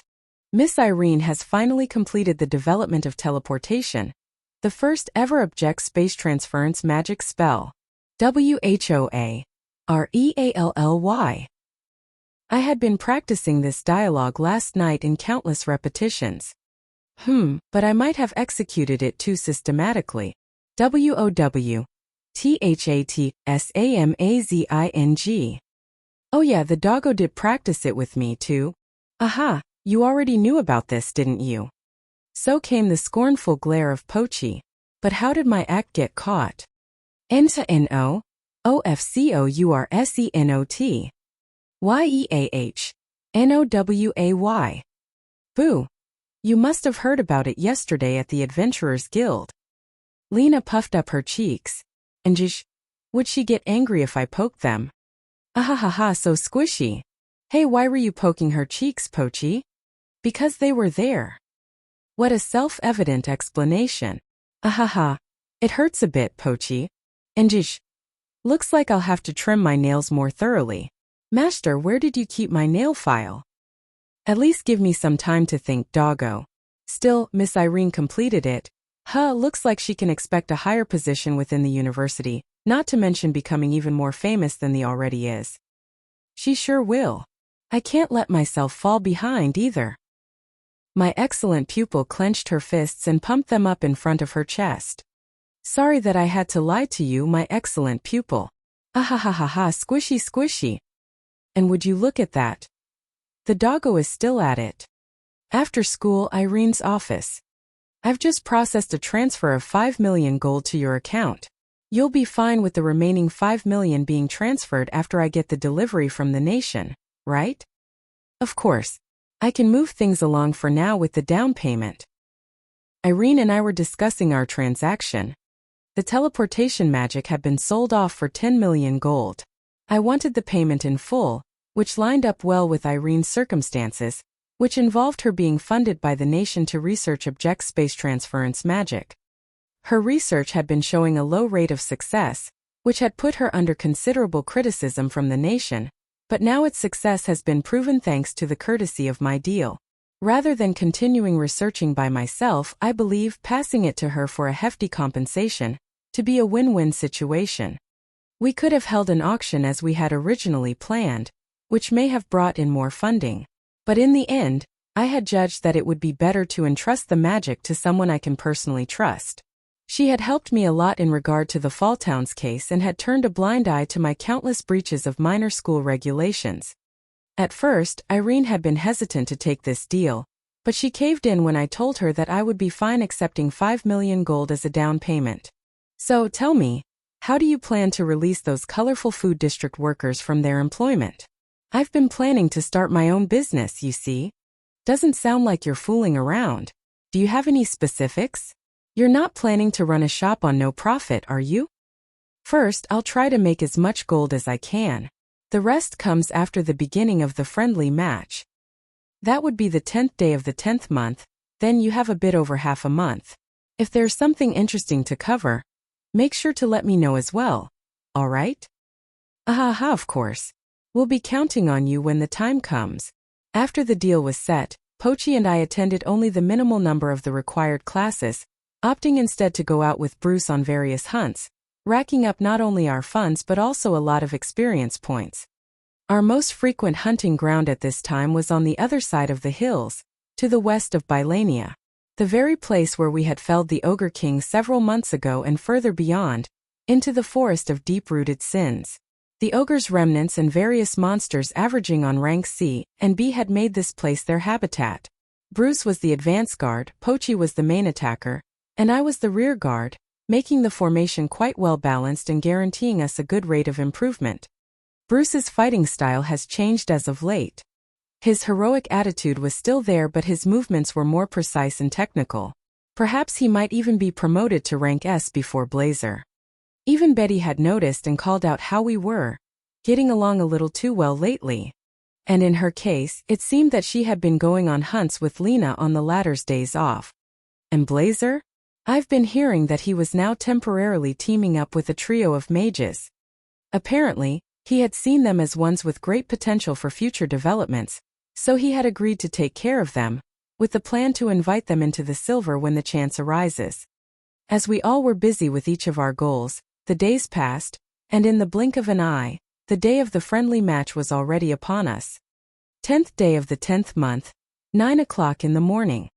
The preparatory phase, which had started since the first day of the 10th month, has passed without an issue, and today the friendly match has at last officially commenced.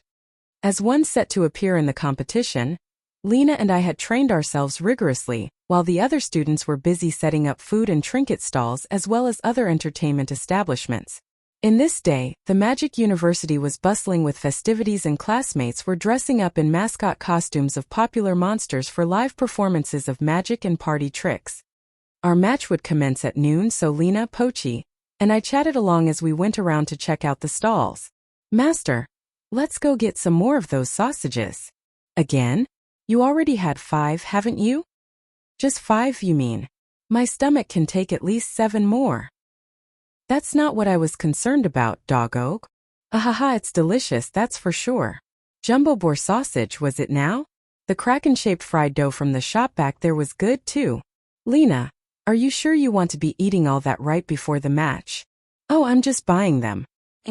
I'll be giving them to Ballad later, you see. Oh ho, looks like Ballad has been blessed with a good master. Ballad sure has been blessed with a good master, eh?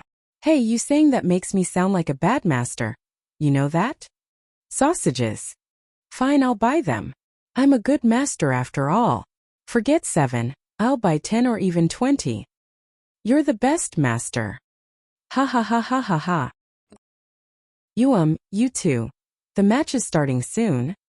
Oh, I can't eat anymore. Who in the world would buy this many sausages at once? Oof, that would be me. All this for the sake of my adorably adorable familiar. And what would that adorably adorable familiar's name be? Pachabi. Wrong. I mean, maybe a little, yes, a little. I may look a little chubby now, but I'll be back to my good OL slender self after it's digested down. Slender my ass. And what are you gonna do? Our match is only 30 minutes away. Oh noes. Acting cute won't help you now. Not like that was cute either. Again, we only had 30 minutes left before the match commenced. The glutton and I were now on standby in the Maginasium, sitting in 2 chairs on one side of the backstage and drumming our inflated bellies as we waited for all the food to be digested. The spectators wouldn't be able to see me, but from here, I could see Lena sitting in a chair on the opposite side of the backstage. Designated seats had been prepared for members of the black and white factions among the spectators seating, and most were already occupied, in turn filling the Maginasium with chatter. Among the guests of honor were Gaston and Dragan, and another one among them was the Warrior University headmaster, and also one of the 6 Braves, Charlie the Thousand Morphing Blade. He was of an older age than Gaston and presumably Irene. As a matter of fact, he was most likely the oldest among the Duodecad Conference and also said to be the most energetic of the bunch, which earned him the endearing reputation of a super grandpa. Furthermore, a great number of aristocrats and big shots of major businesses were here, and I would assume that they were seated in their own area. And of course, Magic University headmaster Tangolin, Irene and Trace and the whole student council staff were already here. Which reminded me, all the student council staff were set to appear in the matches after mine anyway, so I suppose there was no way they wouldn't be here. Which brings me to the question, what should I do? This inflated belly would surely put me at a disadvantage. And no, even more importantly, going out like this would be a disservice to Lena, who had given her best effort preparing for the match. Still, she seemed to be enjoying herself, chuckling as she observed Pochi and I drum our bellies. Wasn't she supposed to be angry? A woman's heart sure is full of mysteries. Master. Good night. Sleep tight, old doggo. Not. You're a dog, so don't sleep in a chair like that. You're supposed to laying on the floor face up. Not that I'd do it now. Look, I'll push your belly. Give it a good push, sir. Oof. Take that and that and that. Ahahaha. Wait, master. Stop tickling me. Seriously, I can't. Aha, so this is the spot, huh? How about here? Ahahaha. Haha. Stop it. Take this. And this and this and this. Fwa. Ahahaha. And up there. Ahahaha. Damn you little. Ahaha. Ahahaha. Ahahaha. Jay, just kill me already. The match will commence in 2 minutes. White faction freshman representative Asley. Black faction freshman representative Lena. Please proceed to the stage.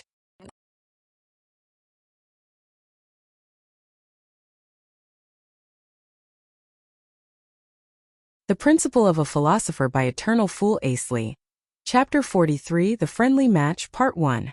The Maginasium was filled with enthusiastic chatter as one silhouette emerged from the stage's curtains. A silhouette of short stature and narrow shoulder width.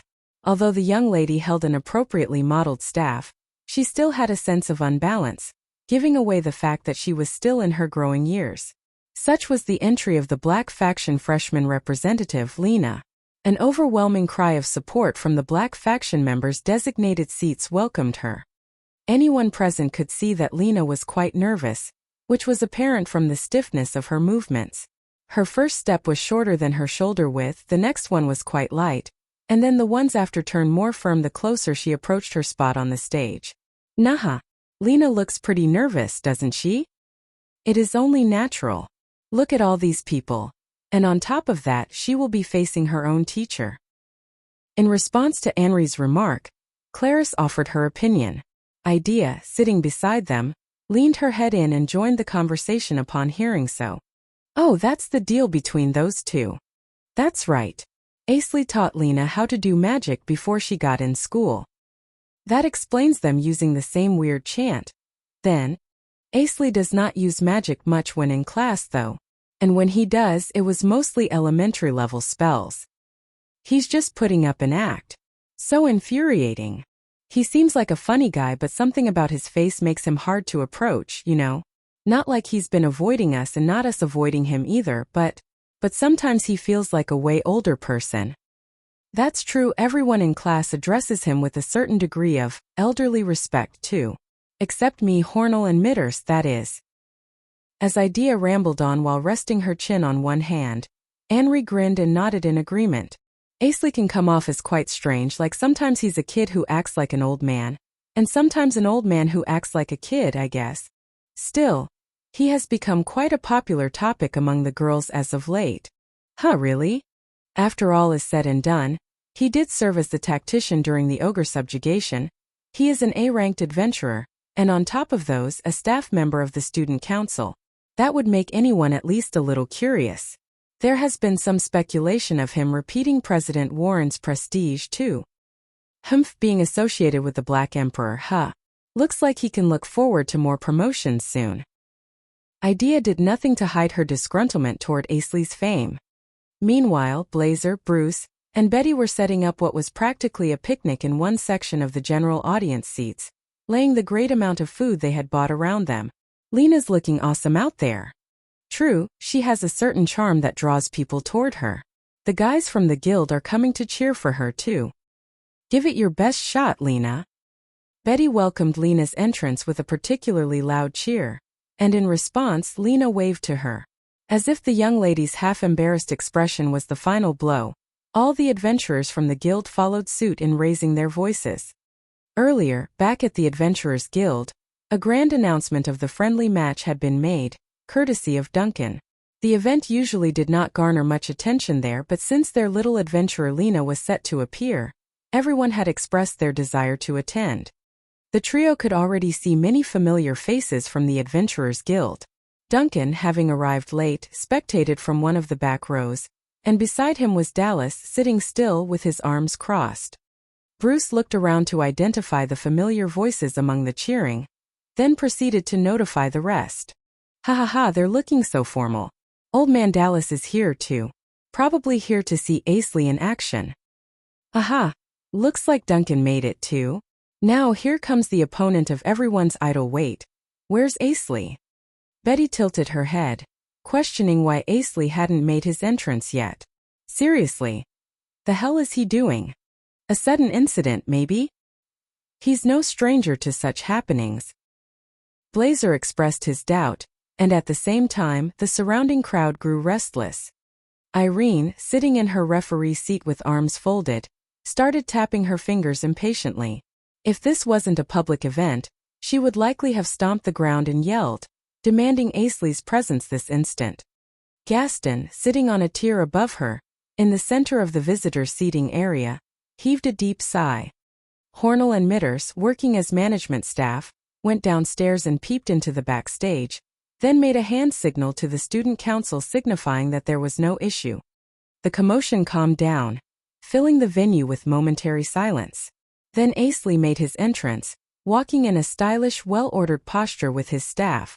A second later, Pochi entered, following right behind him. Their stomachs, which had been inflated up until moments ago, were now back to normal, as if fixed by a miracle.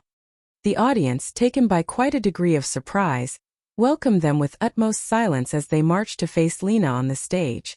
Are your stomachs all right now? The first thing Lena did was ask of Asley's well-being with worry. And the duo replied with ear-to-ear smiles. We got it all out, no worries. The venue instantly burst out in laughter. Irene, from the extreme whiplash between rage and laughter, was red to her ears, covered her face with both hands. Even Billy, the serious man sitting beside her, showed a slight bit of confusion with a wry smile. Hornell and Mitters, standing nearby them, also looked to be quite embarrassed in their classmates' stead. Da-ha-ha-ha, they're really killing it. Hey, never thought the friendly match would start on such a humorous note. Ho-ho-ho. Those guys will be themselves no matter where they are. The Silver Trio didn't make any effort to suppress their laughter, while the other guild folks who were here to support Lena jeered at Asley. Headmaster Tanglein coughed to clear his throat, which in turn signaled the beginning of the main event. This resulted in the laughter transition to a wave of passionate cheering. Seeing this as a good timing to get things started, Hornell raised his hands to signal the student council. Noticing that, Warren stood on top of the spell circle, which contained a voice amplification spell. Tanglein, confirming that there was no issue, promptly stood up and slowly walked down to where Warren was. Ladies and gentlemen, The black and white chain offers its thanks to all who have come to spectate the annual Magic University friendly matches. I am Warren, Magic University Student Council President. The long version of the introductions have been covered during the opening ceremony, so we would like to keep this short. Everyone in the know chuckled at Warren's scripted and rehearsed speech. The first match will be between Asley and Lena. Asley had been accepted into the university with excellent marks, and has thus far exhibited extraordinary abilities not only in classes but also as an adventurer. On the other hand, it has not been long since Lena's first experience with magic, but she already possesses more than enough ability to represent her class in the friendly match. Now we expect you two to bring out the best of your abilities in this match. The concise introduction of the participants ended with moderate applause, which Warren waited to end before continuing. The match will commence at our headmaster's signal. Professor Tangelin, please. Tangelin now stood at the ready behind Warren, and was welcomed by an enthusiastic round of applause. Tangelin switched with Warren, standing himself on the voice amplification spell circle and spreading his hands as a signal for the applause to subside. Ahem. It is by the guidance of our war demon Emperoress that we are able to enjoy the friendly match in this day. Asley Lena, strive for the zenith of the black and white chain, as to hold no regrets within your lives of prestige. The venue fell dead silent. Tangelin cleared his throat with 2 light coughs, and then finished with, "Engage." The declaration resounded through the venue. Simultaneously, the crowd's cheering intensified. Deep and husky voices raised in support of Lena, high-pitched and piercing voices raised in support of Asley, Bruce's voice raised in a teasing impression of Pochi. All sorts of voices clashed against one another. Here I go. Well, the teacher making the first move sounds kinda strange, I guess. Bring it on, Lena. Yes, sir. Lena brandished her star rod, the very one she had received as a gift from Asley, and activated 2 magic spells. Speed up. Power up. Oh ho, quite a drastic decision to slot in 2 support spells. Not using the staff S-stock this time either. Staff martial arts, maybe? Whoa? Ha! Lena took the first move, taking Asley by surprise with her increased speed from when she had fought Hornell. Closing the gap almost immediately, Lena brandished her staff, taking advantage of her short stature to deliver a heavy blow. Asley took it with his staff, leaving him with only one hand free. He subtly grimaced at the numbing impact the blow still had on his body but was not particularly troubled otherwise. Lena continued to whip out more attacks, and Asley parried each of them with one hand, displaying the difference in their martial arts skill. She's hiding her actions very well. The attacks were more like supplementary, but they were effective in hiding her true objective. If I was her, I would start it up in small proportions. Burst. I knew it. Met with an instantaneously accelerated blow, Asley hopped away. I saw that you've been tracing circles with your fingers between attacks. Not bad at all, especially when you pulled that while attacking with both hands. I still have more tricks up my sleeve. Don't let him faze you, Lena. And why are you cheering for her? Pochi, sitting in one corner of the stage, grinned at Asley as he grumbled in his mind. She had planned not to participate in this match, unless Ballad, Lena's familiar, was summoned. Up in the audience seating, Bruce chewed on some dried meat snacks while spectating the fight. Lena's got some nice moves there. Of course she does, brother. I was her sparring partner after all, Betty said in a blatantly boasting fashion, and Blazer nodded in satisfaction of the fact. I see, so that's why she has the same openings in her attacks. She's inherited your skills a little too well. Hey, combat skills are fine and all, but don't be a bad influence on her attitude, yeah, Betty? Lena can be too accepting at times, you know? Shut up. Her being like that was why she learned from me as quickly as she did anyway. Now I'll have you know that I've trained Asley to fight too. Damn, was I good at it. Did you think Asley would be fit for a warrior style by any chance? Blazer asked, and Bruce shook his head. Dude's a magic maniac to the core. We've often gone out to fight monsters these days, so I should know. He's super obsessed. As soon as he sees a connection, he's gonna associate stuff with magic or alchemy.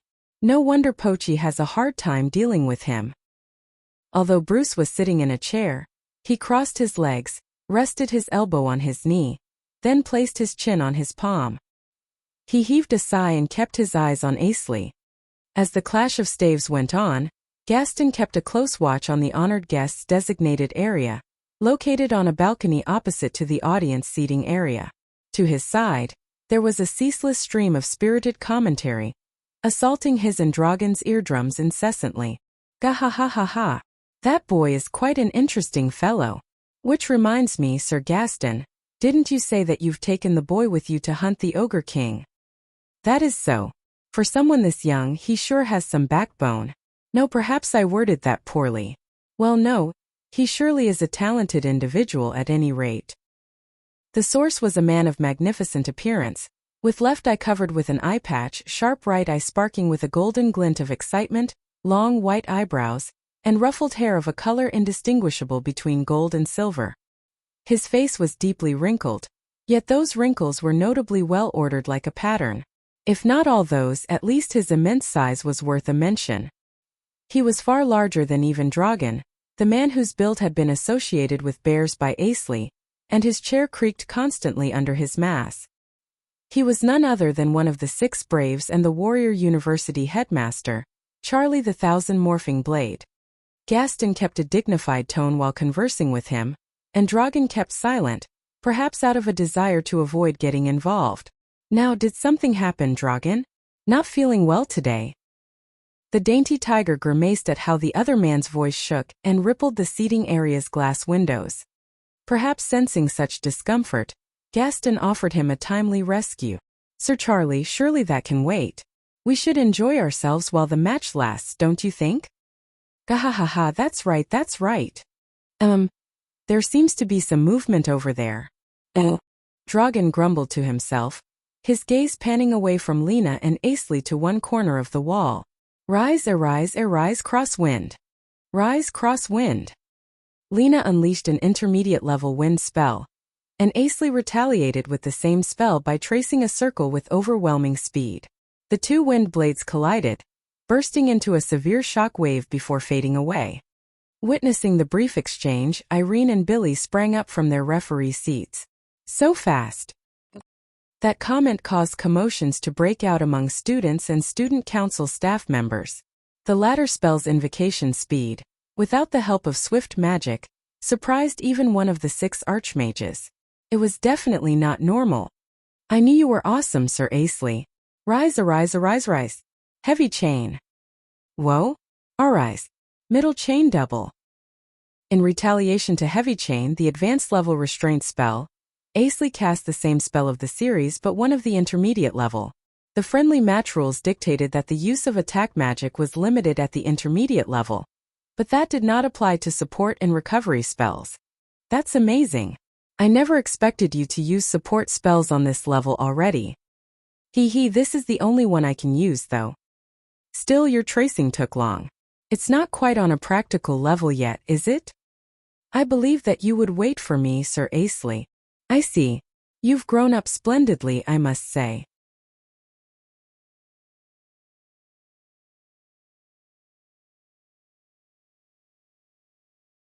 The Principle of a Philosopher by Eternal Fool Asley. Chapter 44, The Friendly Match, Part 2. Rise, arise, arise. Fire lance. Fire. I deflected Lena's fire attack with my fire spell, which I had set in one of my swift magic slots. Lena had quite a lot of variety of spells invoked from her spell circles. I could identify some of them with the appraisal glasses, but regrettably, it would be hard to track most of them after they were out. In the end, I needed split-second judgment to choose the right counter spells for her attacks. I had chosen to take all Lena had to throw at me. As I had agreed with Pochi last night, we would give it our all to withstand Lena's full power. Phew. Rise. Fire. Speed up. Coo-ha! The crowd cheered us on. It felt amazing for me being watched on by so many people, and presumably for them witnessing an unexpected technique. Although my fire spell was invoked by swift magic, it had been applied with quickening magic one wouldn't expect a freshman to use easily. It still could be brushed off easily with a staff, but if that failed, the recipient would suffer considerable damage. Whoops.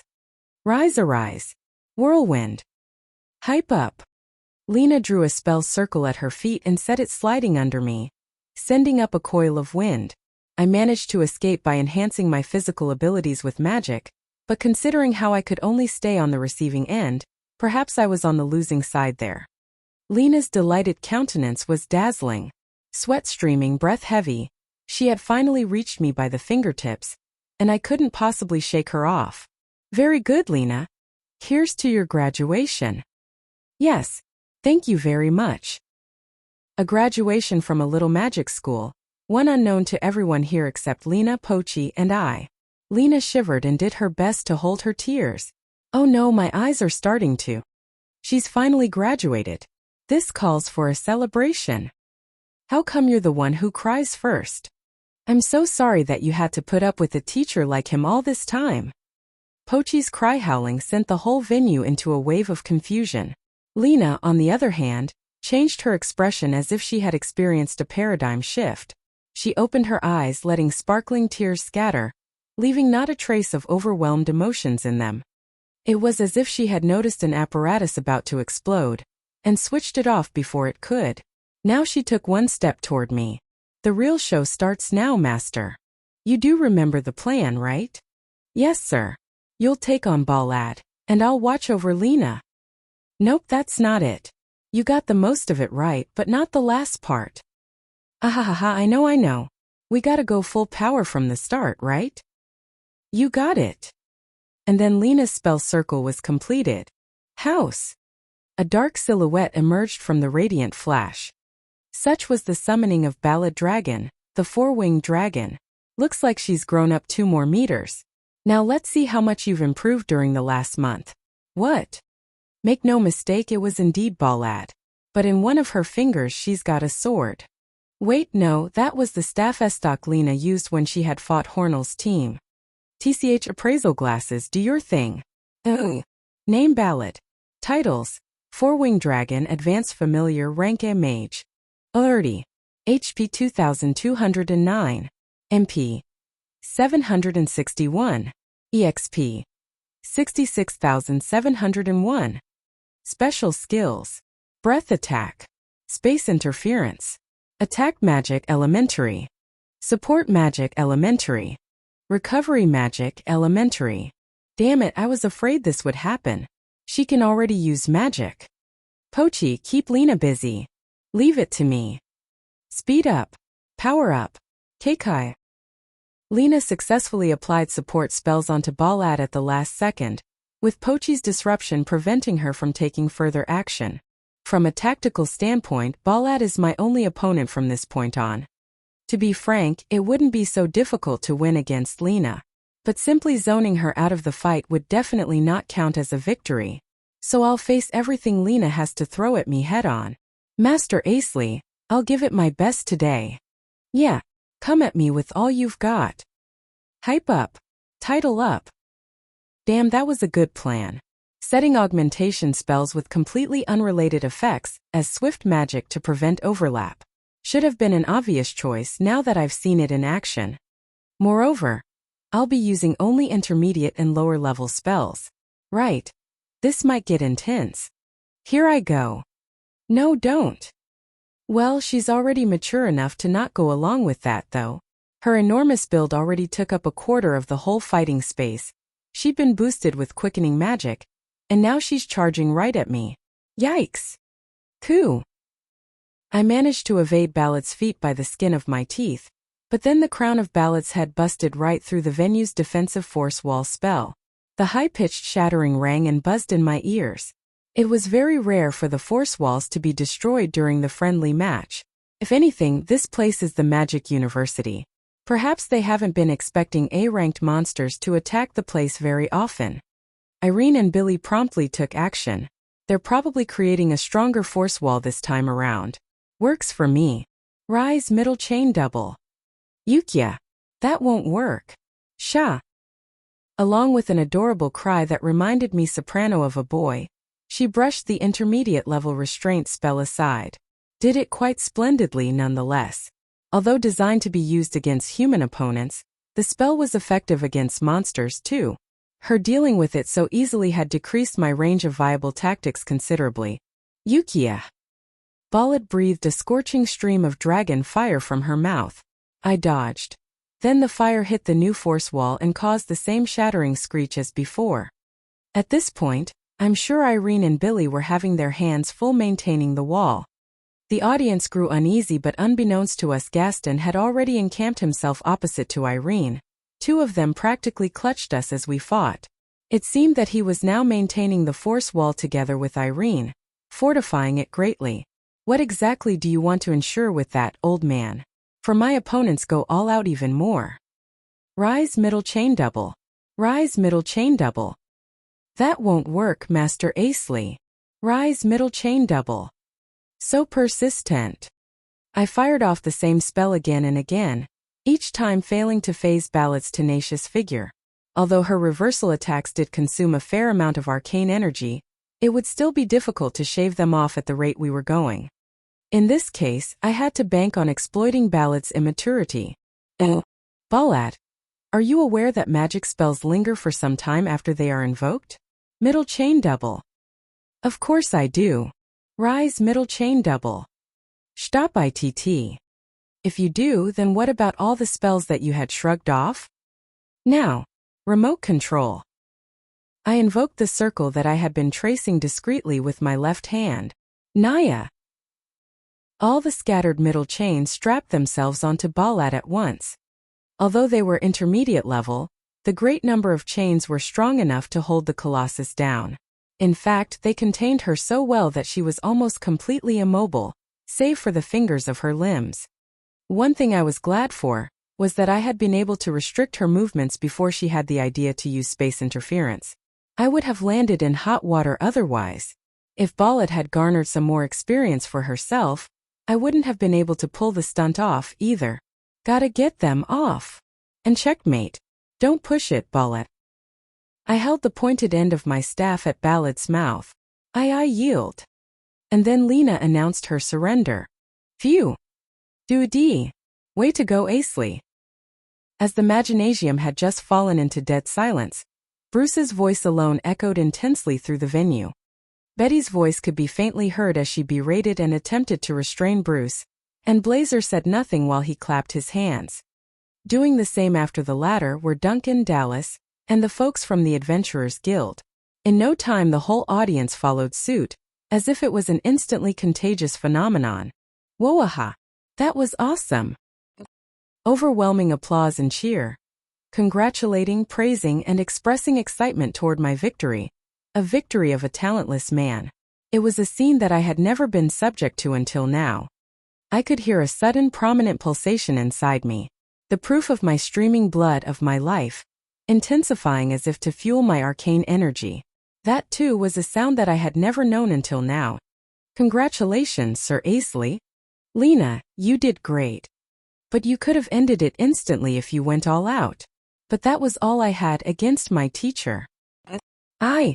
Galena, come on, don't cry here.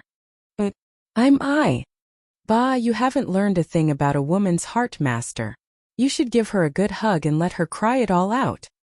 Master Asley, hurry and get these chains off already. Leave that to me, sir. You do your job, Master. Why, yeah. Pochi was being perfectly reasonable for once. Still, the Master being the one taking orders from his familiar is a bit. Well, I suppose I should thank her for it this time around. I approached Lena, and as she wiped her tears, I patted her head. Then, as reluctant as I was to follow my familiar's order, hugged her on her shoulders.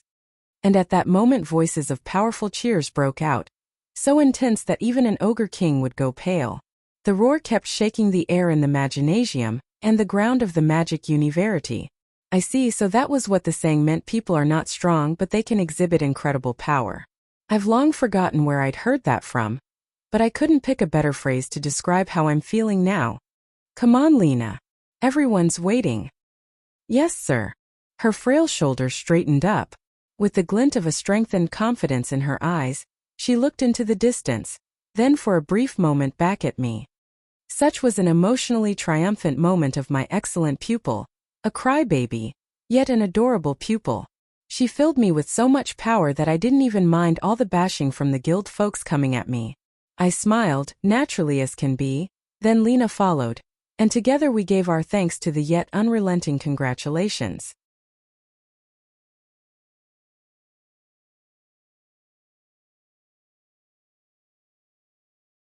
The Principle of a Philosopher by Eternal Fool Asley. Chapter 45, The Black Emperor and the Lightning Flash. Ah, it's over. Sure is, sir. During the time the sophomores' friendly match was in progress, as evidenced by the quaking felt even from outside, Pochi and I dropped our bodies on a bench in the courtyard, recovering the fatigue we had sustained thus far. Still, I never would have expected that from Lena, training ball, to use magic and all. It's a perfect fit for Ballat, sir. I reckon I could have used it as well if I wanted to, but my small MP pool is a big issue. It was so surreal. Seeing her using a staff so disproportionate of her size to cast support magic of all things. I could barely hold my laughter, sir. Anyway, thanks for keeping Lena safe back there. Oh, you're welcome. I never thought you'd take care of Ballat without a single attack spell either, sir. But that aside, are you sure you'll be fine loitering around? Don't you have student council work to take care of? Well, not quite. For some unknown reason, our Mr. Honorable President Warren told me to wait here, you see. I turned around on the bench, and as Pochi was leaning against me, she plunged headfirst onto the ground and landed with quite a prominent thud. I felt a brief tension upon detecting the arrival of a certain someone, and sure enough, the one approaching me was an old man, with whom I didn't want to interact very much. Hey, it's only been a few months since, but it looks like you've trained yourself up quite a lot. Haven't you, young man? It's been quite a few months since, but it looks like you haven't changed one bit, Gaston, sir. Gay dash. I gave him a mildly sarcastic reply while grabbing Pochi, who had tried to sneak away in face of my predicament, by the nape of her neck. The old man stood his shortish staff straight up and rested both his hands on its top, giving off a dignified air befitting for one of the 6 archmages. That was one part of him that hadn't changed one bit. Heh, you're looking quite energetic. That's one thing you didn't have months ago. Makes me want you in the ranks of our magic guardians. I'll have to decline, sir. I already have so many things that need to be done. Gaston grinned upon me, stating so. That's it. Looks like you're thinking about some interesting projects right now, aren't you? Young man? I've heard about it from old Irene. Had to do with object space transference magic? Oh, for the love of... I suppose I should ask how much you know. What I've heard are that you were plotting to help the girls at the colorful food district with the money you made from selling the teleportation spell, and also to invest in starting your own business. Goodness, calling it a plot made it sound evil, sir. I've planned to ask you for advice down the line anyway, so I suppose that got one step out of the way. Do you have some free time this evening, Sir Gaston? Gaston raised one eyebrow, seeming to have not expected my invitation, but of course he wouldn't have. For this particular issue I had to rely on Gaston, for he had a significant relationship and connections with the nation. Very well. I'll be waiting at the usual restaurant. Thank you, sir. So anyway, do you need something from me? Warren told me to wait here, and by that he meant to wait for you, I assume? Indeed. So, that young lady, Lena, was she now? Yes, sir. Why did Gaston, of all people, have the need to talk about Lena? Is he that kind of person? Oh, who am I kidding? There's no way. Or maybe there is. Cease the nonsensical thoughts, young man. Well, excuse me, sir. Now, the main reason I've called for you is that I needed some questions answered. I've heard that you taught Lena how to use magic. Is that true? I did. Just the introductory level, though. I predict that she will become valuable personnel in the future. So, after her graduation, I would like her to be one of the magic guardians. I thought I would tell you while I can. Are you sure about that, sir? Now, don't tell me you're not aware of the true purpose of the friendly matches. It's to pick out the capable freshmen while the time is ripe. He wasn't wrong about that. But, did you already discuss this with her? The necessary documents will be submitted to and processed by Magic University. I'll have the particulars for her when the right time comes. Oh, I see. That wasn't a bad deal. A good one even. If anything, Gaston the Great Mage of Flame, one of the 6 archmages, had taken an interest in her prowess. For those enrolled in the university, that was considered a great honor. Still, work as a magic guardian had its set of inherent dangers. As I pondered the latter part over, Pochi started nudging my leg with her head. "What's up, Pochi?" "This is for Lena to decide, Master." Yeah, right. Doesn't seem like you understood the whole thing, though. Perhaps I should just say it straight up, what with you being such a passive fool. The meat of this thing is at least 3 years away, just so you know. And did you already forget what I just said? Huh. Bah, you can be too dense sometimes, Master. Sir Gaston was inviting you to work with him as well. That's right, but in your case, not through the official procedure. First time I've done it this way, in fact. Oh. That left me speechless. Again, he was inviting both you and Lena, Master. This time, Pochi butted her head against my leg. That did leave quite an impact, shaking my vision, and in front of me, the great mage chuckled at my cluelessness. I stood there, dazed, and Gaston promptly left after stating that he'll be seeing me later in the day. Still, the magic guardians. Who would have thought we'd be scouted for such a position? Pochi and I loitered around the area for some time, and then we heard the strongest tremor ever since we had come to the university. Most likely, this means the Black Emperor is making his entrance. And in turn, that would mean this is the final match of the event. I can probably learn something from properly witnessing Warren's abilities. With that in mind, I dragged Pochi with me back into the Maginasium. The venue was in so much uproar that my ears felt all messed up just entering there. Most voices were from the students, but the ones from the front rows were quite prominent as well, which went to show how charismatic Warren was. If not that, the fact that the senior class match was held before his would clue anyone in. Standing on the stage were Warren and Vice President Jean. She had dark brown hair and a short cut, her chin was sharp, her eyes large, her eyebrows prominent and dignified, overall giving her a boyish look, and also higher popularity among the girls than the boys. But of course, without a doubt, her thighs had given many boys a reason to live another day, courtesy of her preference for shorts. On top of that, she now wore a short shirt that exposed her belly button, held down by mesh-patterned leather suspenders, and overalls covered under a white mantle with golden embroideries. She was slender and her martial arts form was on par with today's professional warriors.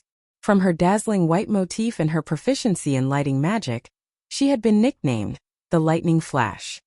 If she hadn't been preoccupied with the White Faction's logistical work in negotiation with the Warrior University and various aristocrats, she would have made great contributions to the ogre subjugation quest as well. Before the cheering even calmed down, Headmaster Tangolin announced the match's commencement. Simultaneously with the signal, Jean fired off a thunderbolt, an intermediate-level spell. Purple currents crackled as they lashed forth. Assaulted by a literal lightning flash, Warren thrust the end of this staff firmly into the stage floor. His staff acted as a lightning rod, sparing Warren of the shock as he stood behind it. Seeing how the lightning homed in on the staff, I would assume that the staff's upper end had been applied with a concentration of arcane energy. It had been made so that the thunderbolt would be drawn to the staff, so to speak. That was quite impressive, considering how much subtlety the technique required, particularly in manipulating the arcane energy. And I would give the same compliments to Jean. While Warren was dealing with the thunderbolt, she had taken very little time to apply quickening magic to herself. Wait, no. Was it supposed to be regeneration? A modified formula, perhaps? That's it. That's Lady Jean's original spell. Right, I'd heard rumors about this. The true merits of Jean the Lightning Flash lied in her use of her very own magic spells. That was an electrically induced air trace. I couldn't see in detail from this distance, but it was certain that her spell's formulas were slightly modified. With Warren nonchalantly observing her moves, Jean sharply glared back at him. Bah, they never get along. How unfortunate. How unfortunate indeed. Still at the same time Jean grinned. It seemed that the reason this spell hadn't been set as swift magic was that she was daring Warren to try and take it head-on. Jean's staff was the Shamal staff that supported 3 swift magic spells. I'd heard that the staff originated from the earthly elements of a certain distant desert. The 3 slots had been used for a speed augmentation spell, an improved regeneration and thunderbolt. I see. So she was aiming to end it quickly and decisively. Vestment Thunder. Never heard of that spell before. Wait, what? What? Pochi and I blurted out quite loudly, in fact, so loud that even the freshmen seated a little away could hear us. That was astounding, but now I understand. It's exactly what it says on the tin, a vestment made of a thunder. She'd need regeneration to go with that. The electrical cloak not only boosted her physical capabilities, but also could be used for defense. It was a good concept of a spell, but in face of it, Warren produced his trademark creepy grin, as if announcing his triumph. It was as if he had been waiting for it to be used. What could he be planning? His staff was still stuck in the floor too. Aha! Is he planning to pull some elaborate move off with that? Yeah, Warren's got this down. Huh? What do you mean, Master? Just wait and see. Probably irritated by the creepy grin, Jean charged forward at full speed. I understand all too well how she must have felt, but… Earth control. Quite an unusual spell for Warren to utter at this time, considering there wasn't any dirt to be manipulated around here. Not many would turn to such a spell for the solution to their situation. From deep underground, rocks and pebbles rich in iron content burst forth and clumped themselves over Jean's body, rendered her completely immobile. Warren pulled his staff off the ground, walked up to her, and pointed his staff at her face. Billy then announced the end of the match. Damn, it's annoying to admit, but that was a pretty neat strategy. To top it all off, Warren pushed up his glasses as he was showered with cheers and praises. Master, what was that all about?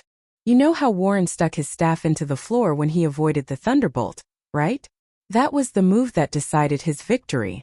Seeing how Jean moved faster than him should have raised from red flags, really? Are you suggesting that Warren acted faster than her? He used swift magic to manipulate the earth deep under the stage, which would explain all the setup time he needed. Boy, he's always so good at these kinds of calculation that it's annoying. Whoops. Conscious of unpleasant gazes from the surrounding people, I promptly shut my mouth. Well, I wouldn't lose to him when it comes to calculations, sir. Ooh, that's amazing. How about you show me what calculations you're good at? I've gotten all the stuff out, therefore I can eat more sausages. Well, yeah, that's amazing.